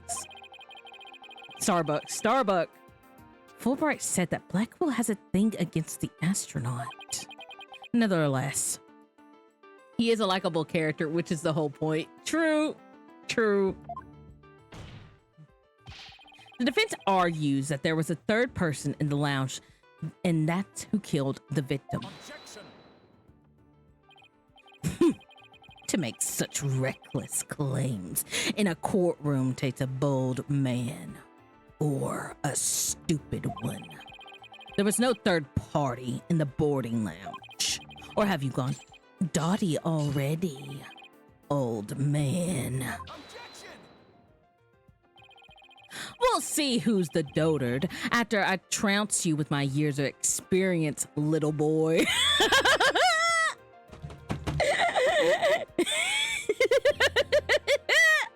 I love how Phoenix hits back. In any case, Mr. Starbuck claims he saw someone leaving the lounge. Furthermore, a Space Center employee also saw a suspicious figure at the scene. They saw a third person.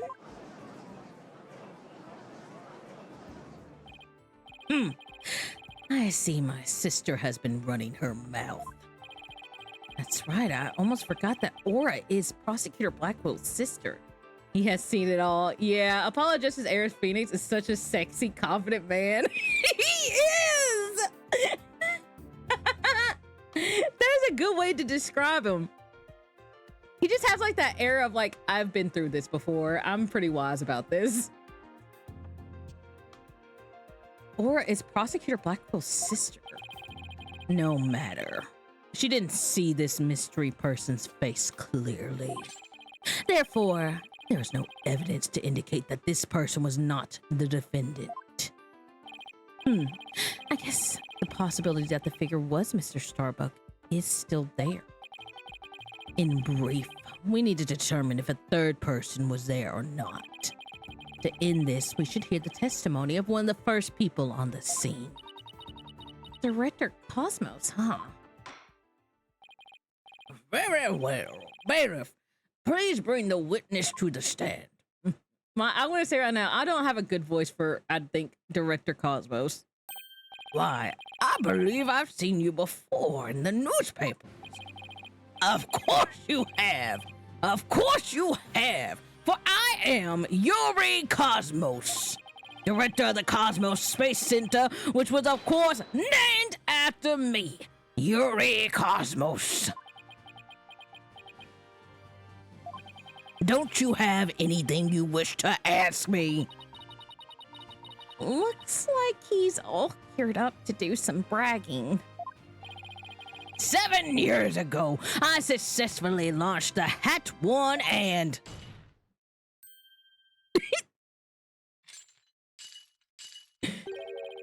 Everyone already knows how brilliant you are. Even I am trying to hold back my tears at seeing such a great man standing before me. So could you please proceed directly to your important testimony?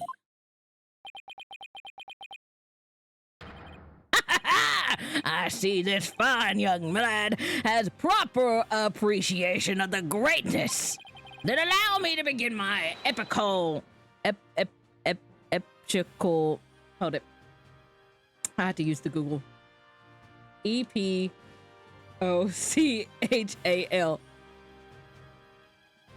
Epical. Epical. Okay, so I was saying it right. Then allow me to begin my epical testimony that will be recorded in the annals of history. Epoch. Epochal.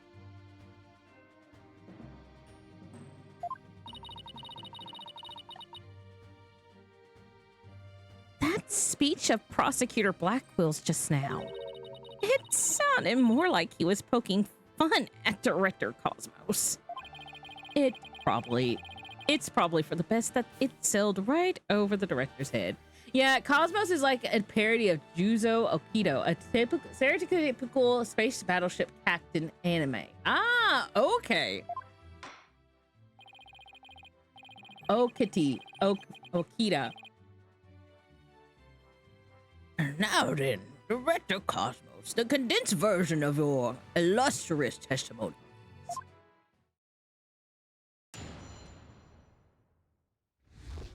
What I saw at the scene. Detective Arme and I rushed towards the boarding lounge together. We went via the control room, peeked in from there to see what was going on inside. We saw a figure standing in the middle of the lounge and Taran lying on the floor.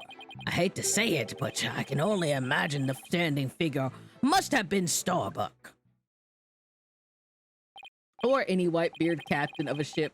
Yeah. Oh, I did not say anything there. I was going for my drink. I see. So your testimony, you claim you arrived on the scene after the two had escaped the launchpad lounge. And just after the victim had been killed. Oh, the horror, the humanity. But what I said is what I saw. And what I saw is what I said. Courageous actions courageous actions to take in the face of such terrifying explosions. Wouldn't you say?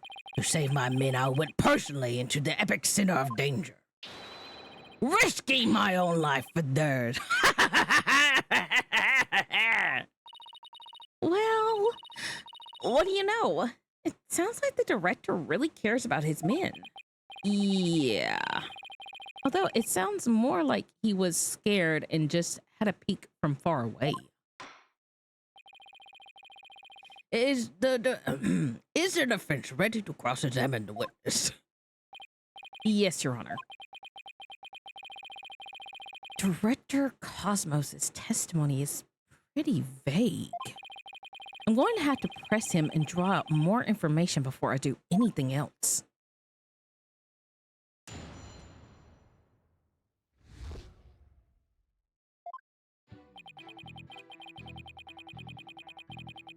That looks like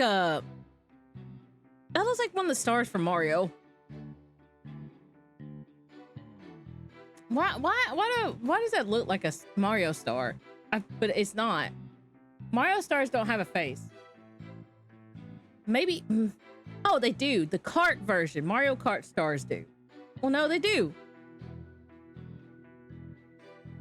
Okay, I'm wrong. Did you see what you saw? Detective Arme and I rushed towards the boating lounge together. Hold it! No, the superstars do. Yeah, I knew there was something from Mario where one of the stars had like a face on it. I couldn't remember where. Oh, no, wait. Okay, good. I'll put that down. I'm gonna take that off. There. Where were you coming from? The 6th floor. We were making sure any stragglers made their way to the 4th floor. It was then we heard Starbuck and Tyran and hurried to the 3rd floor lounge. Oh my, galactic scooter here, of course! Why do you keep calling it galactic? Does it have something to do with space? Of course, it's specifically designed to be used on galactic battleships. I see. Then I take it works in 0G2? Sadly, no. With the current state of technology as it is, I'm afraid it would just float about and be galactically useless. Well, that's a galactic bummer. I see. So you rushed into the boarding house on your space-age pogo stick. And when you got to the scene, what did you see? We went via the control room and peeked in from there to see what was going on inside. We saw a figure standing in the middle. Hold on, wait.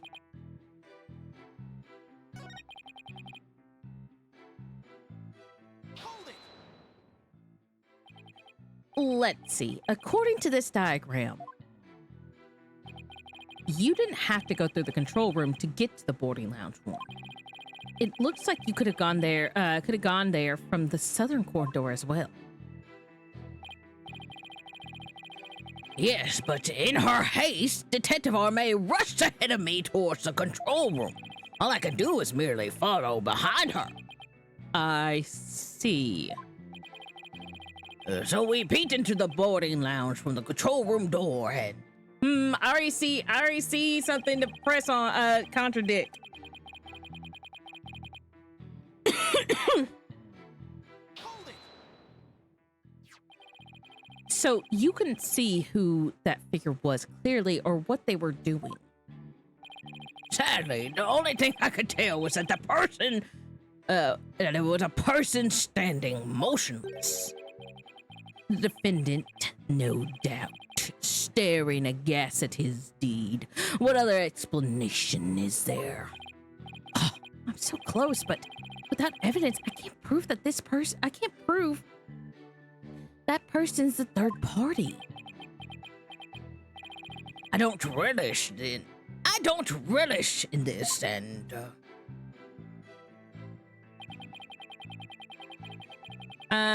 only imagine this figure standing must have been Starbuck. Hold it!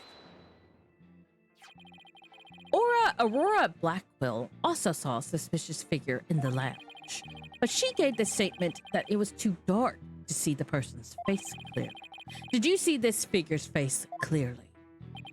no, not clearly. The ladder they were holding illuminated the area around their feet at the time, but other than that, I could see little else. That's why I could see Tyran, but I couldn't see who the other person was. So for all you know, it might not have been Mr. Starbuck. Isn't that correct? I would like to believe that Starbuck isn't the type of man capable of murder. Objection! When the witness entered the boarding lounge, there was no third party there. Isn't that correct, Great Space Center Director? Yes, that's right. Only Starbuck and Tyran were there by that time. As we peeked in, the lounge suddenly went dark. And the figure vanished. You mean they disappeared? That's odd. Objection! The reason the figure appeared to vanish is because it was the defendant. When the witnesses weren't looking, he fell to the floor and finged unconsciousness. Hold it. Director Cosmos, did you ever take your eyes off the scene? Just for a brief instant, about as long as it takes for a shooting star to go by. If you took your eyes off the scene, then this third person could have escaped during that time. But what escape route could this person have used? The direction opposite of the control room, the southern door to the elevators. There's no security lock on that door, so it could have been possible to escape that way. Objection. All things are possible, right, Dono? The real question is, do you have any proof? Well... If we're just talking possibilities, we could each profess whatever we like. An inmate who used to be a university professor and lunar researcher used to say that there is a kingdom of little green men who live under the surface of the moon. As long as they don't punish us in the name of said moon for what we've done. Nice Sailor Moon reference. But I say, where's your proof that this quaint kingdom exists? He's calling your theory a work of fiction, boss. And he's right. I don't have any proof yet, still. The southern door was a possible escape route. I better make a mental note of that. Director Cosmos, may I ask you a question? Yes. Why did you look away from the boarding lounge? There's actually another tale of bravery behind the answer to that. It was when Detective Armé saw the figure and raised her gun. Being a great humanitarian and protector of mankind, I tried to stop her. What?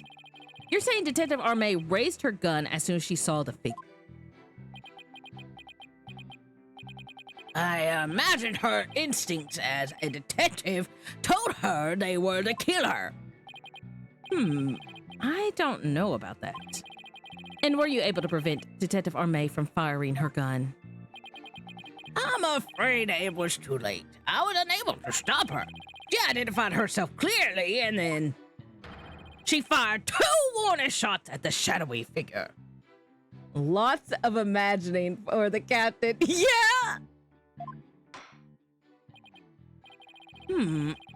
This information about Detective Armé's actions sound critically important.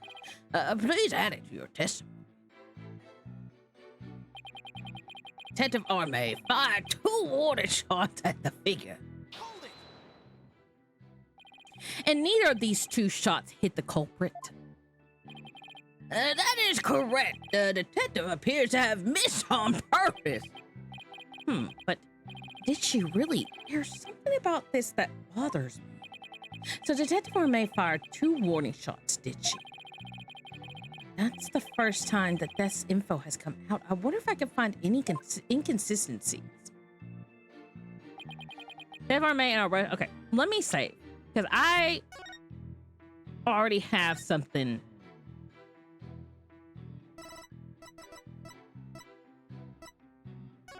That's a bit of a... Okay. So let me talk about my thoughts right now. Oh my god. Did I just skip through all this? Did I not save? No! Not again! Objection. It's fine. We can get through this. It's fine. It's fine. Don't worry about it. Don't worry about it. Don't worry about it. Don't worry about it. Don't worry about it. Don't worry about it. Don't worry about it. Don't worry about it. Don't worry about it. Don't worry about it. Don't worry about it. Don't worry about it. Don't worry about it. Don't worry about it. Don't worry about it. It's fine. We'll get there.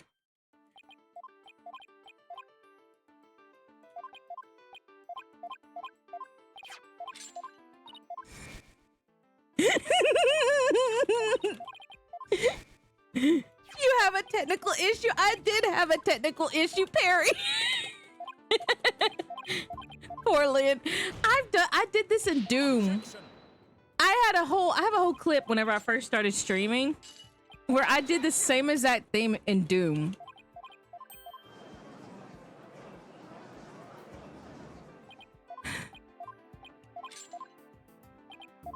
The misclick of all times for gamers. It is. Luckily, we did not make any important decisions. We were just going through all the info, and then I was about to make important decisions.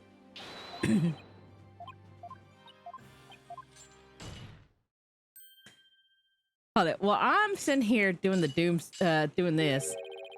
I could show you all the Doom clip. View my channel. Shorts. It's like one of my first shorts.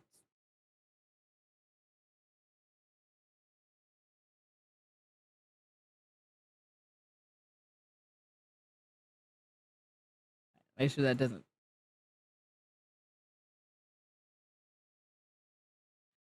The fact that I've done this twice is pretty astounding. Actually, I feel like I've done this more than twice.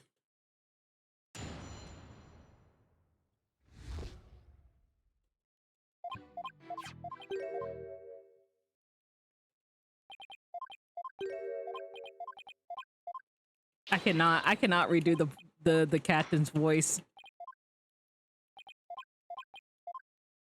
Okay, let me save. Because we had to press on.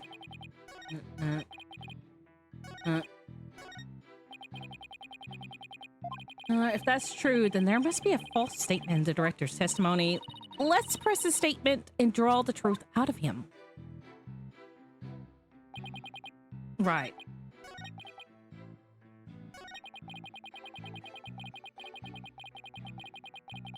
Hold it. Press here. Get the statement about not clearly lighter on that. Alright, that. Thank you. Objection. Alright, we get the objection. Is. Look, I can't. We came back perfectly fine. Venus asked a lot of questions here. You can tell the difference between the luring experience. His poor birds.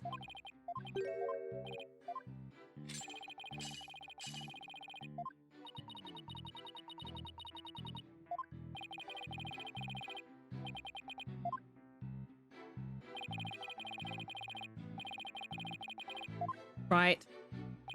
Director Cosmos, may I ask you a question? Yes. Why did you look away from the boarding lounge? Right. I gotta say after this, because then we're gonna have to do the contradictions.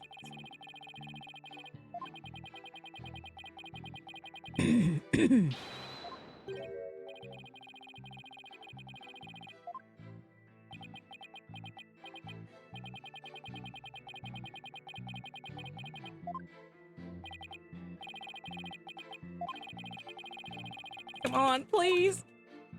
Why is he pausing? Why is he taking forever?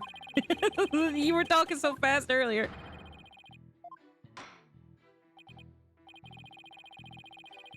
Sounds critically important. Please add it to your testimony. Right. Did I press on this is the question. Hold it. Let me see if I pressed on this. And neither of these two shots hit the culprit. That is correct. The detective appears to have missed on purpose. But did she really? There's something about that that bothers me. So Detective Arme fired 2 warning shots, did she? That's the first time that this info has come out. I wonder if I can find any inconsistencies. Okay.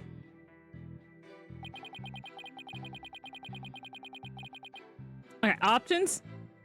Make sure it says save. Save. Yes.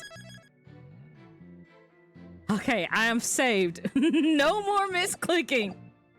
We are good. All right, Detective Arme and I rushed towards the boarding lounge together. I'm gonna press just so that way I don't accidentally present evidence.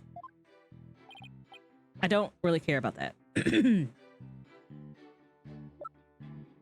Okay, the door is locked to the east. It can only be operated by the director. Backup power lets it function even without when the power goes out. A single bullet hole was found on the boarding lounge. This bullet itself is missing. Discovered in the gutter, it runs along the south wall of the boarding lounge. It was fired from a .10 caliber handgun. Okay. Okay, let's do the bullet hole.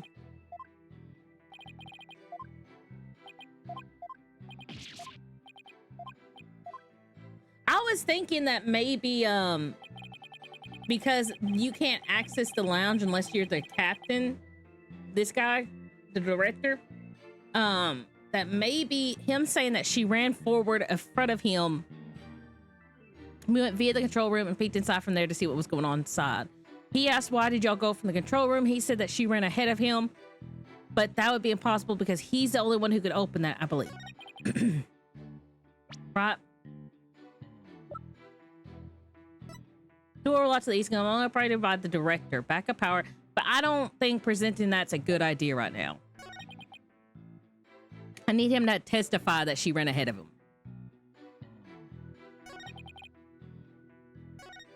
No, stop. I was going to click present.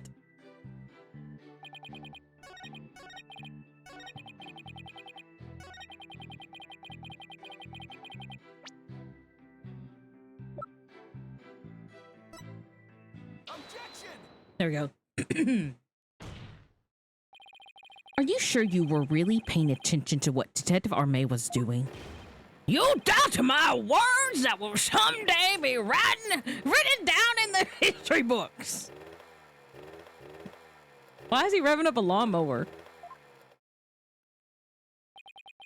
Somehow, I don't think that those exact words will ever be written down in any history books. Mr. Wright, would you please explain yourself so we can all understand? You say that Detective Arme fired 2 warning shots, and yet only 1 bullet hole was ever found at the scene. What? Only 1 bullet hole means that the gun was only fired once. And yet, the director Cosmos is saying Detective Arme fired 2 shots. No editor would allow such a glaring contradiction into a history book. Objection! Yeah. Unfortunately for you, the witness's words are true. We confirm that the 2 shots were fired from Detective Arme's gun. Objection! But there was only 1 bullet hole at the scene. Where did the other bullet vanish to? Ah! He got black quilled. You should know the answer to that already. I should? During the previous trial, a certain oxygen tank was presented as evidence. We've already discussed that it was ruptured in the lounge, have we not? Well, it appears that that thing has been ruptured. It appears that the thing that ruptured it was a bullet. A bullet that was found near the tank, to be precise. This bullet was fired from a .38 caliber gun, the same caliber as the detective's gun. What? The rifling marks also match up. There's no question that the bullet was fired from Detective Arme's gun. Rifling marks. They're like a gun's fingerprints on a bullet, correct? After examining the rifling marks on a bullet, it can tell us the gun it was fired from.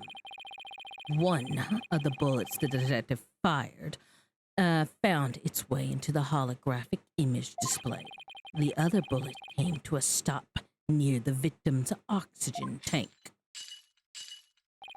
The evidence confirms the director's statement that the detective fired 2 shots. My beautiful contradiction. God. Oh, God. So that bullet hole was from a .38 caliber, huh? I better update the record.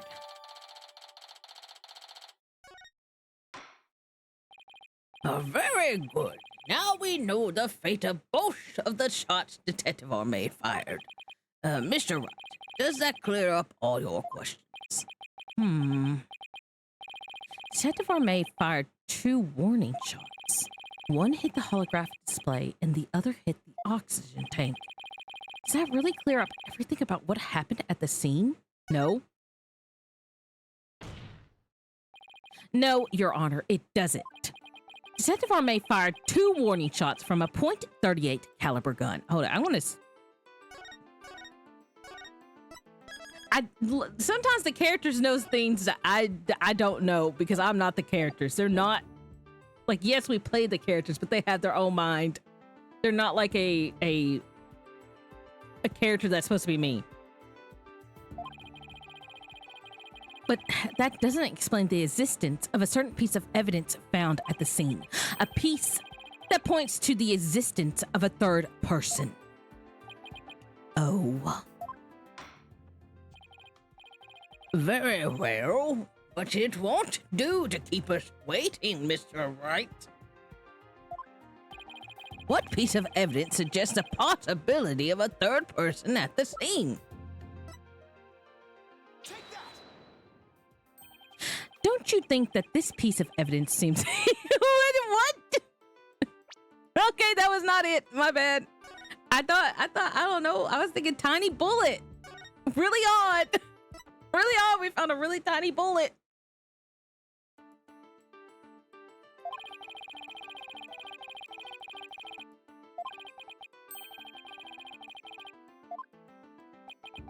I thought they said when I found that was like, that is the key thing, that there's a third person at the scene.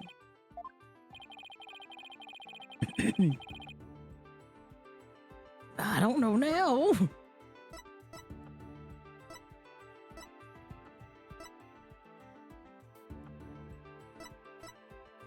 Federal government runs along the south wall of the boarding lounge. It was fired from a .10 caliber gun.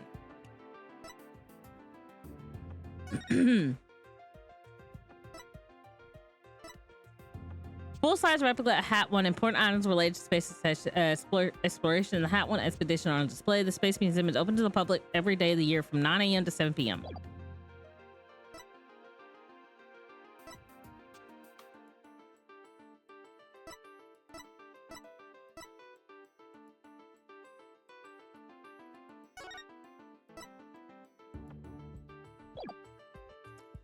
I don't know what evidence he's talking about either.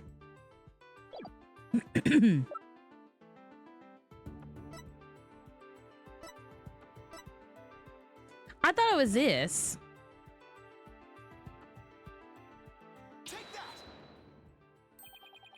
Okay, that's not it either. Leave me alone. I thought those were the 2 major pieces of evidence. I thought for sure they said on when we found the tiny bullet that Detective Armade fired 2 warning shots from a .38 caliber gun. But that doesn't explain the existence of a certain piece of evidence found at the scene. A piece that points to existence of a third person. I gave y'all like the tiny bullet.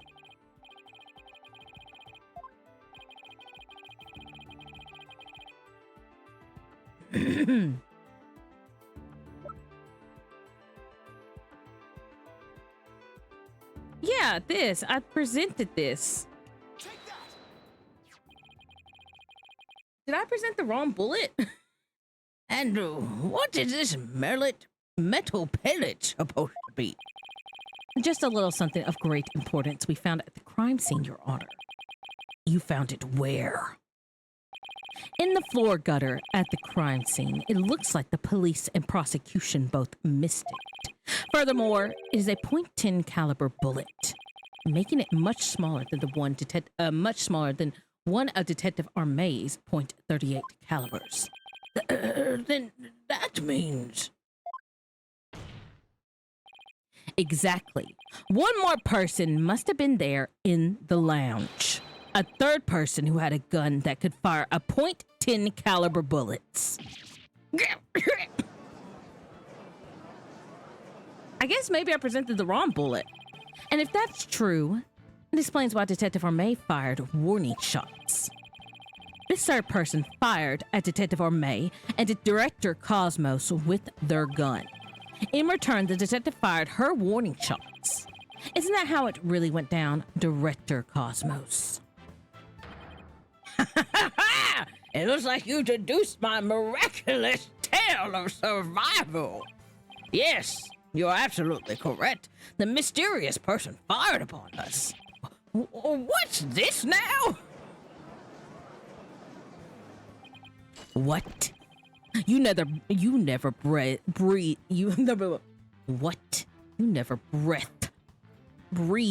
a word of any of this to me before.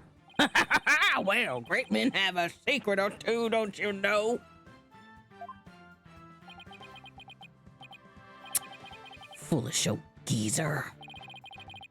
So, Director Cosmos really has been hiding the presence of a third person all along. Director Cosmos, I want you to testify to the court about what you really saw. This man's hat makes me want to think it says Gaia 6. You may be a very great man, but in my courtroom, you are just another witness. You won't receive special treatment here. Now, please get the accurate testimony.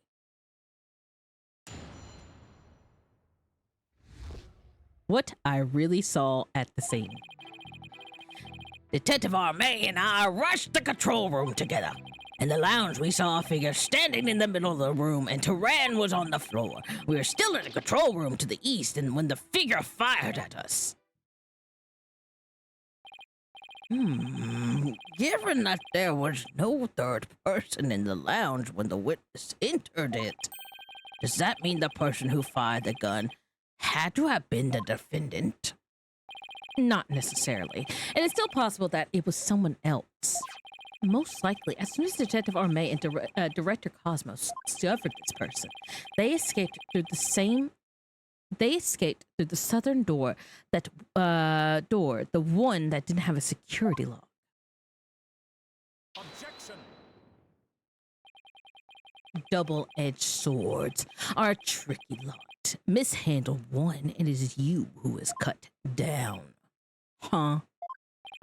Your reasoning could apply, Space Boy. Your reasoning could apply if Space Boy were the killer as well. Think about it. After being discovered, he could have fired the 10 caliber bullet. Detective Orme would have responded by firing 2 warning shots. All he had to do was binge unconsciousness to invent the impossibility of a third person.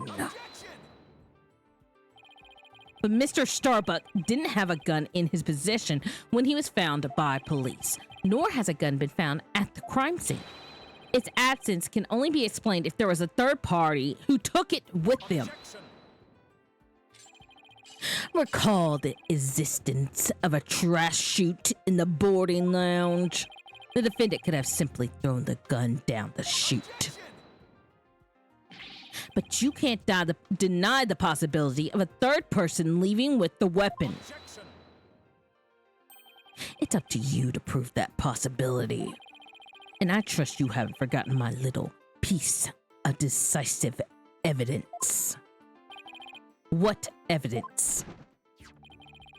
Why, the detonator switch that was found in Mr. Starbuck's pocket, naturally. The most compelling evidence of all that tells us he is the culprit. I did forget all about that. Look, your baldness. How deliciously obvious it is that they lack the evidence to rival mine. Wow, he sliced our third person theory to ribbons and served it to us just like that.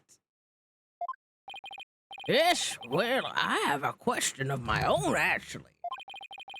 That bullet the mysterious figure shot. What did it hit exactly?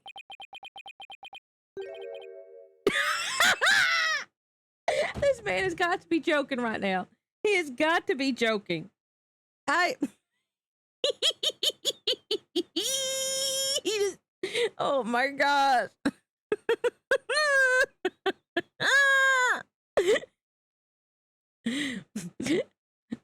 It hit me. So does that so does that mean you're a ghost?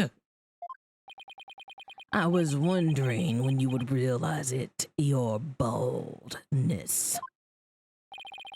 Director Cosmos. Oh no! No! Wait!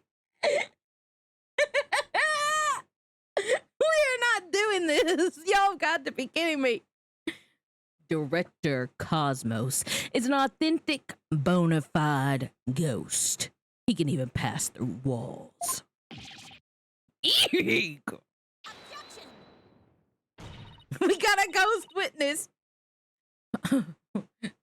If he had a different, perhaps if it was Detective Armay, we might have had a ghost detective on our hand.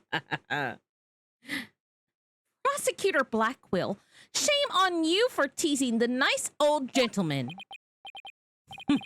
Your baldness, it was all in jest.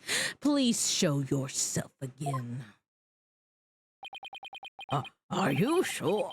In that case, how did you manage to survive being shot, Director Cosmos? Yeah, I'm glad you asked. It was a miracle befitting a great history-making figure such as myself. The bullet hit my glorious Medal of Honor, whereby it ricocheted, thus saving my life. What?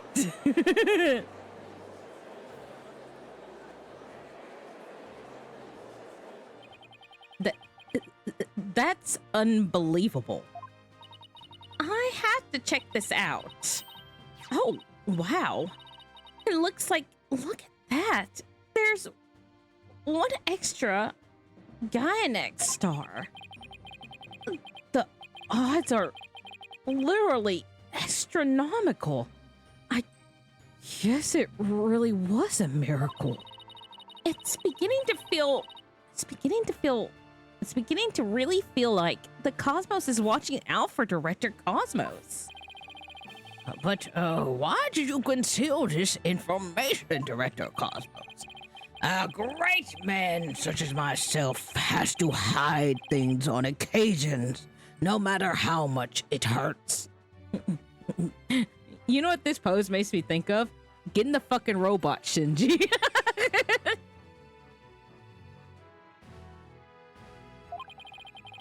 It is the plight of the truly great.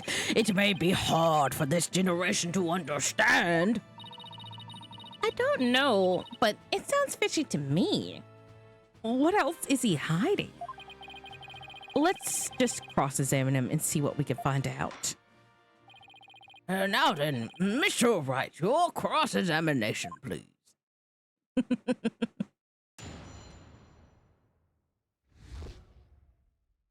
What I really saw at the scene. Hold on, I gotta take me a drink of water. I made this guy super enthusiastic. And then all I do is just dry my throat out. Detective Armay and I rushed to the control room together. Right, we know that. Hold it. We've already heard about that part. Don't you have any new information? Well, let me see. If you have an hour or two, I could tell you all about the Hat One miracle. We already know all about that too.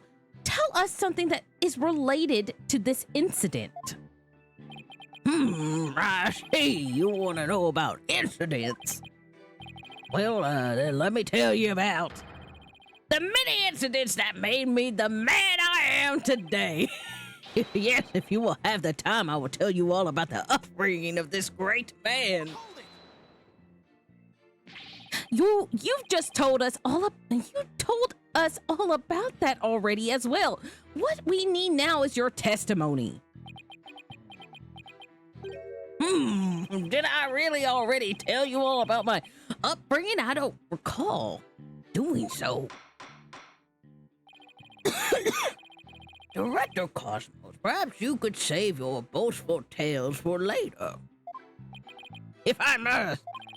Well, we peeked through the control room door and... In the lounge, we saw a figure standing in the middle of the room, and Taran was on the floor. Hold it! But it was so dark, you couldn't see the figure's face. Isn't that right? Yes, well, the room was as deep and dark as outer space itself. Speaking of outer space, during the Hat One launch several years ago. If it's about that Hat One miracle again, you can sod off and tell it to a stray mutt. Excellent idea. No reason why the animal world shouldn't hear of my greatness. And so they shall be. But first, your testimony. What happened next?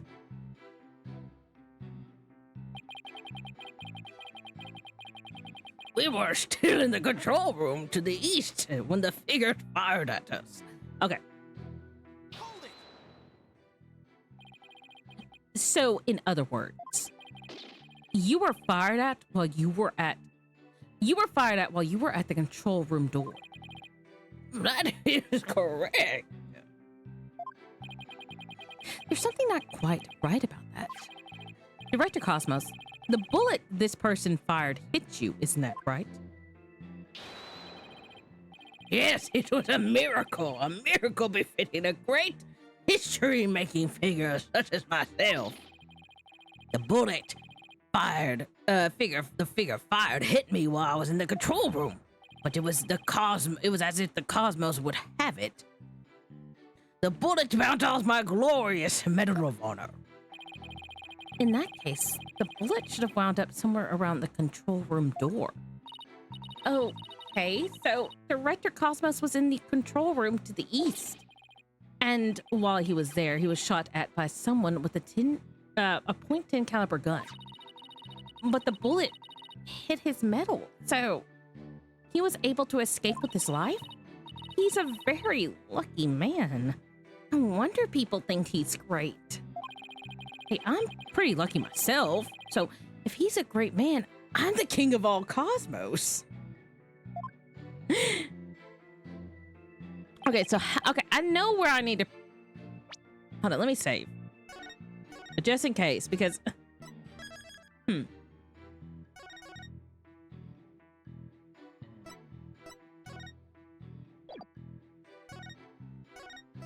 Double save. Detective Armain, okay. I gotta present here because he says something about that isn't right. And I know what it isn't right. Discovered in the gutter that runs along. Yeah. Just present it again. Sometimes I get that type of evidence messed up. Director Cosmos, I believe you are telling this court a glorious lie. A great man like me tell a lie? Have you ever heard of such a thing in all history? My accusation is based on the position of the people who were in the lounge. According to your testimony, you and Detective Arme were near the control room door, and the mysterious figure was standing in the middle of the boarding lounge. As if you were to say, the figure fired a gun at you from this position, and the bullet would have traveled in this direction. However, we found the .10 caliber bullet here. Oh! 1 second. Okay. This trajectory and where the bullet was actually found contradict each other. Director Cosmos, where were you really when you were being shot at?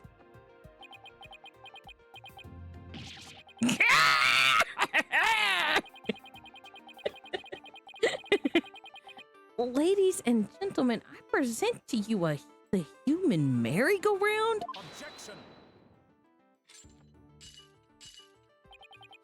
Don't tell me you've forgotten already. Didn't the witness himself just tell you the bullet hit his metal? Of this, there is no mistake. Objection. But in that case, the bullet should have been found near the east side of the room. Are you trying to say that you can explain this inconsistency? Of course. I didn't think so. What? Oh, great Director Cosmos. Yes. Is there something you'd like me to expound upon? You were, in fact, not in the control room to the east, were you? You were looking into the lounge from the door to the south. Is that not right?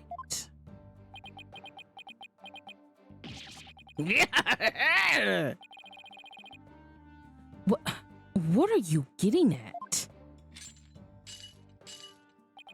Use your own brain. Your head must have some other uses. Some use other than housing that bird's nest. Bird's nest? Why does everyone pick on my hair? Director Cosmos and the detective witnessed the scene from the southern door. The killer fired at them there, and that is why the bullet was found in the south. That makes some sense, actually.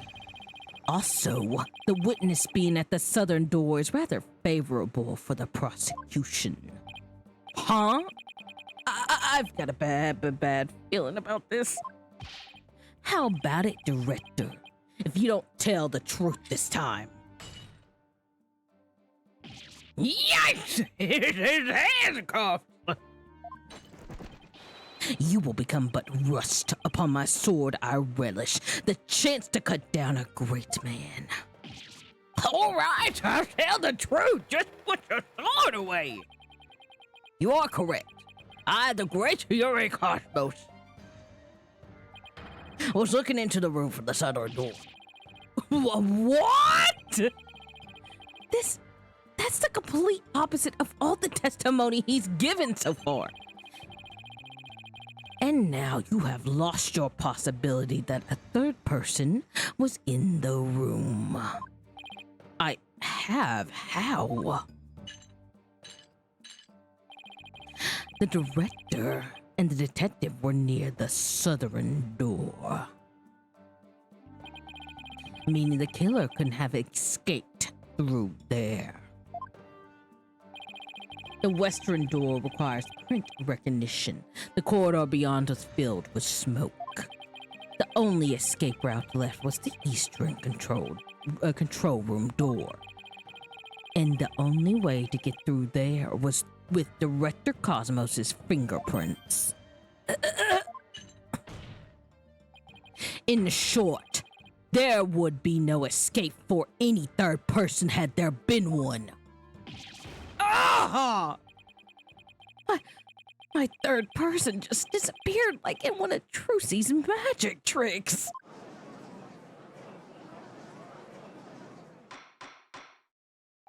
Order in the court. Director Cosmos, why did you tell such an outrageous lie? You were covering for the defendant, isn't that right?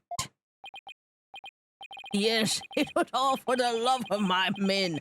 I said I was in the eastern control room.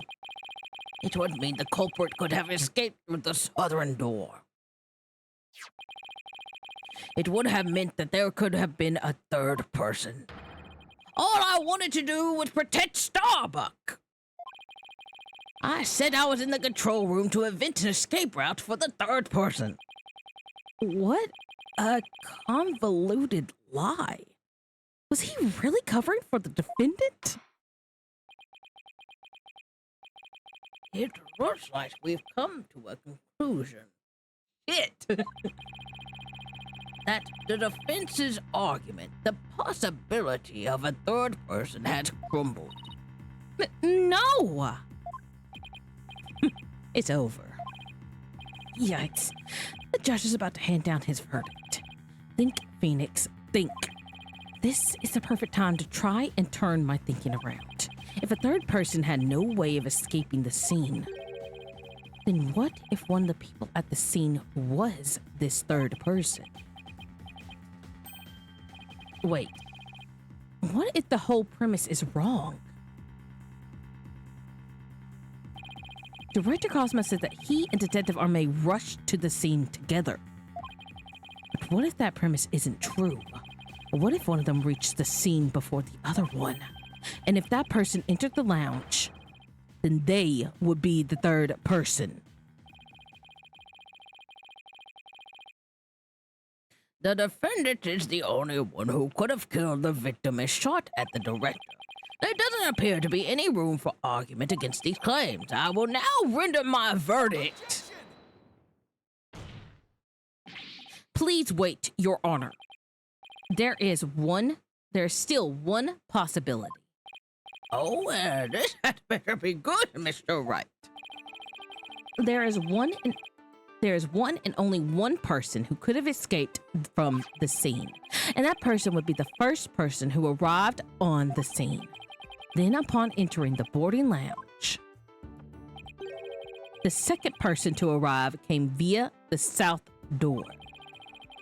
That's why the first person fled from the room, using an escape route that was only accessible to them.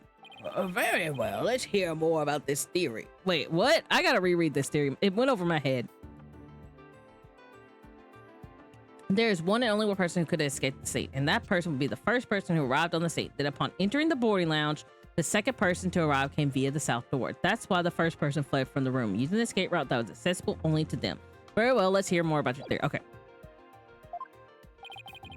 Who is the one person that could have escaped from the boarding lounge?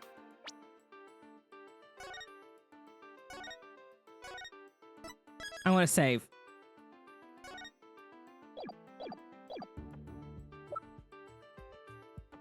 Take that!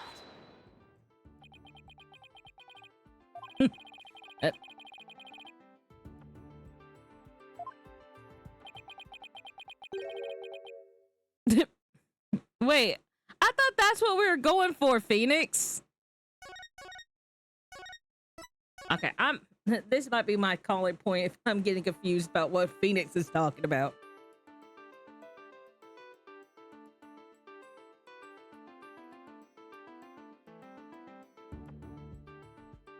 Who's this one person that could have escaped from the boarding lounge?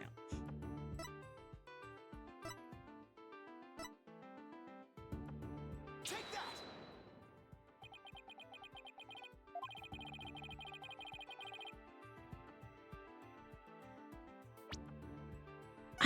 I'm confused. I thought we were talking about people rushing onto the scene is the way to think about it. Take that!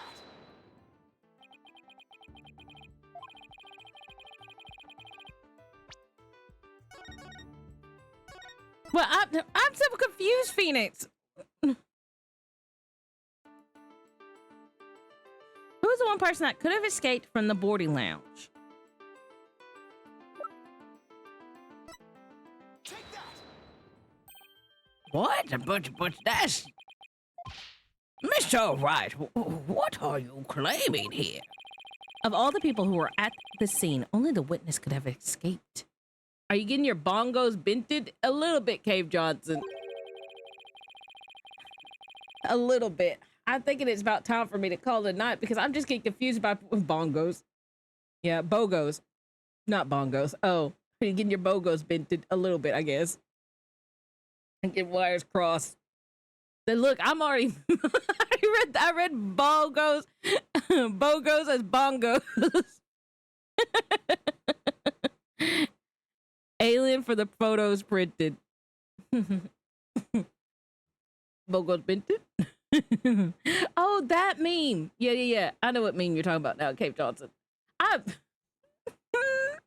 It's like almost 1 a.m. here. It might actually be 1 a.m. No, it's 10 minutes still. The director is the only one with the authority to open the control room door, after all. But that means Exactly. The true identity of the third person is our current witness, Director Yuri Cosmos. The in-bongoing vintage of the lid. Yeah. Bongo printed. order in course, Mr. Wright. You will explain yourself in detail. I assert that Director Cosmos arrived at the scene before Detective Orme. The ego bongo vintage of Lynn. And entered the boarding house alone. Detective Orme arrived after that and saw a suspicious figure who was actually Director Cosmos standing in the lounge.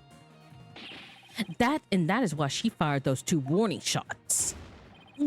I've been hit on the starboard side. Captain Wright is a direct hit on the enemy's ship, sir. A magnificent shot. Warning shots from the enemy ship. Prepare to intercept. Cosmos, you have told a lie in this court. You have told a lie in this court once again. I've been hit on the port side. The enemy has called in reinforcements.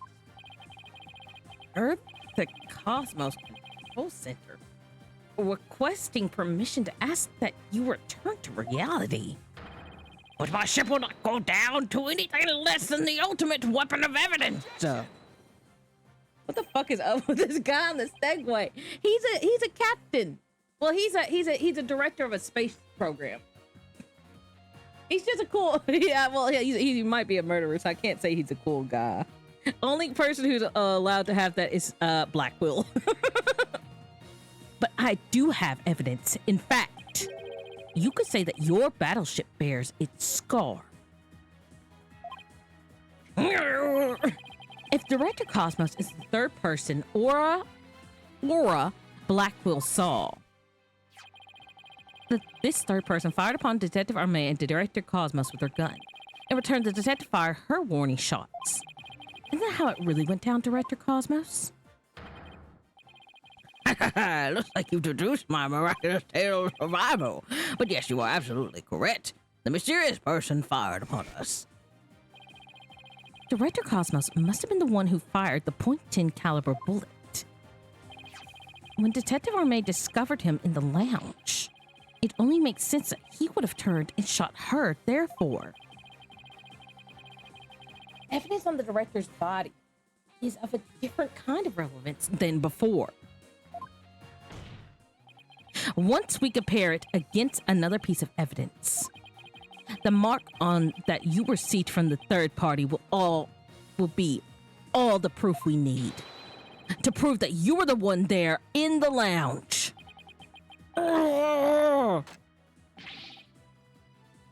Brace for further impact! Comparison against this piece of evidence will prove that you were the one in the lounge.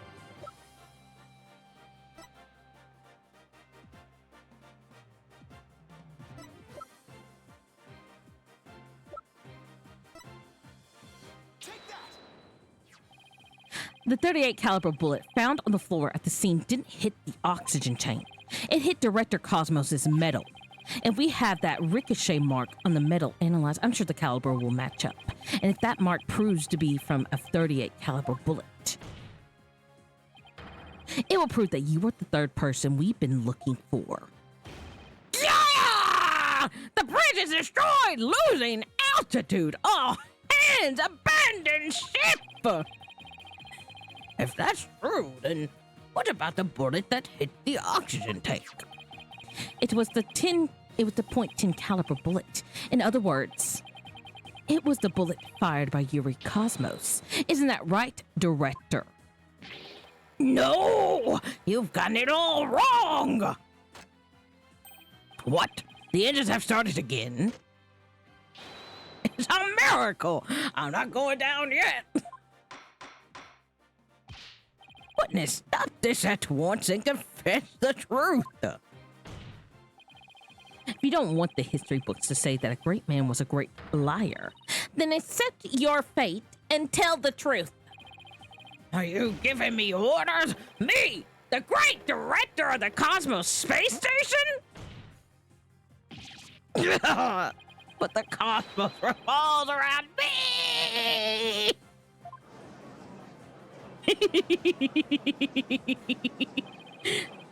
Yes! Someone get me off of this thing! He's revolving, all right. Also, thank you for the follow, just an orange. Whoa. I almost forgot the wall part.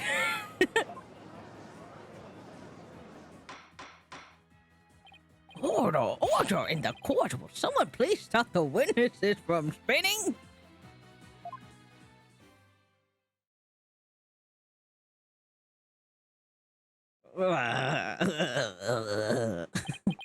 Phew, thank goodness we were able to stop him from spitting off the face of the earth.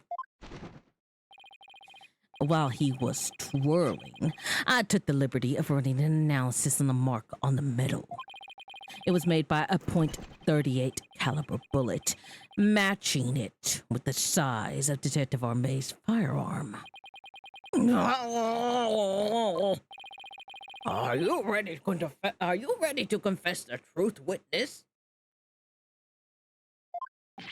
No, you got it all wrong. This is just a misunderstanding.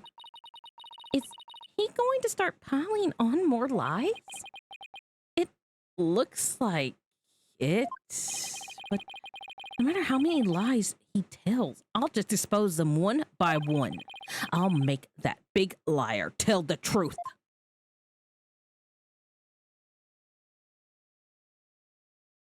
To be continued. Okay. Okay. As much as I would like to continue, this is actually a really good stopping point. Okay. Well, anyway. Bent the lens bogo. Anyway, thank y'all for joining me. I will see if I have anybody I can send y'all to. I do not. I do not have anybody who is streaming. Sometimes I would go to another VTuber's thing sometimes, but I don't see. It does not look like anybody else is playing Apollo Justice. All right, so I'm pretty excited because I don't think it was the director. I think we're going to have to end up having like, you know, in the first Phoenix Wright games, we had the whole Delilah thing going on. And then it kind of turns out that there was this like interconnected murder for a minute there that we couldn't solve until we got Delilah found out. So I feel like maybe we're missing a party here that we don't know about.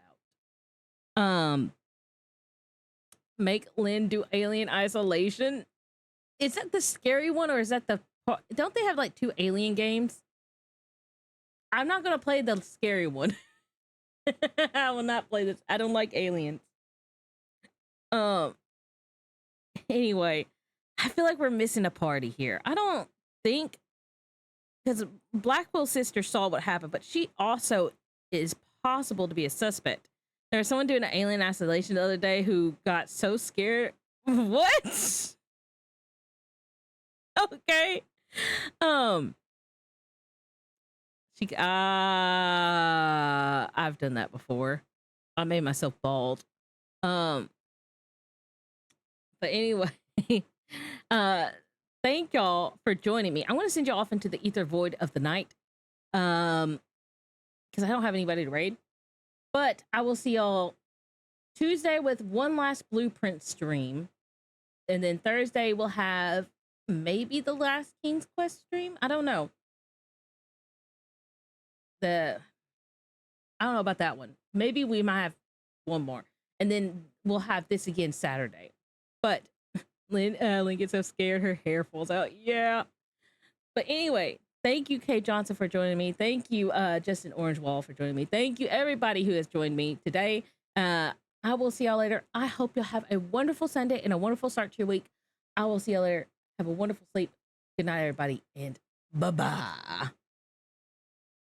Where's my... Oh, there's my OBS. Let me do that again. Bye-bye.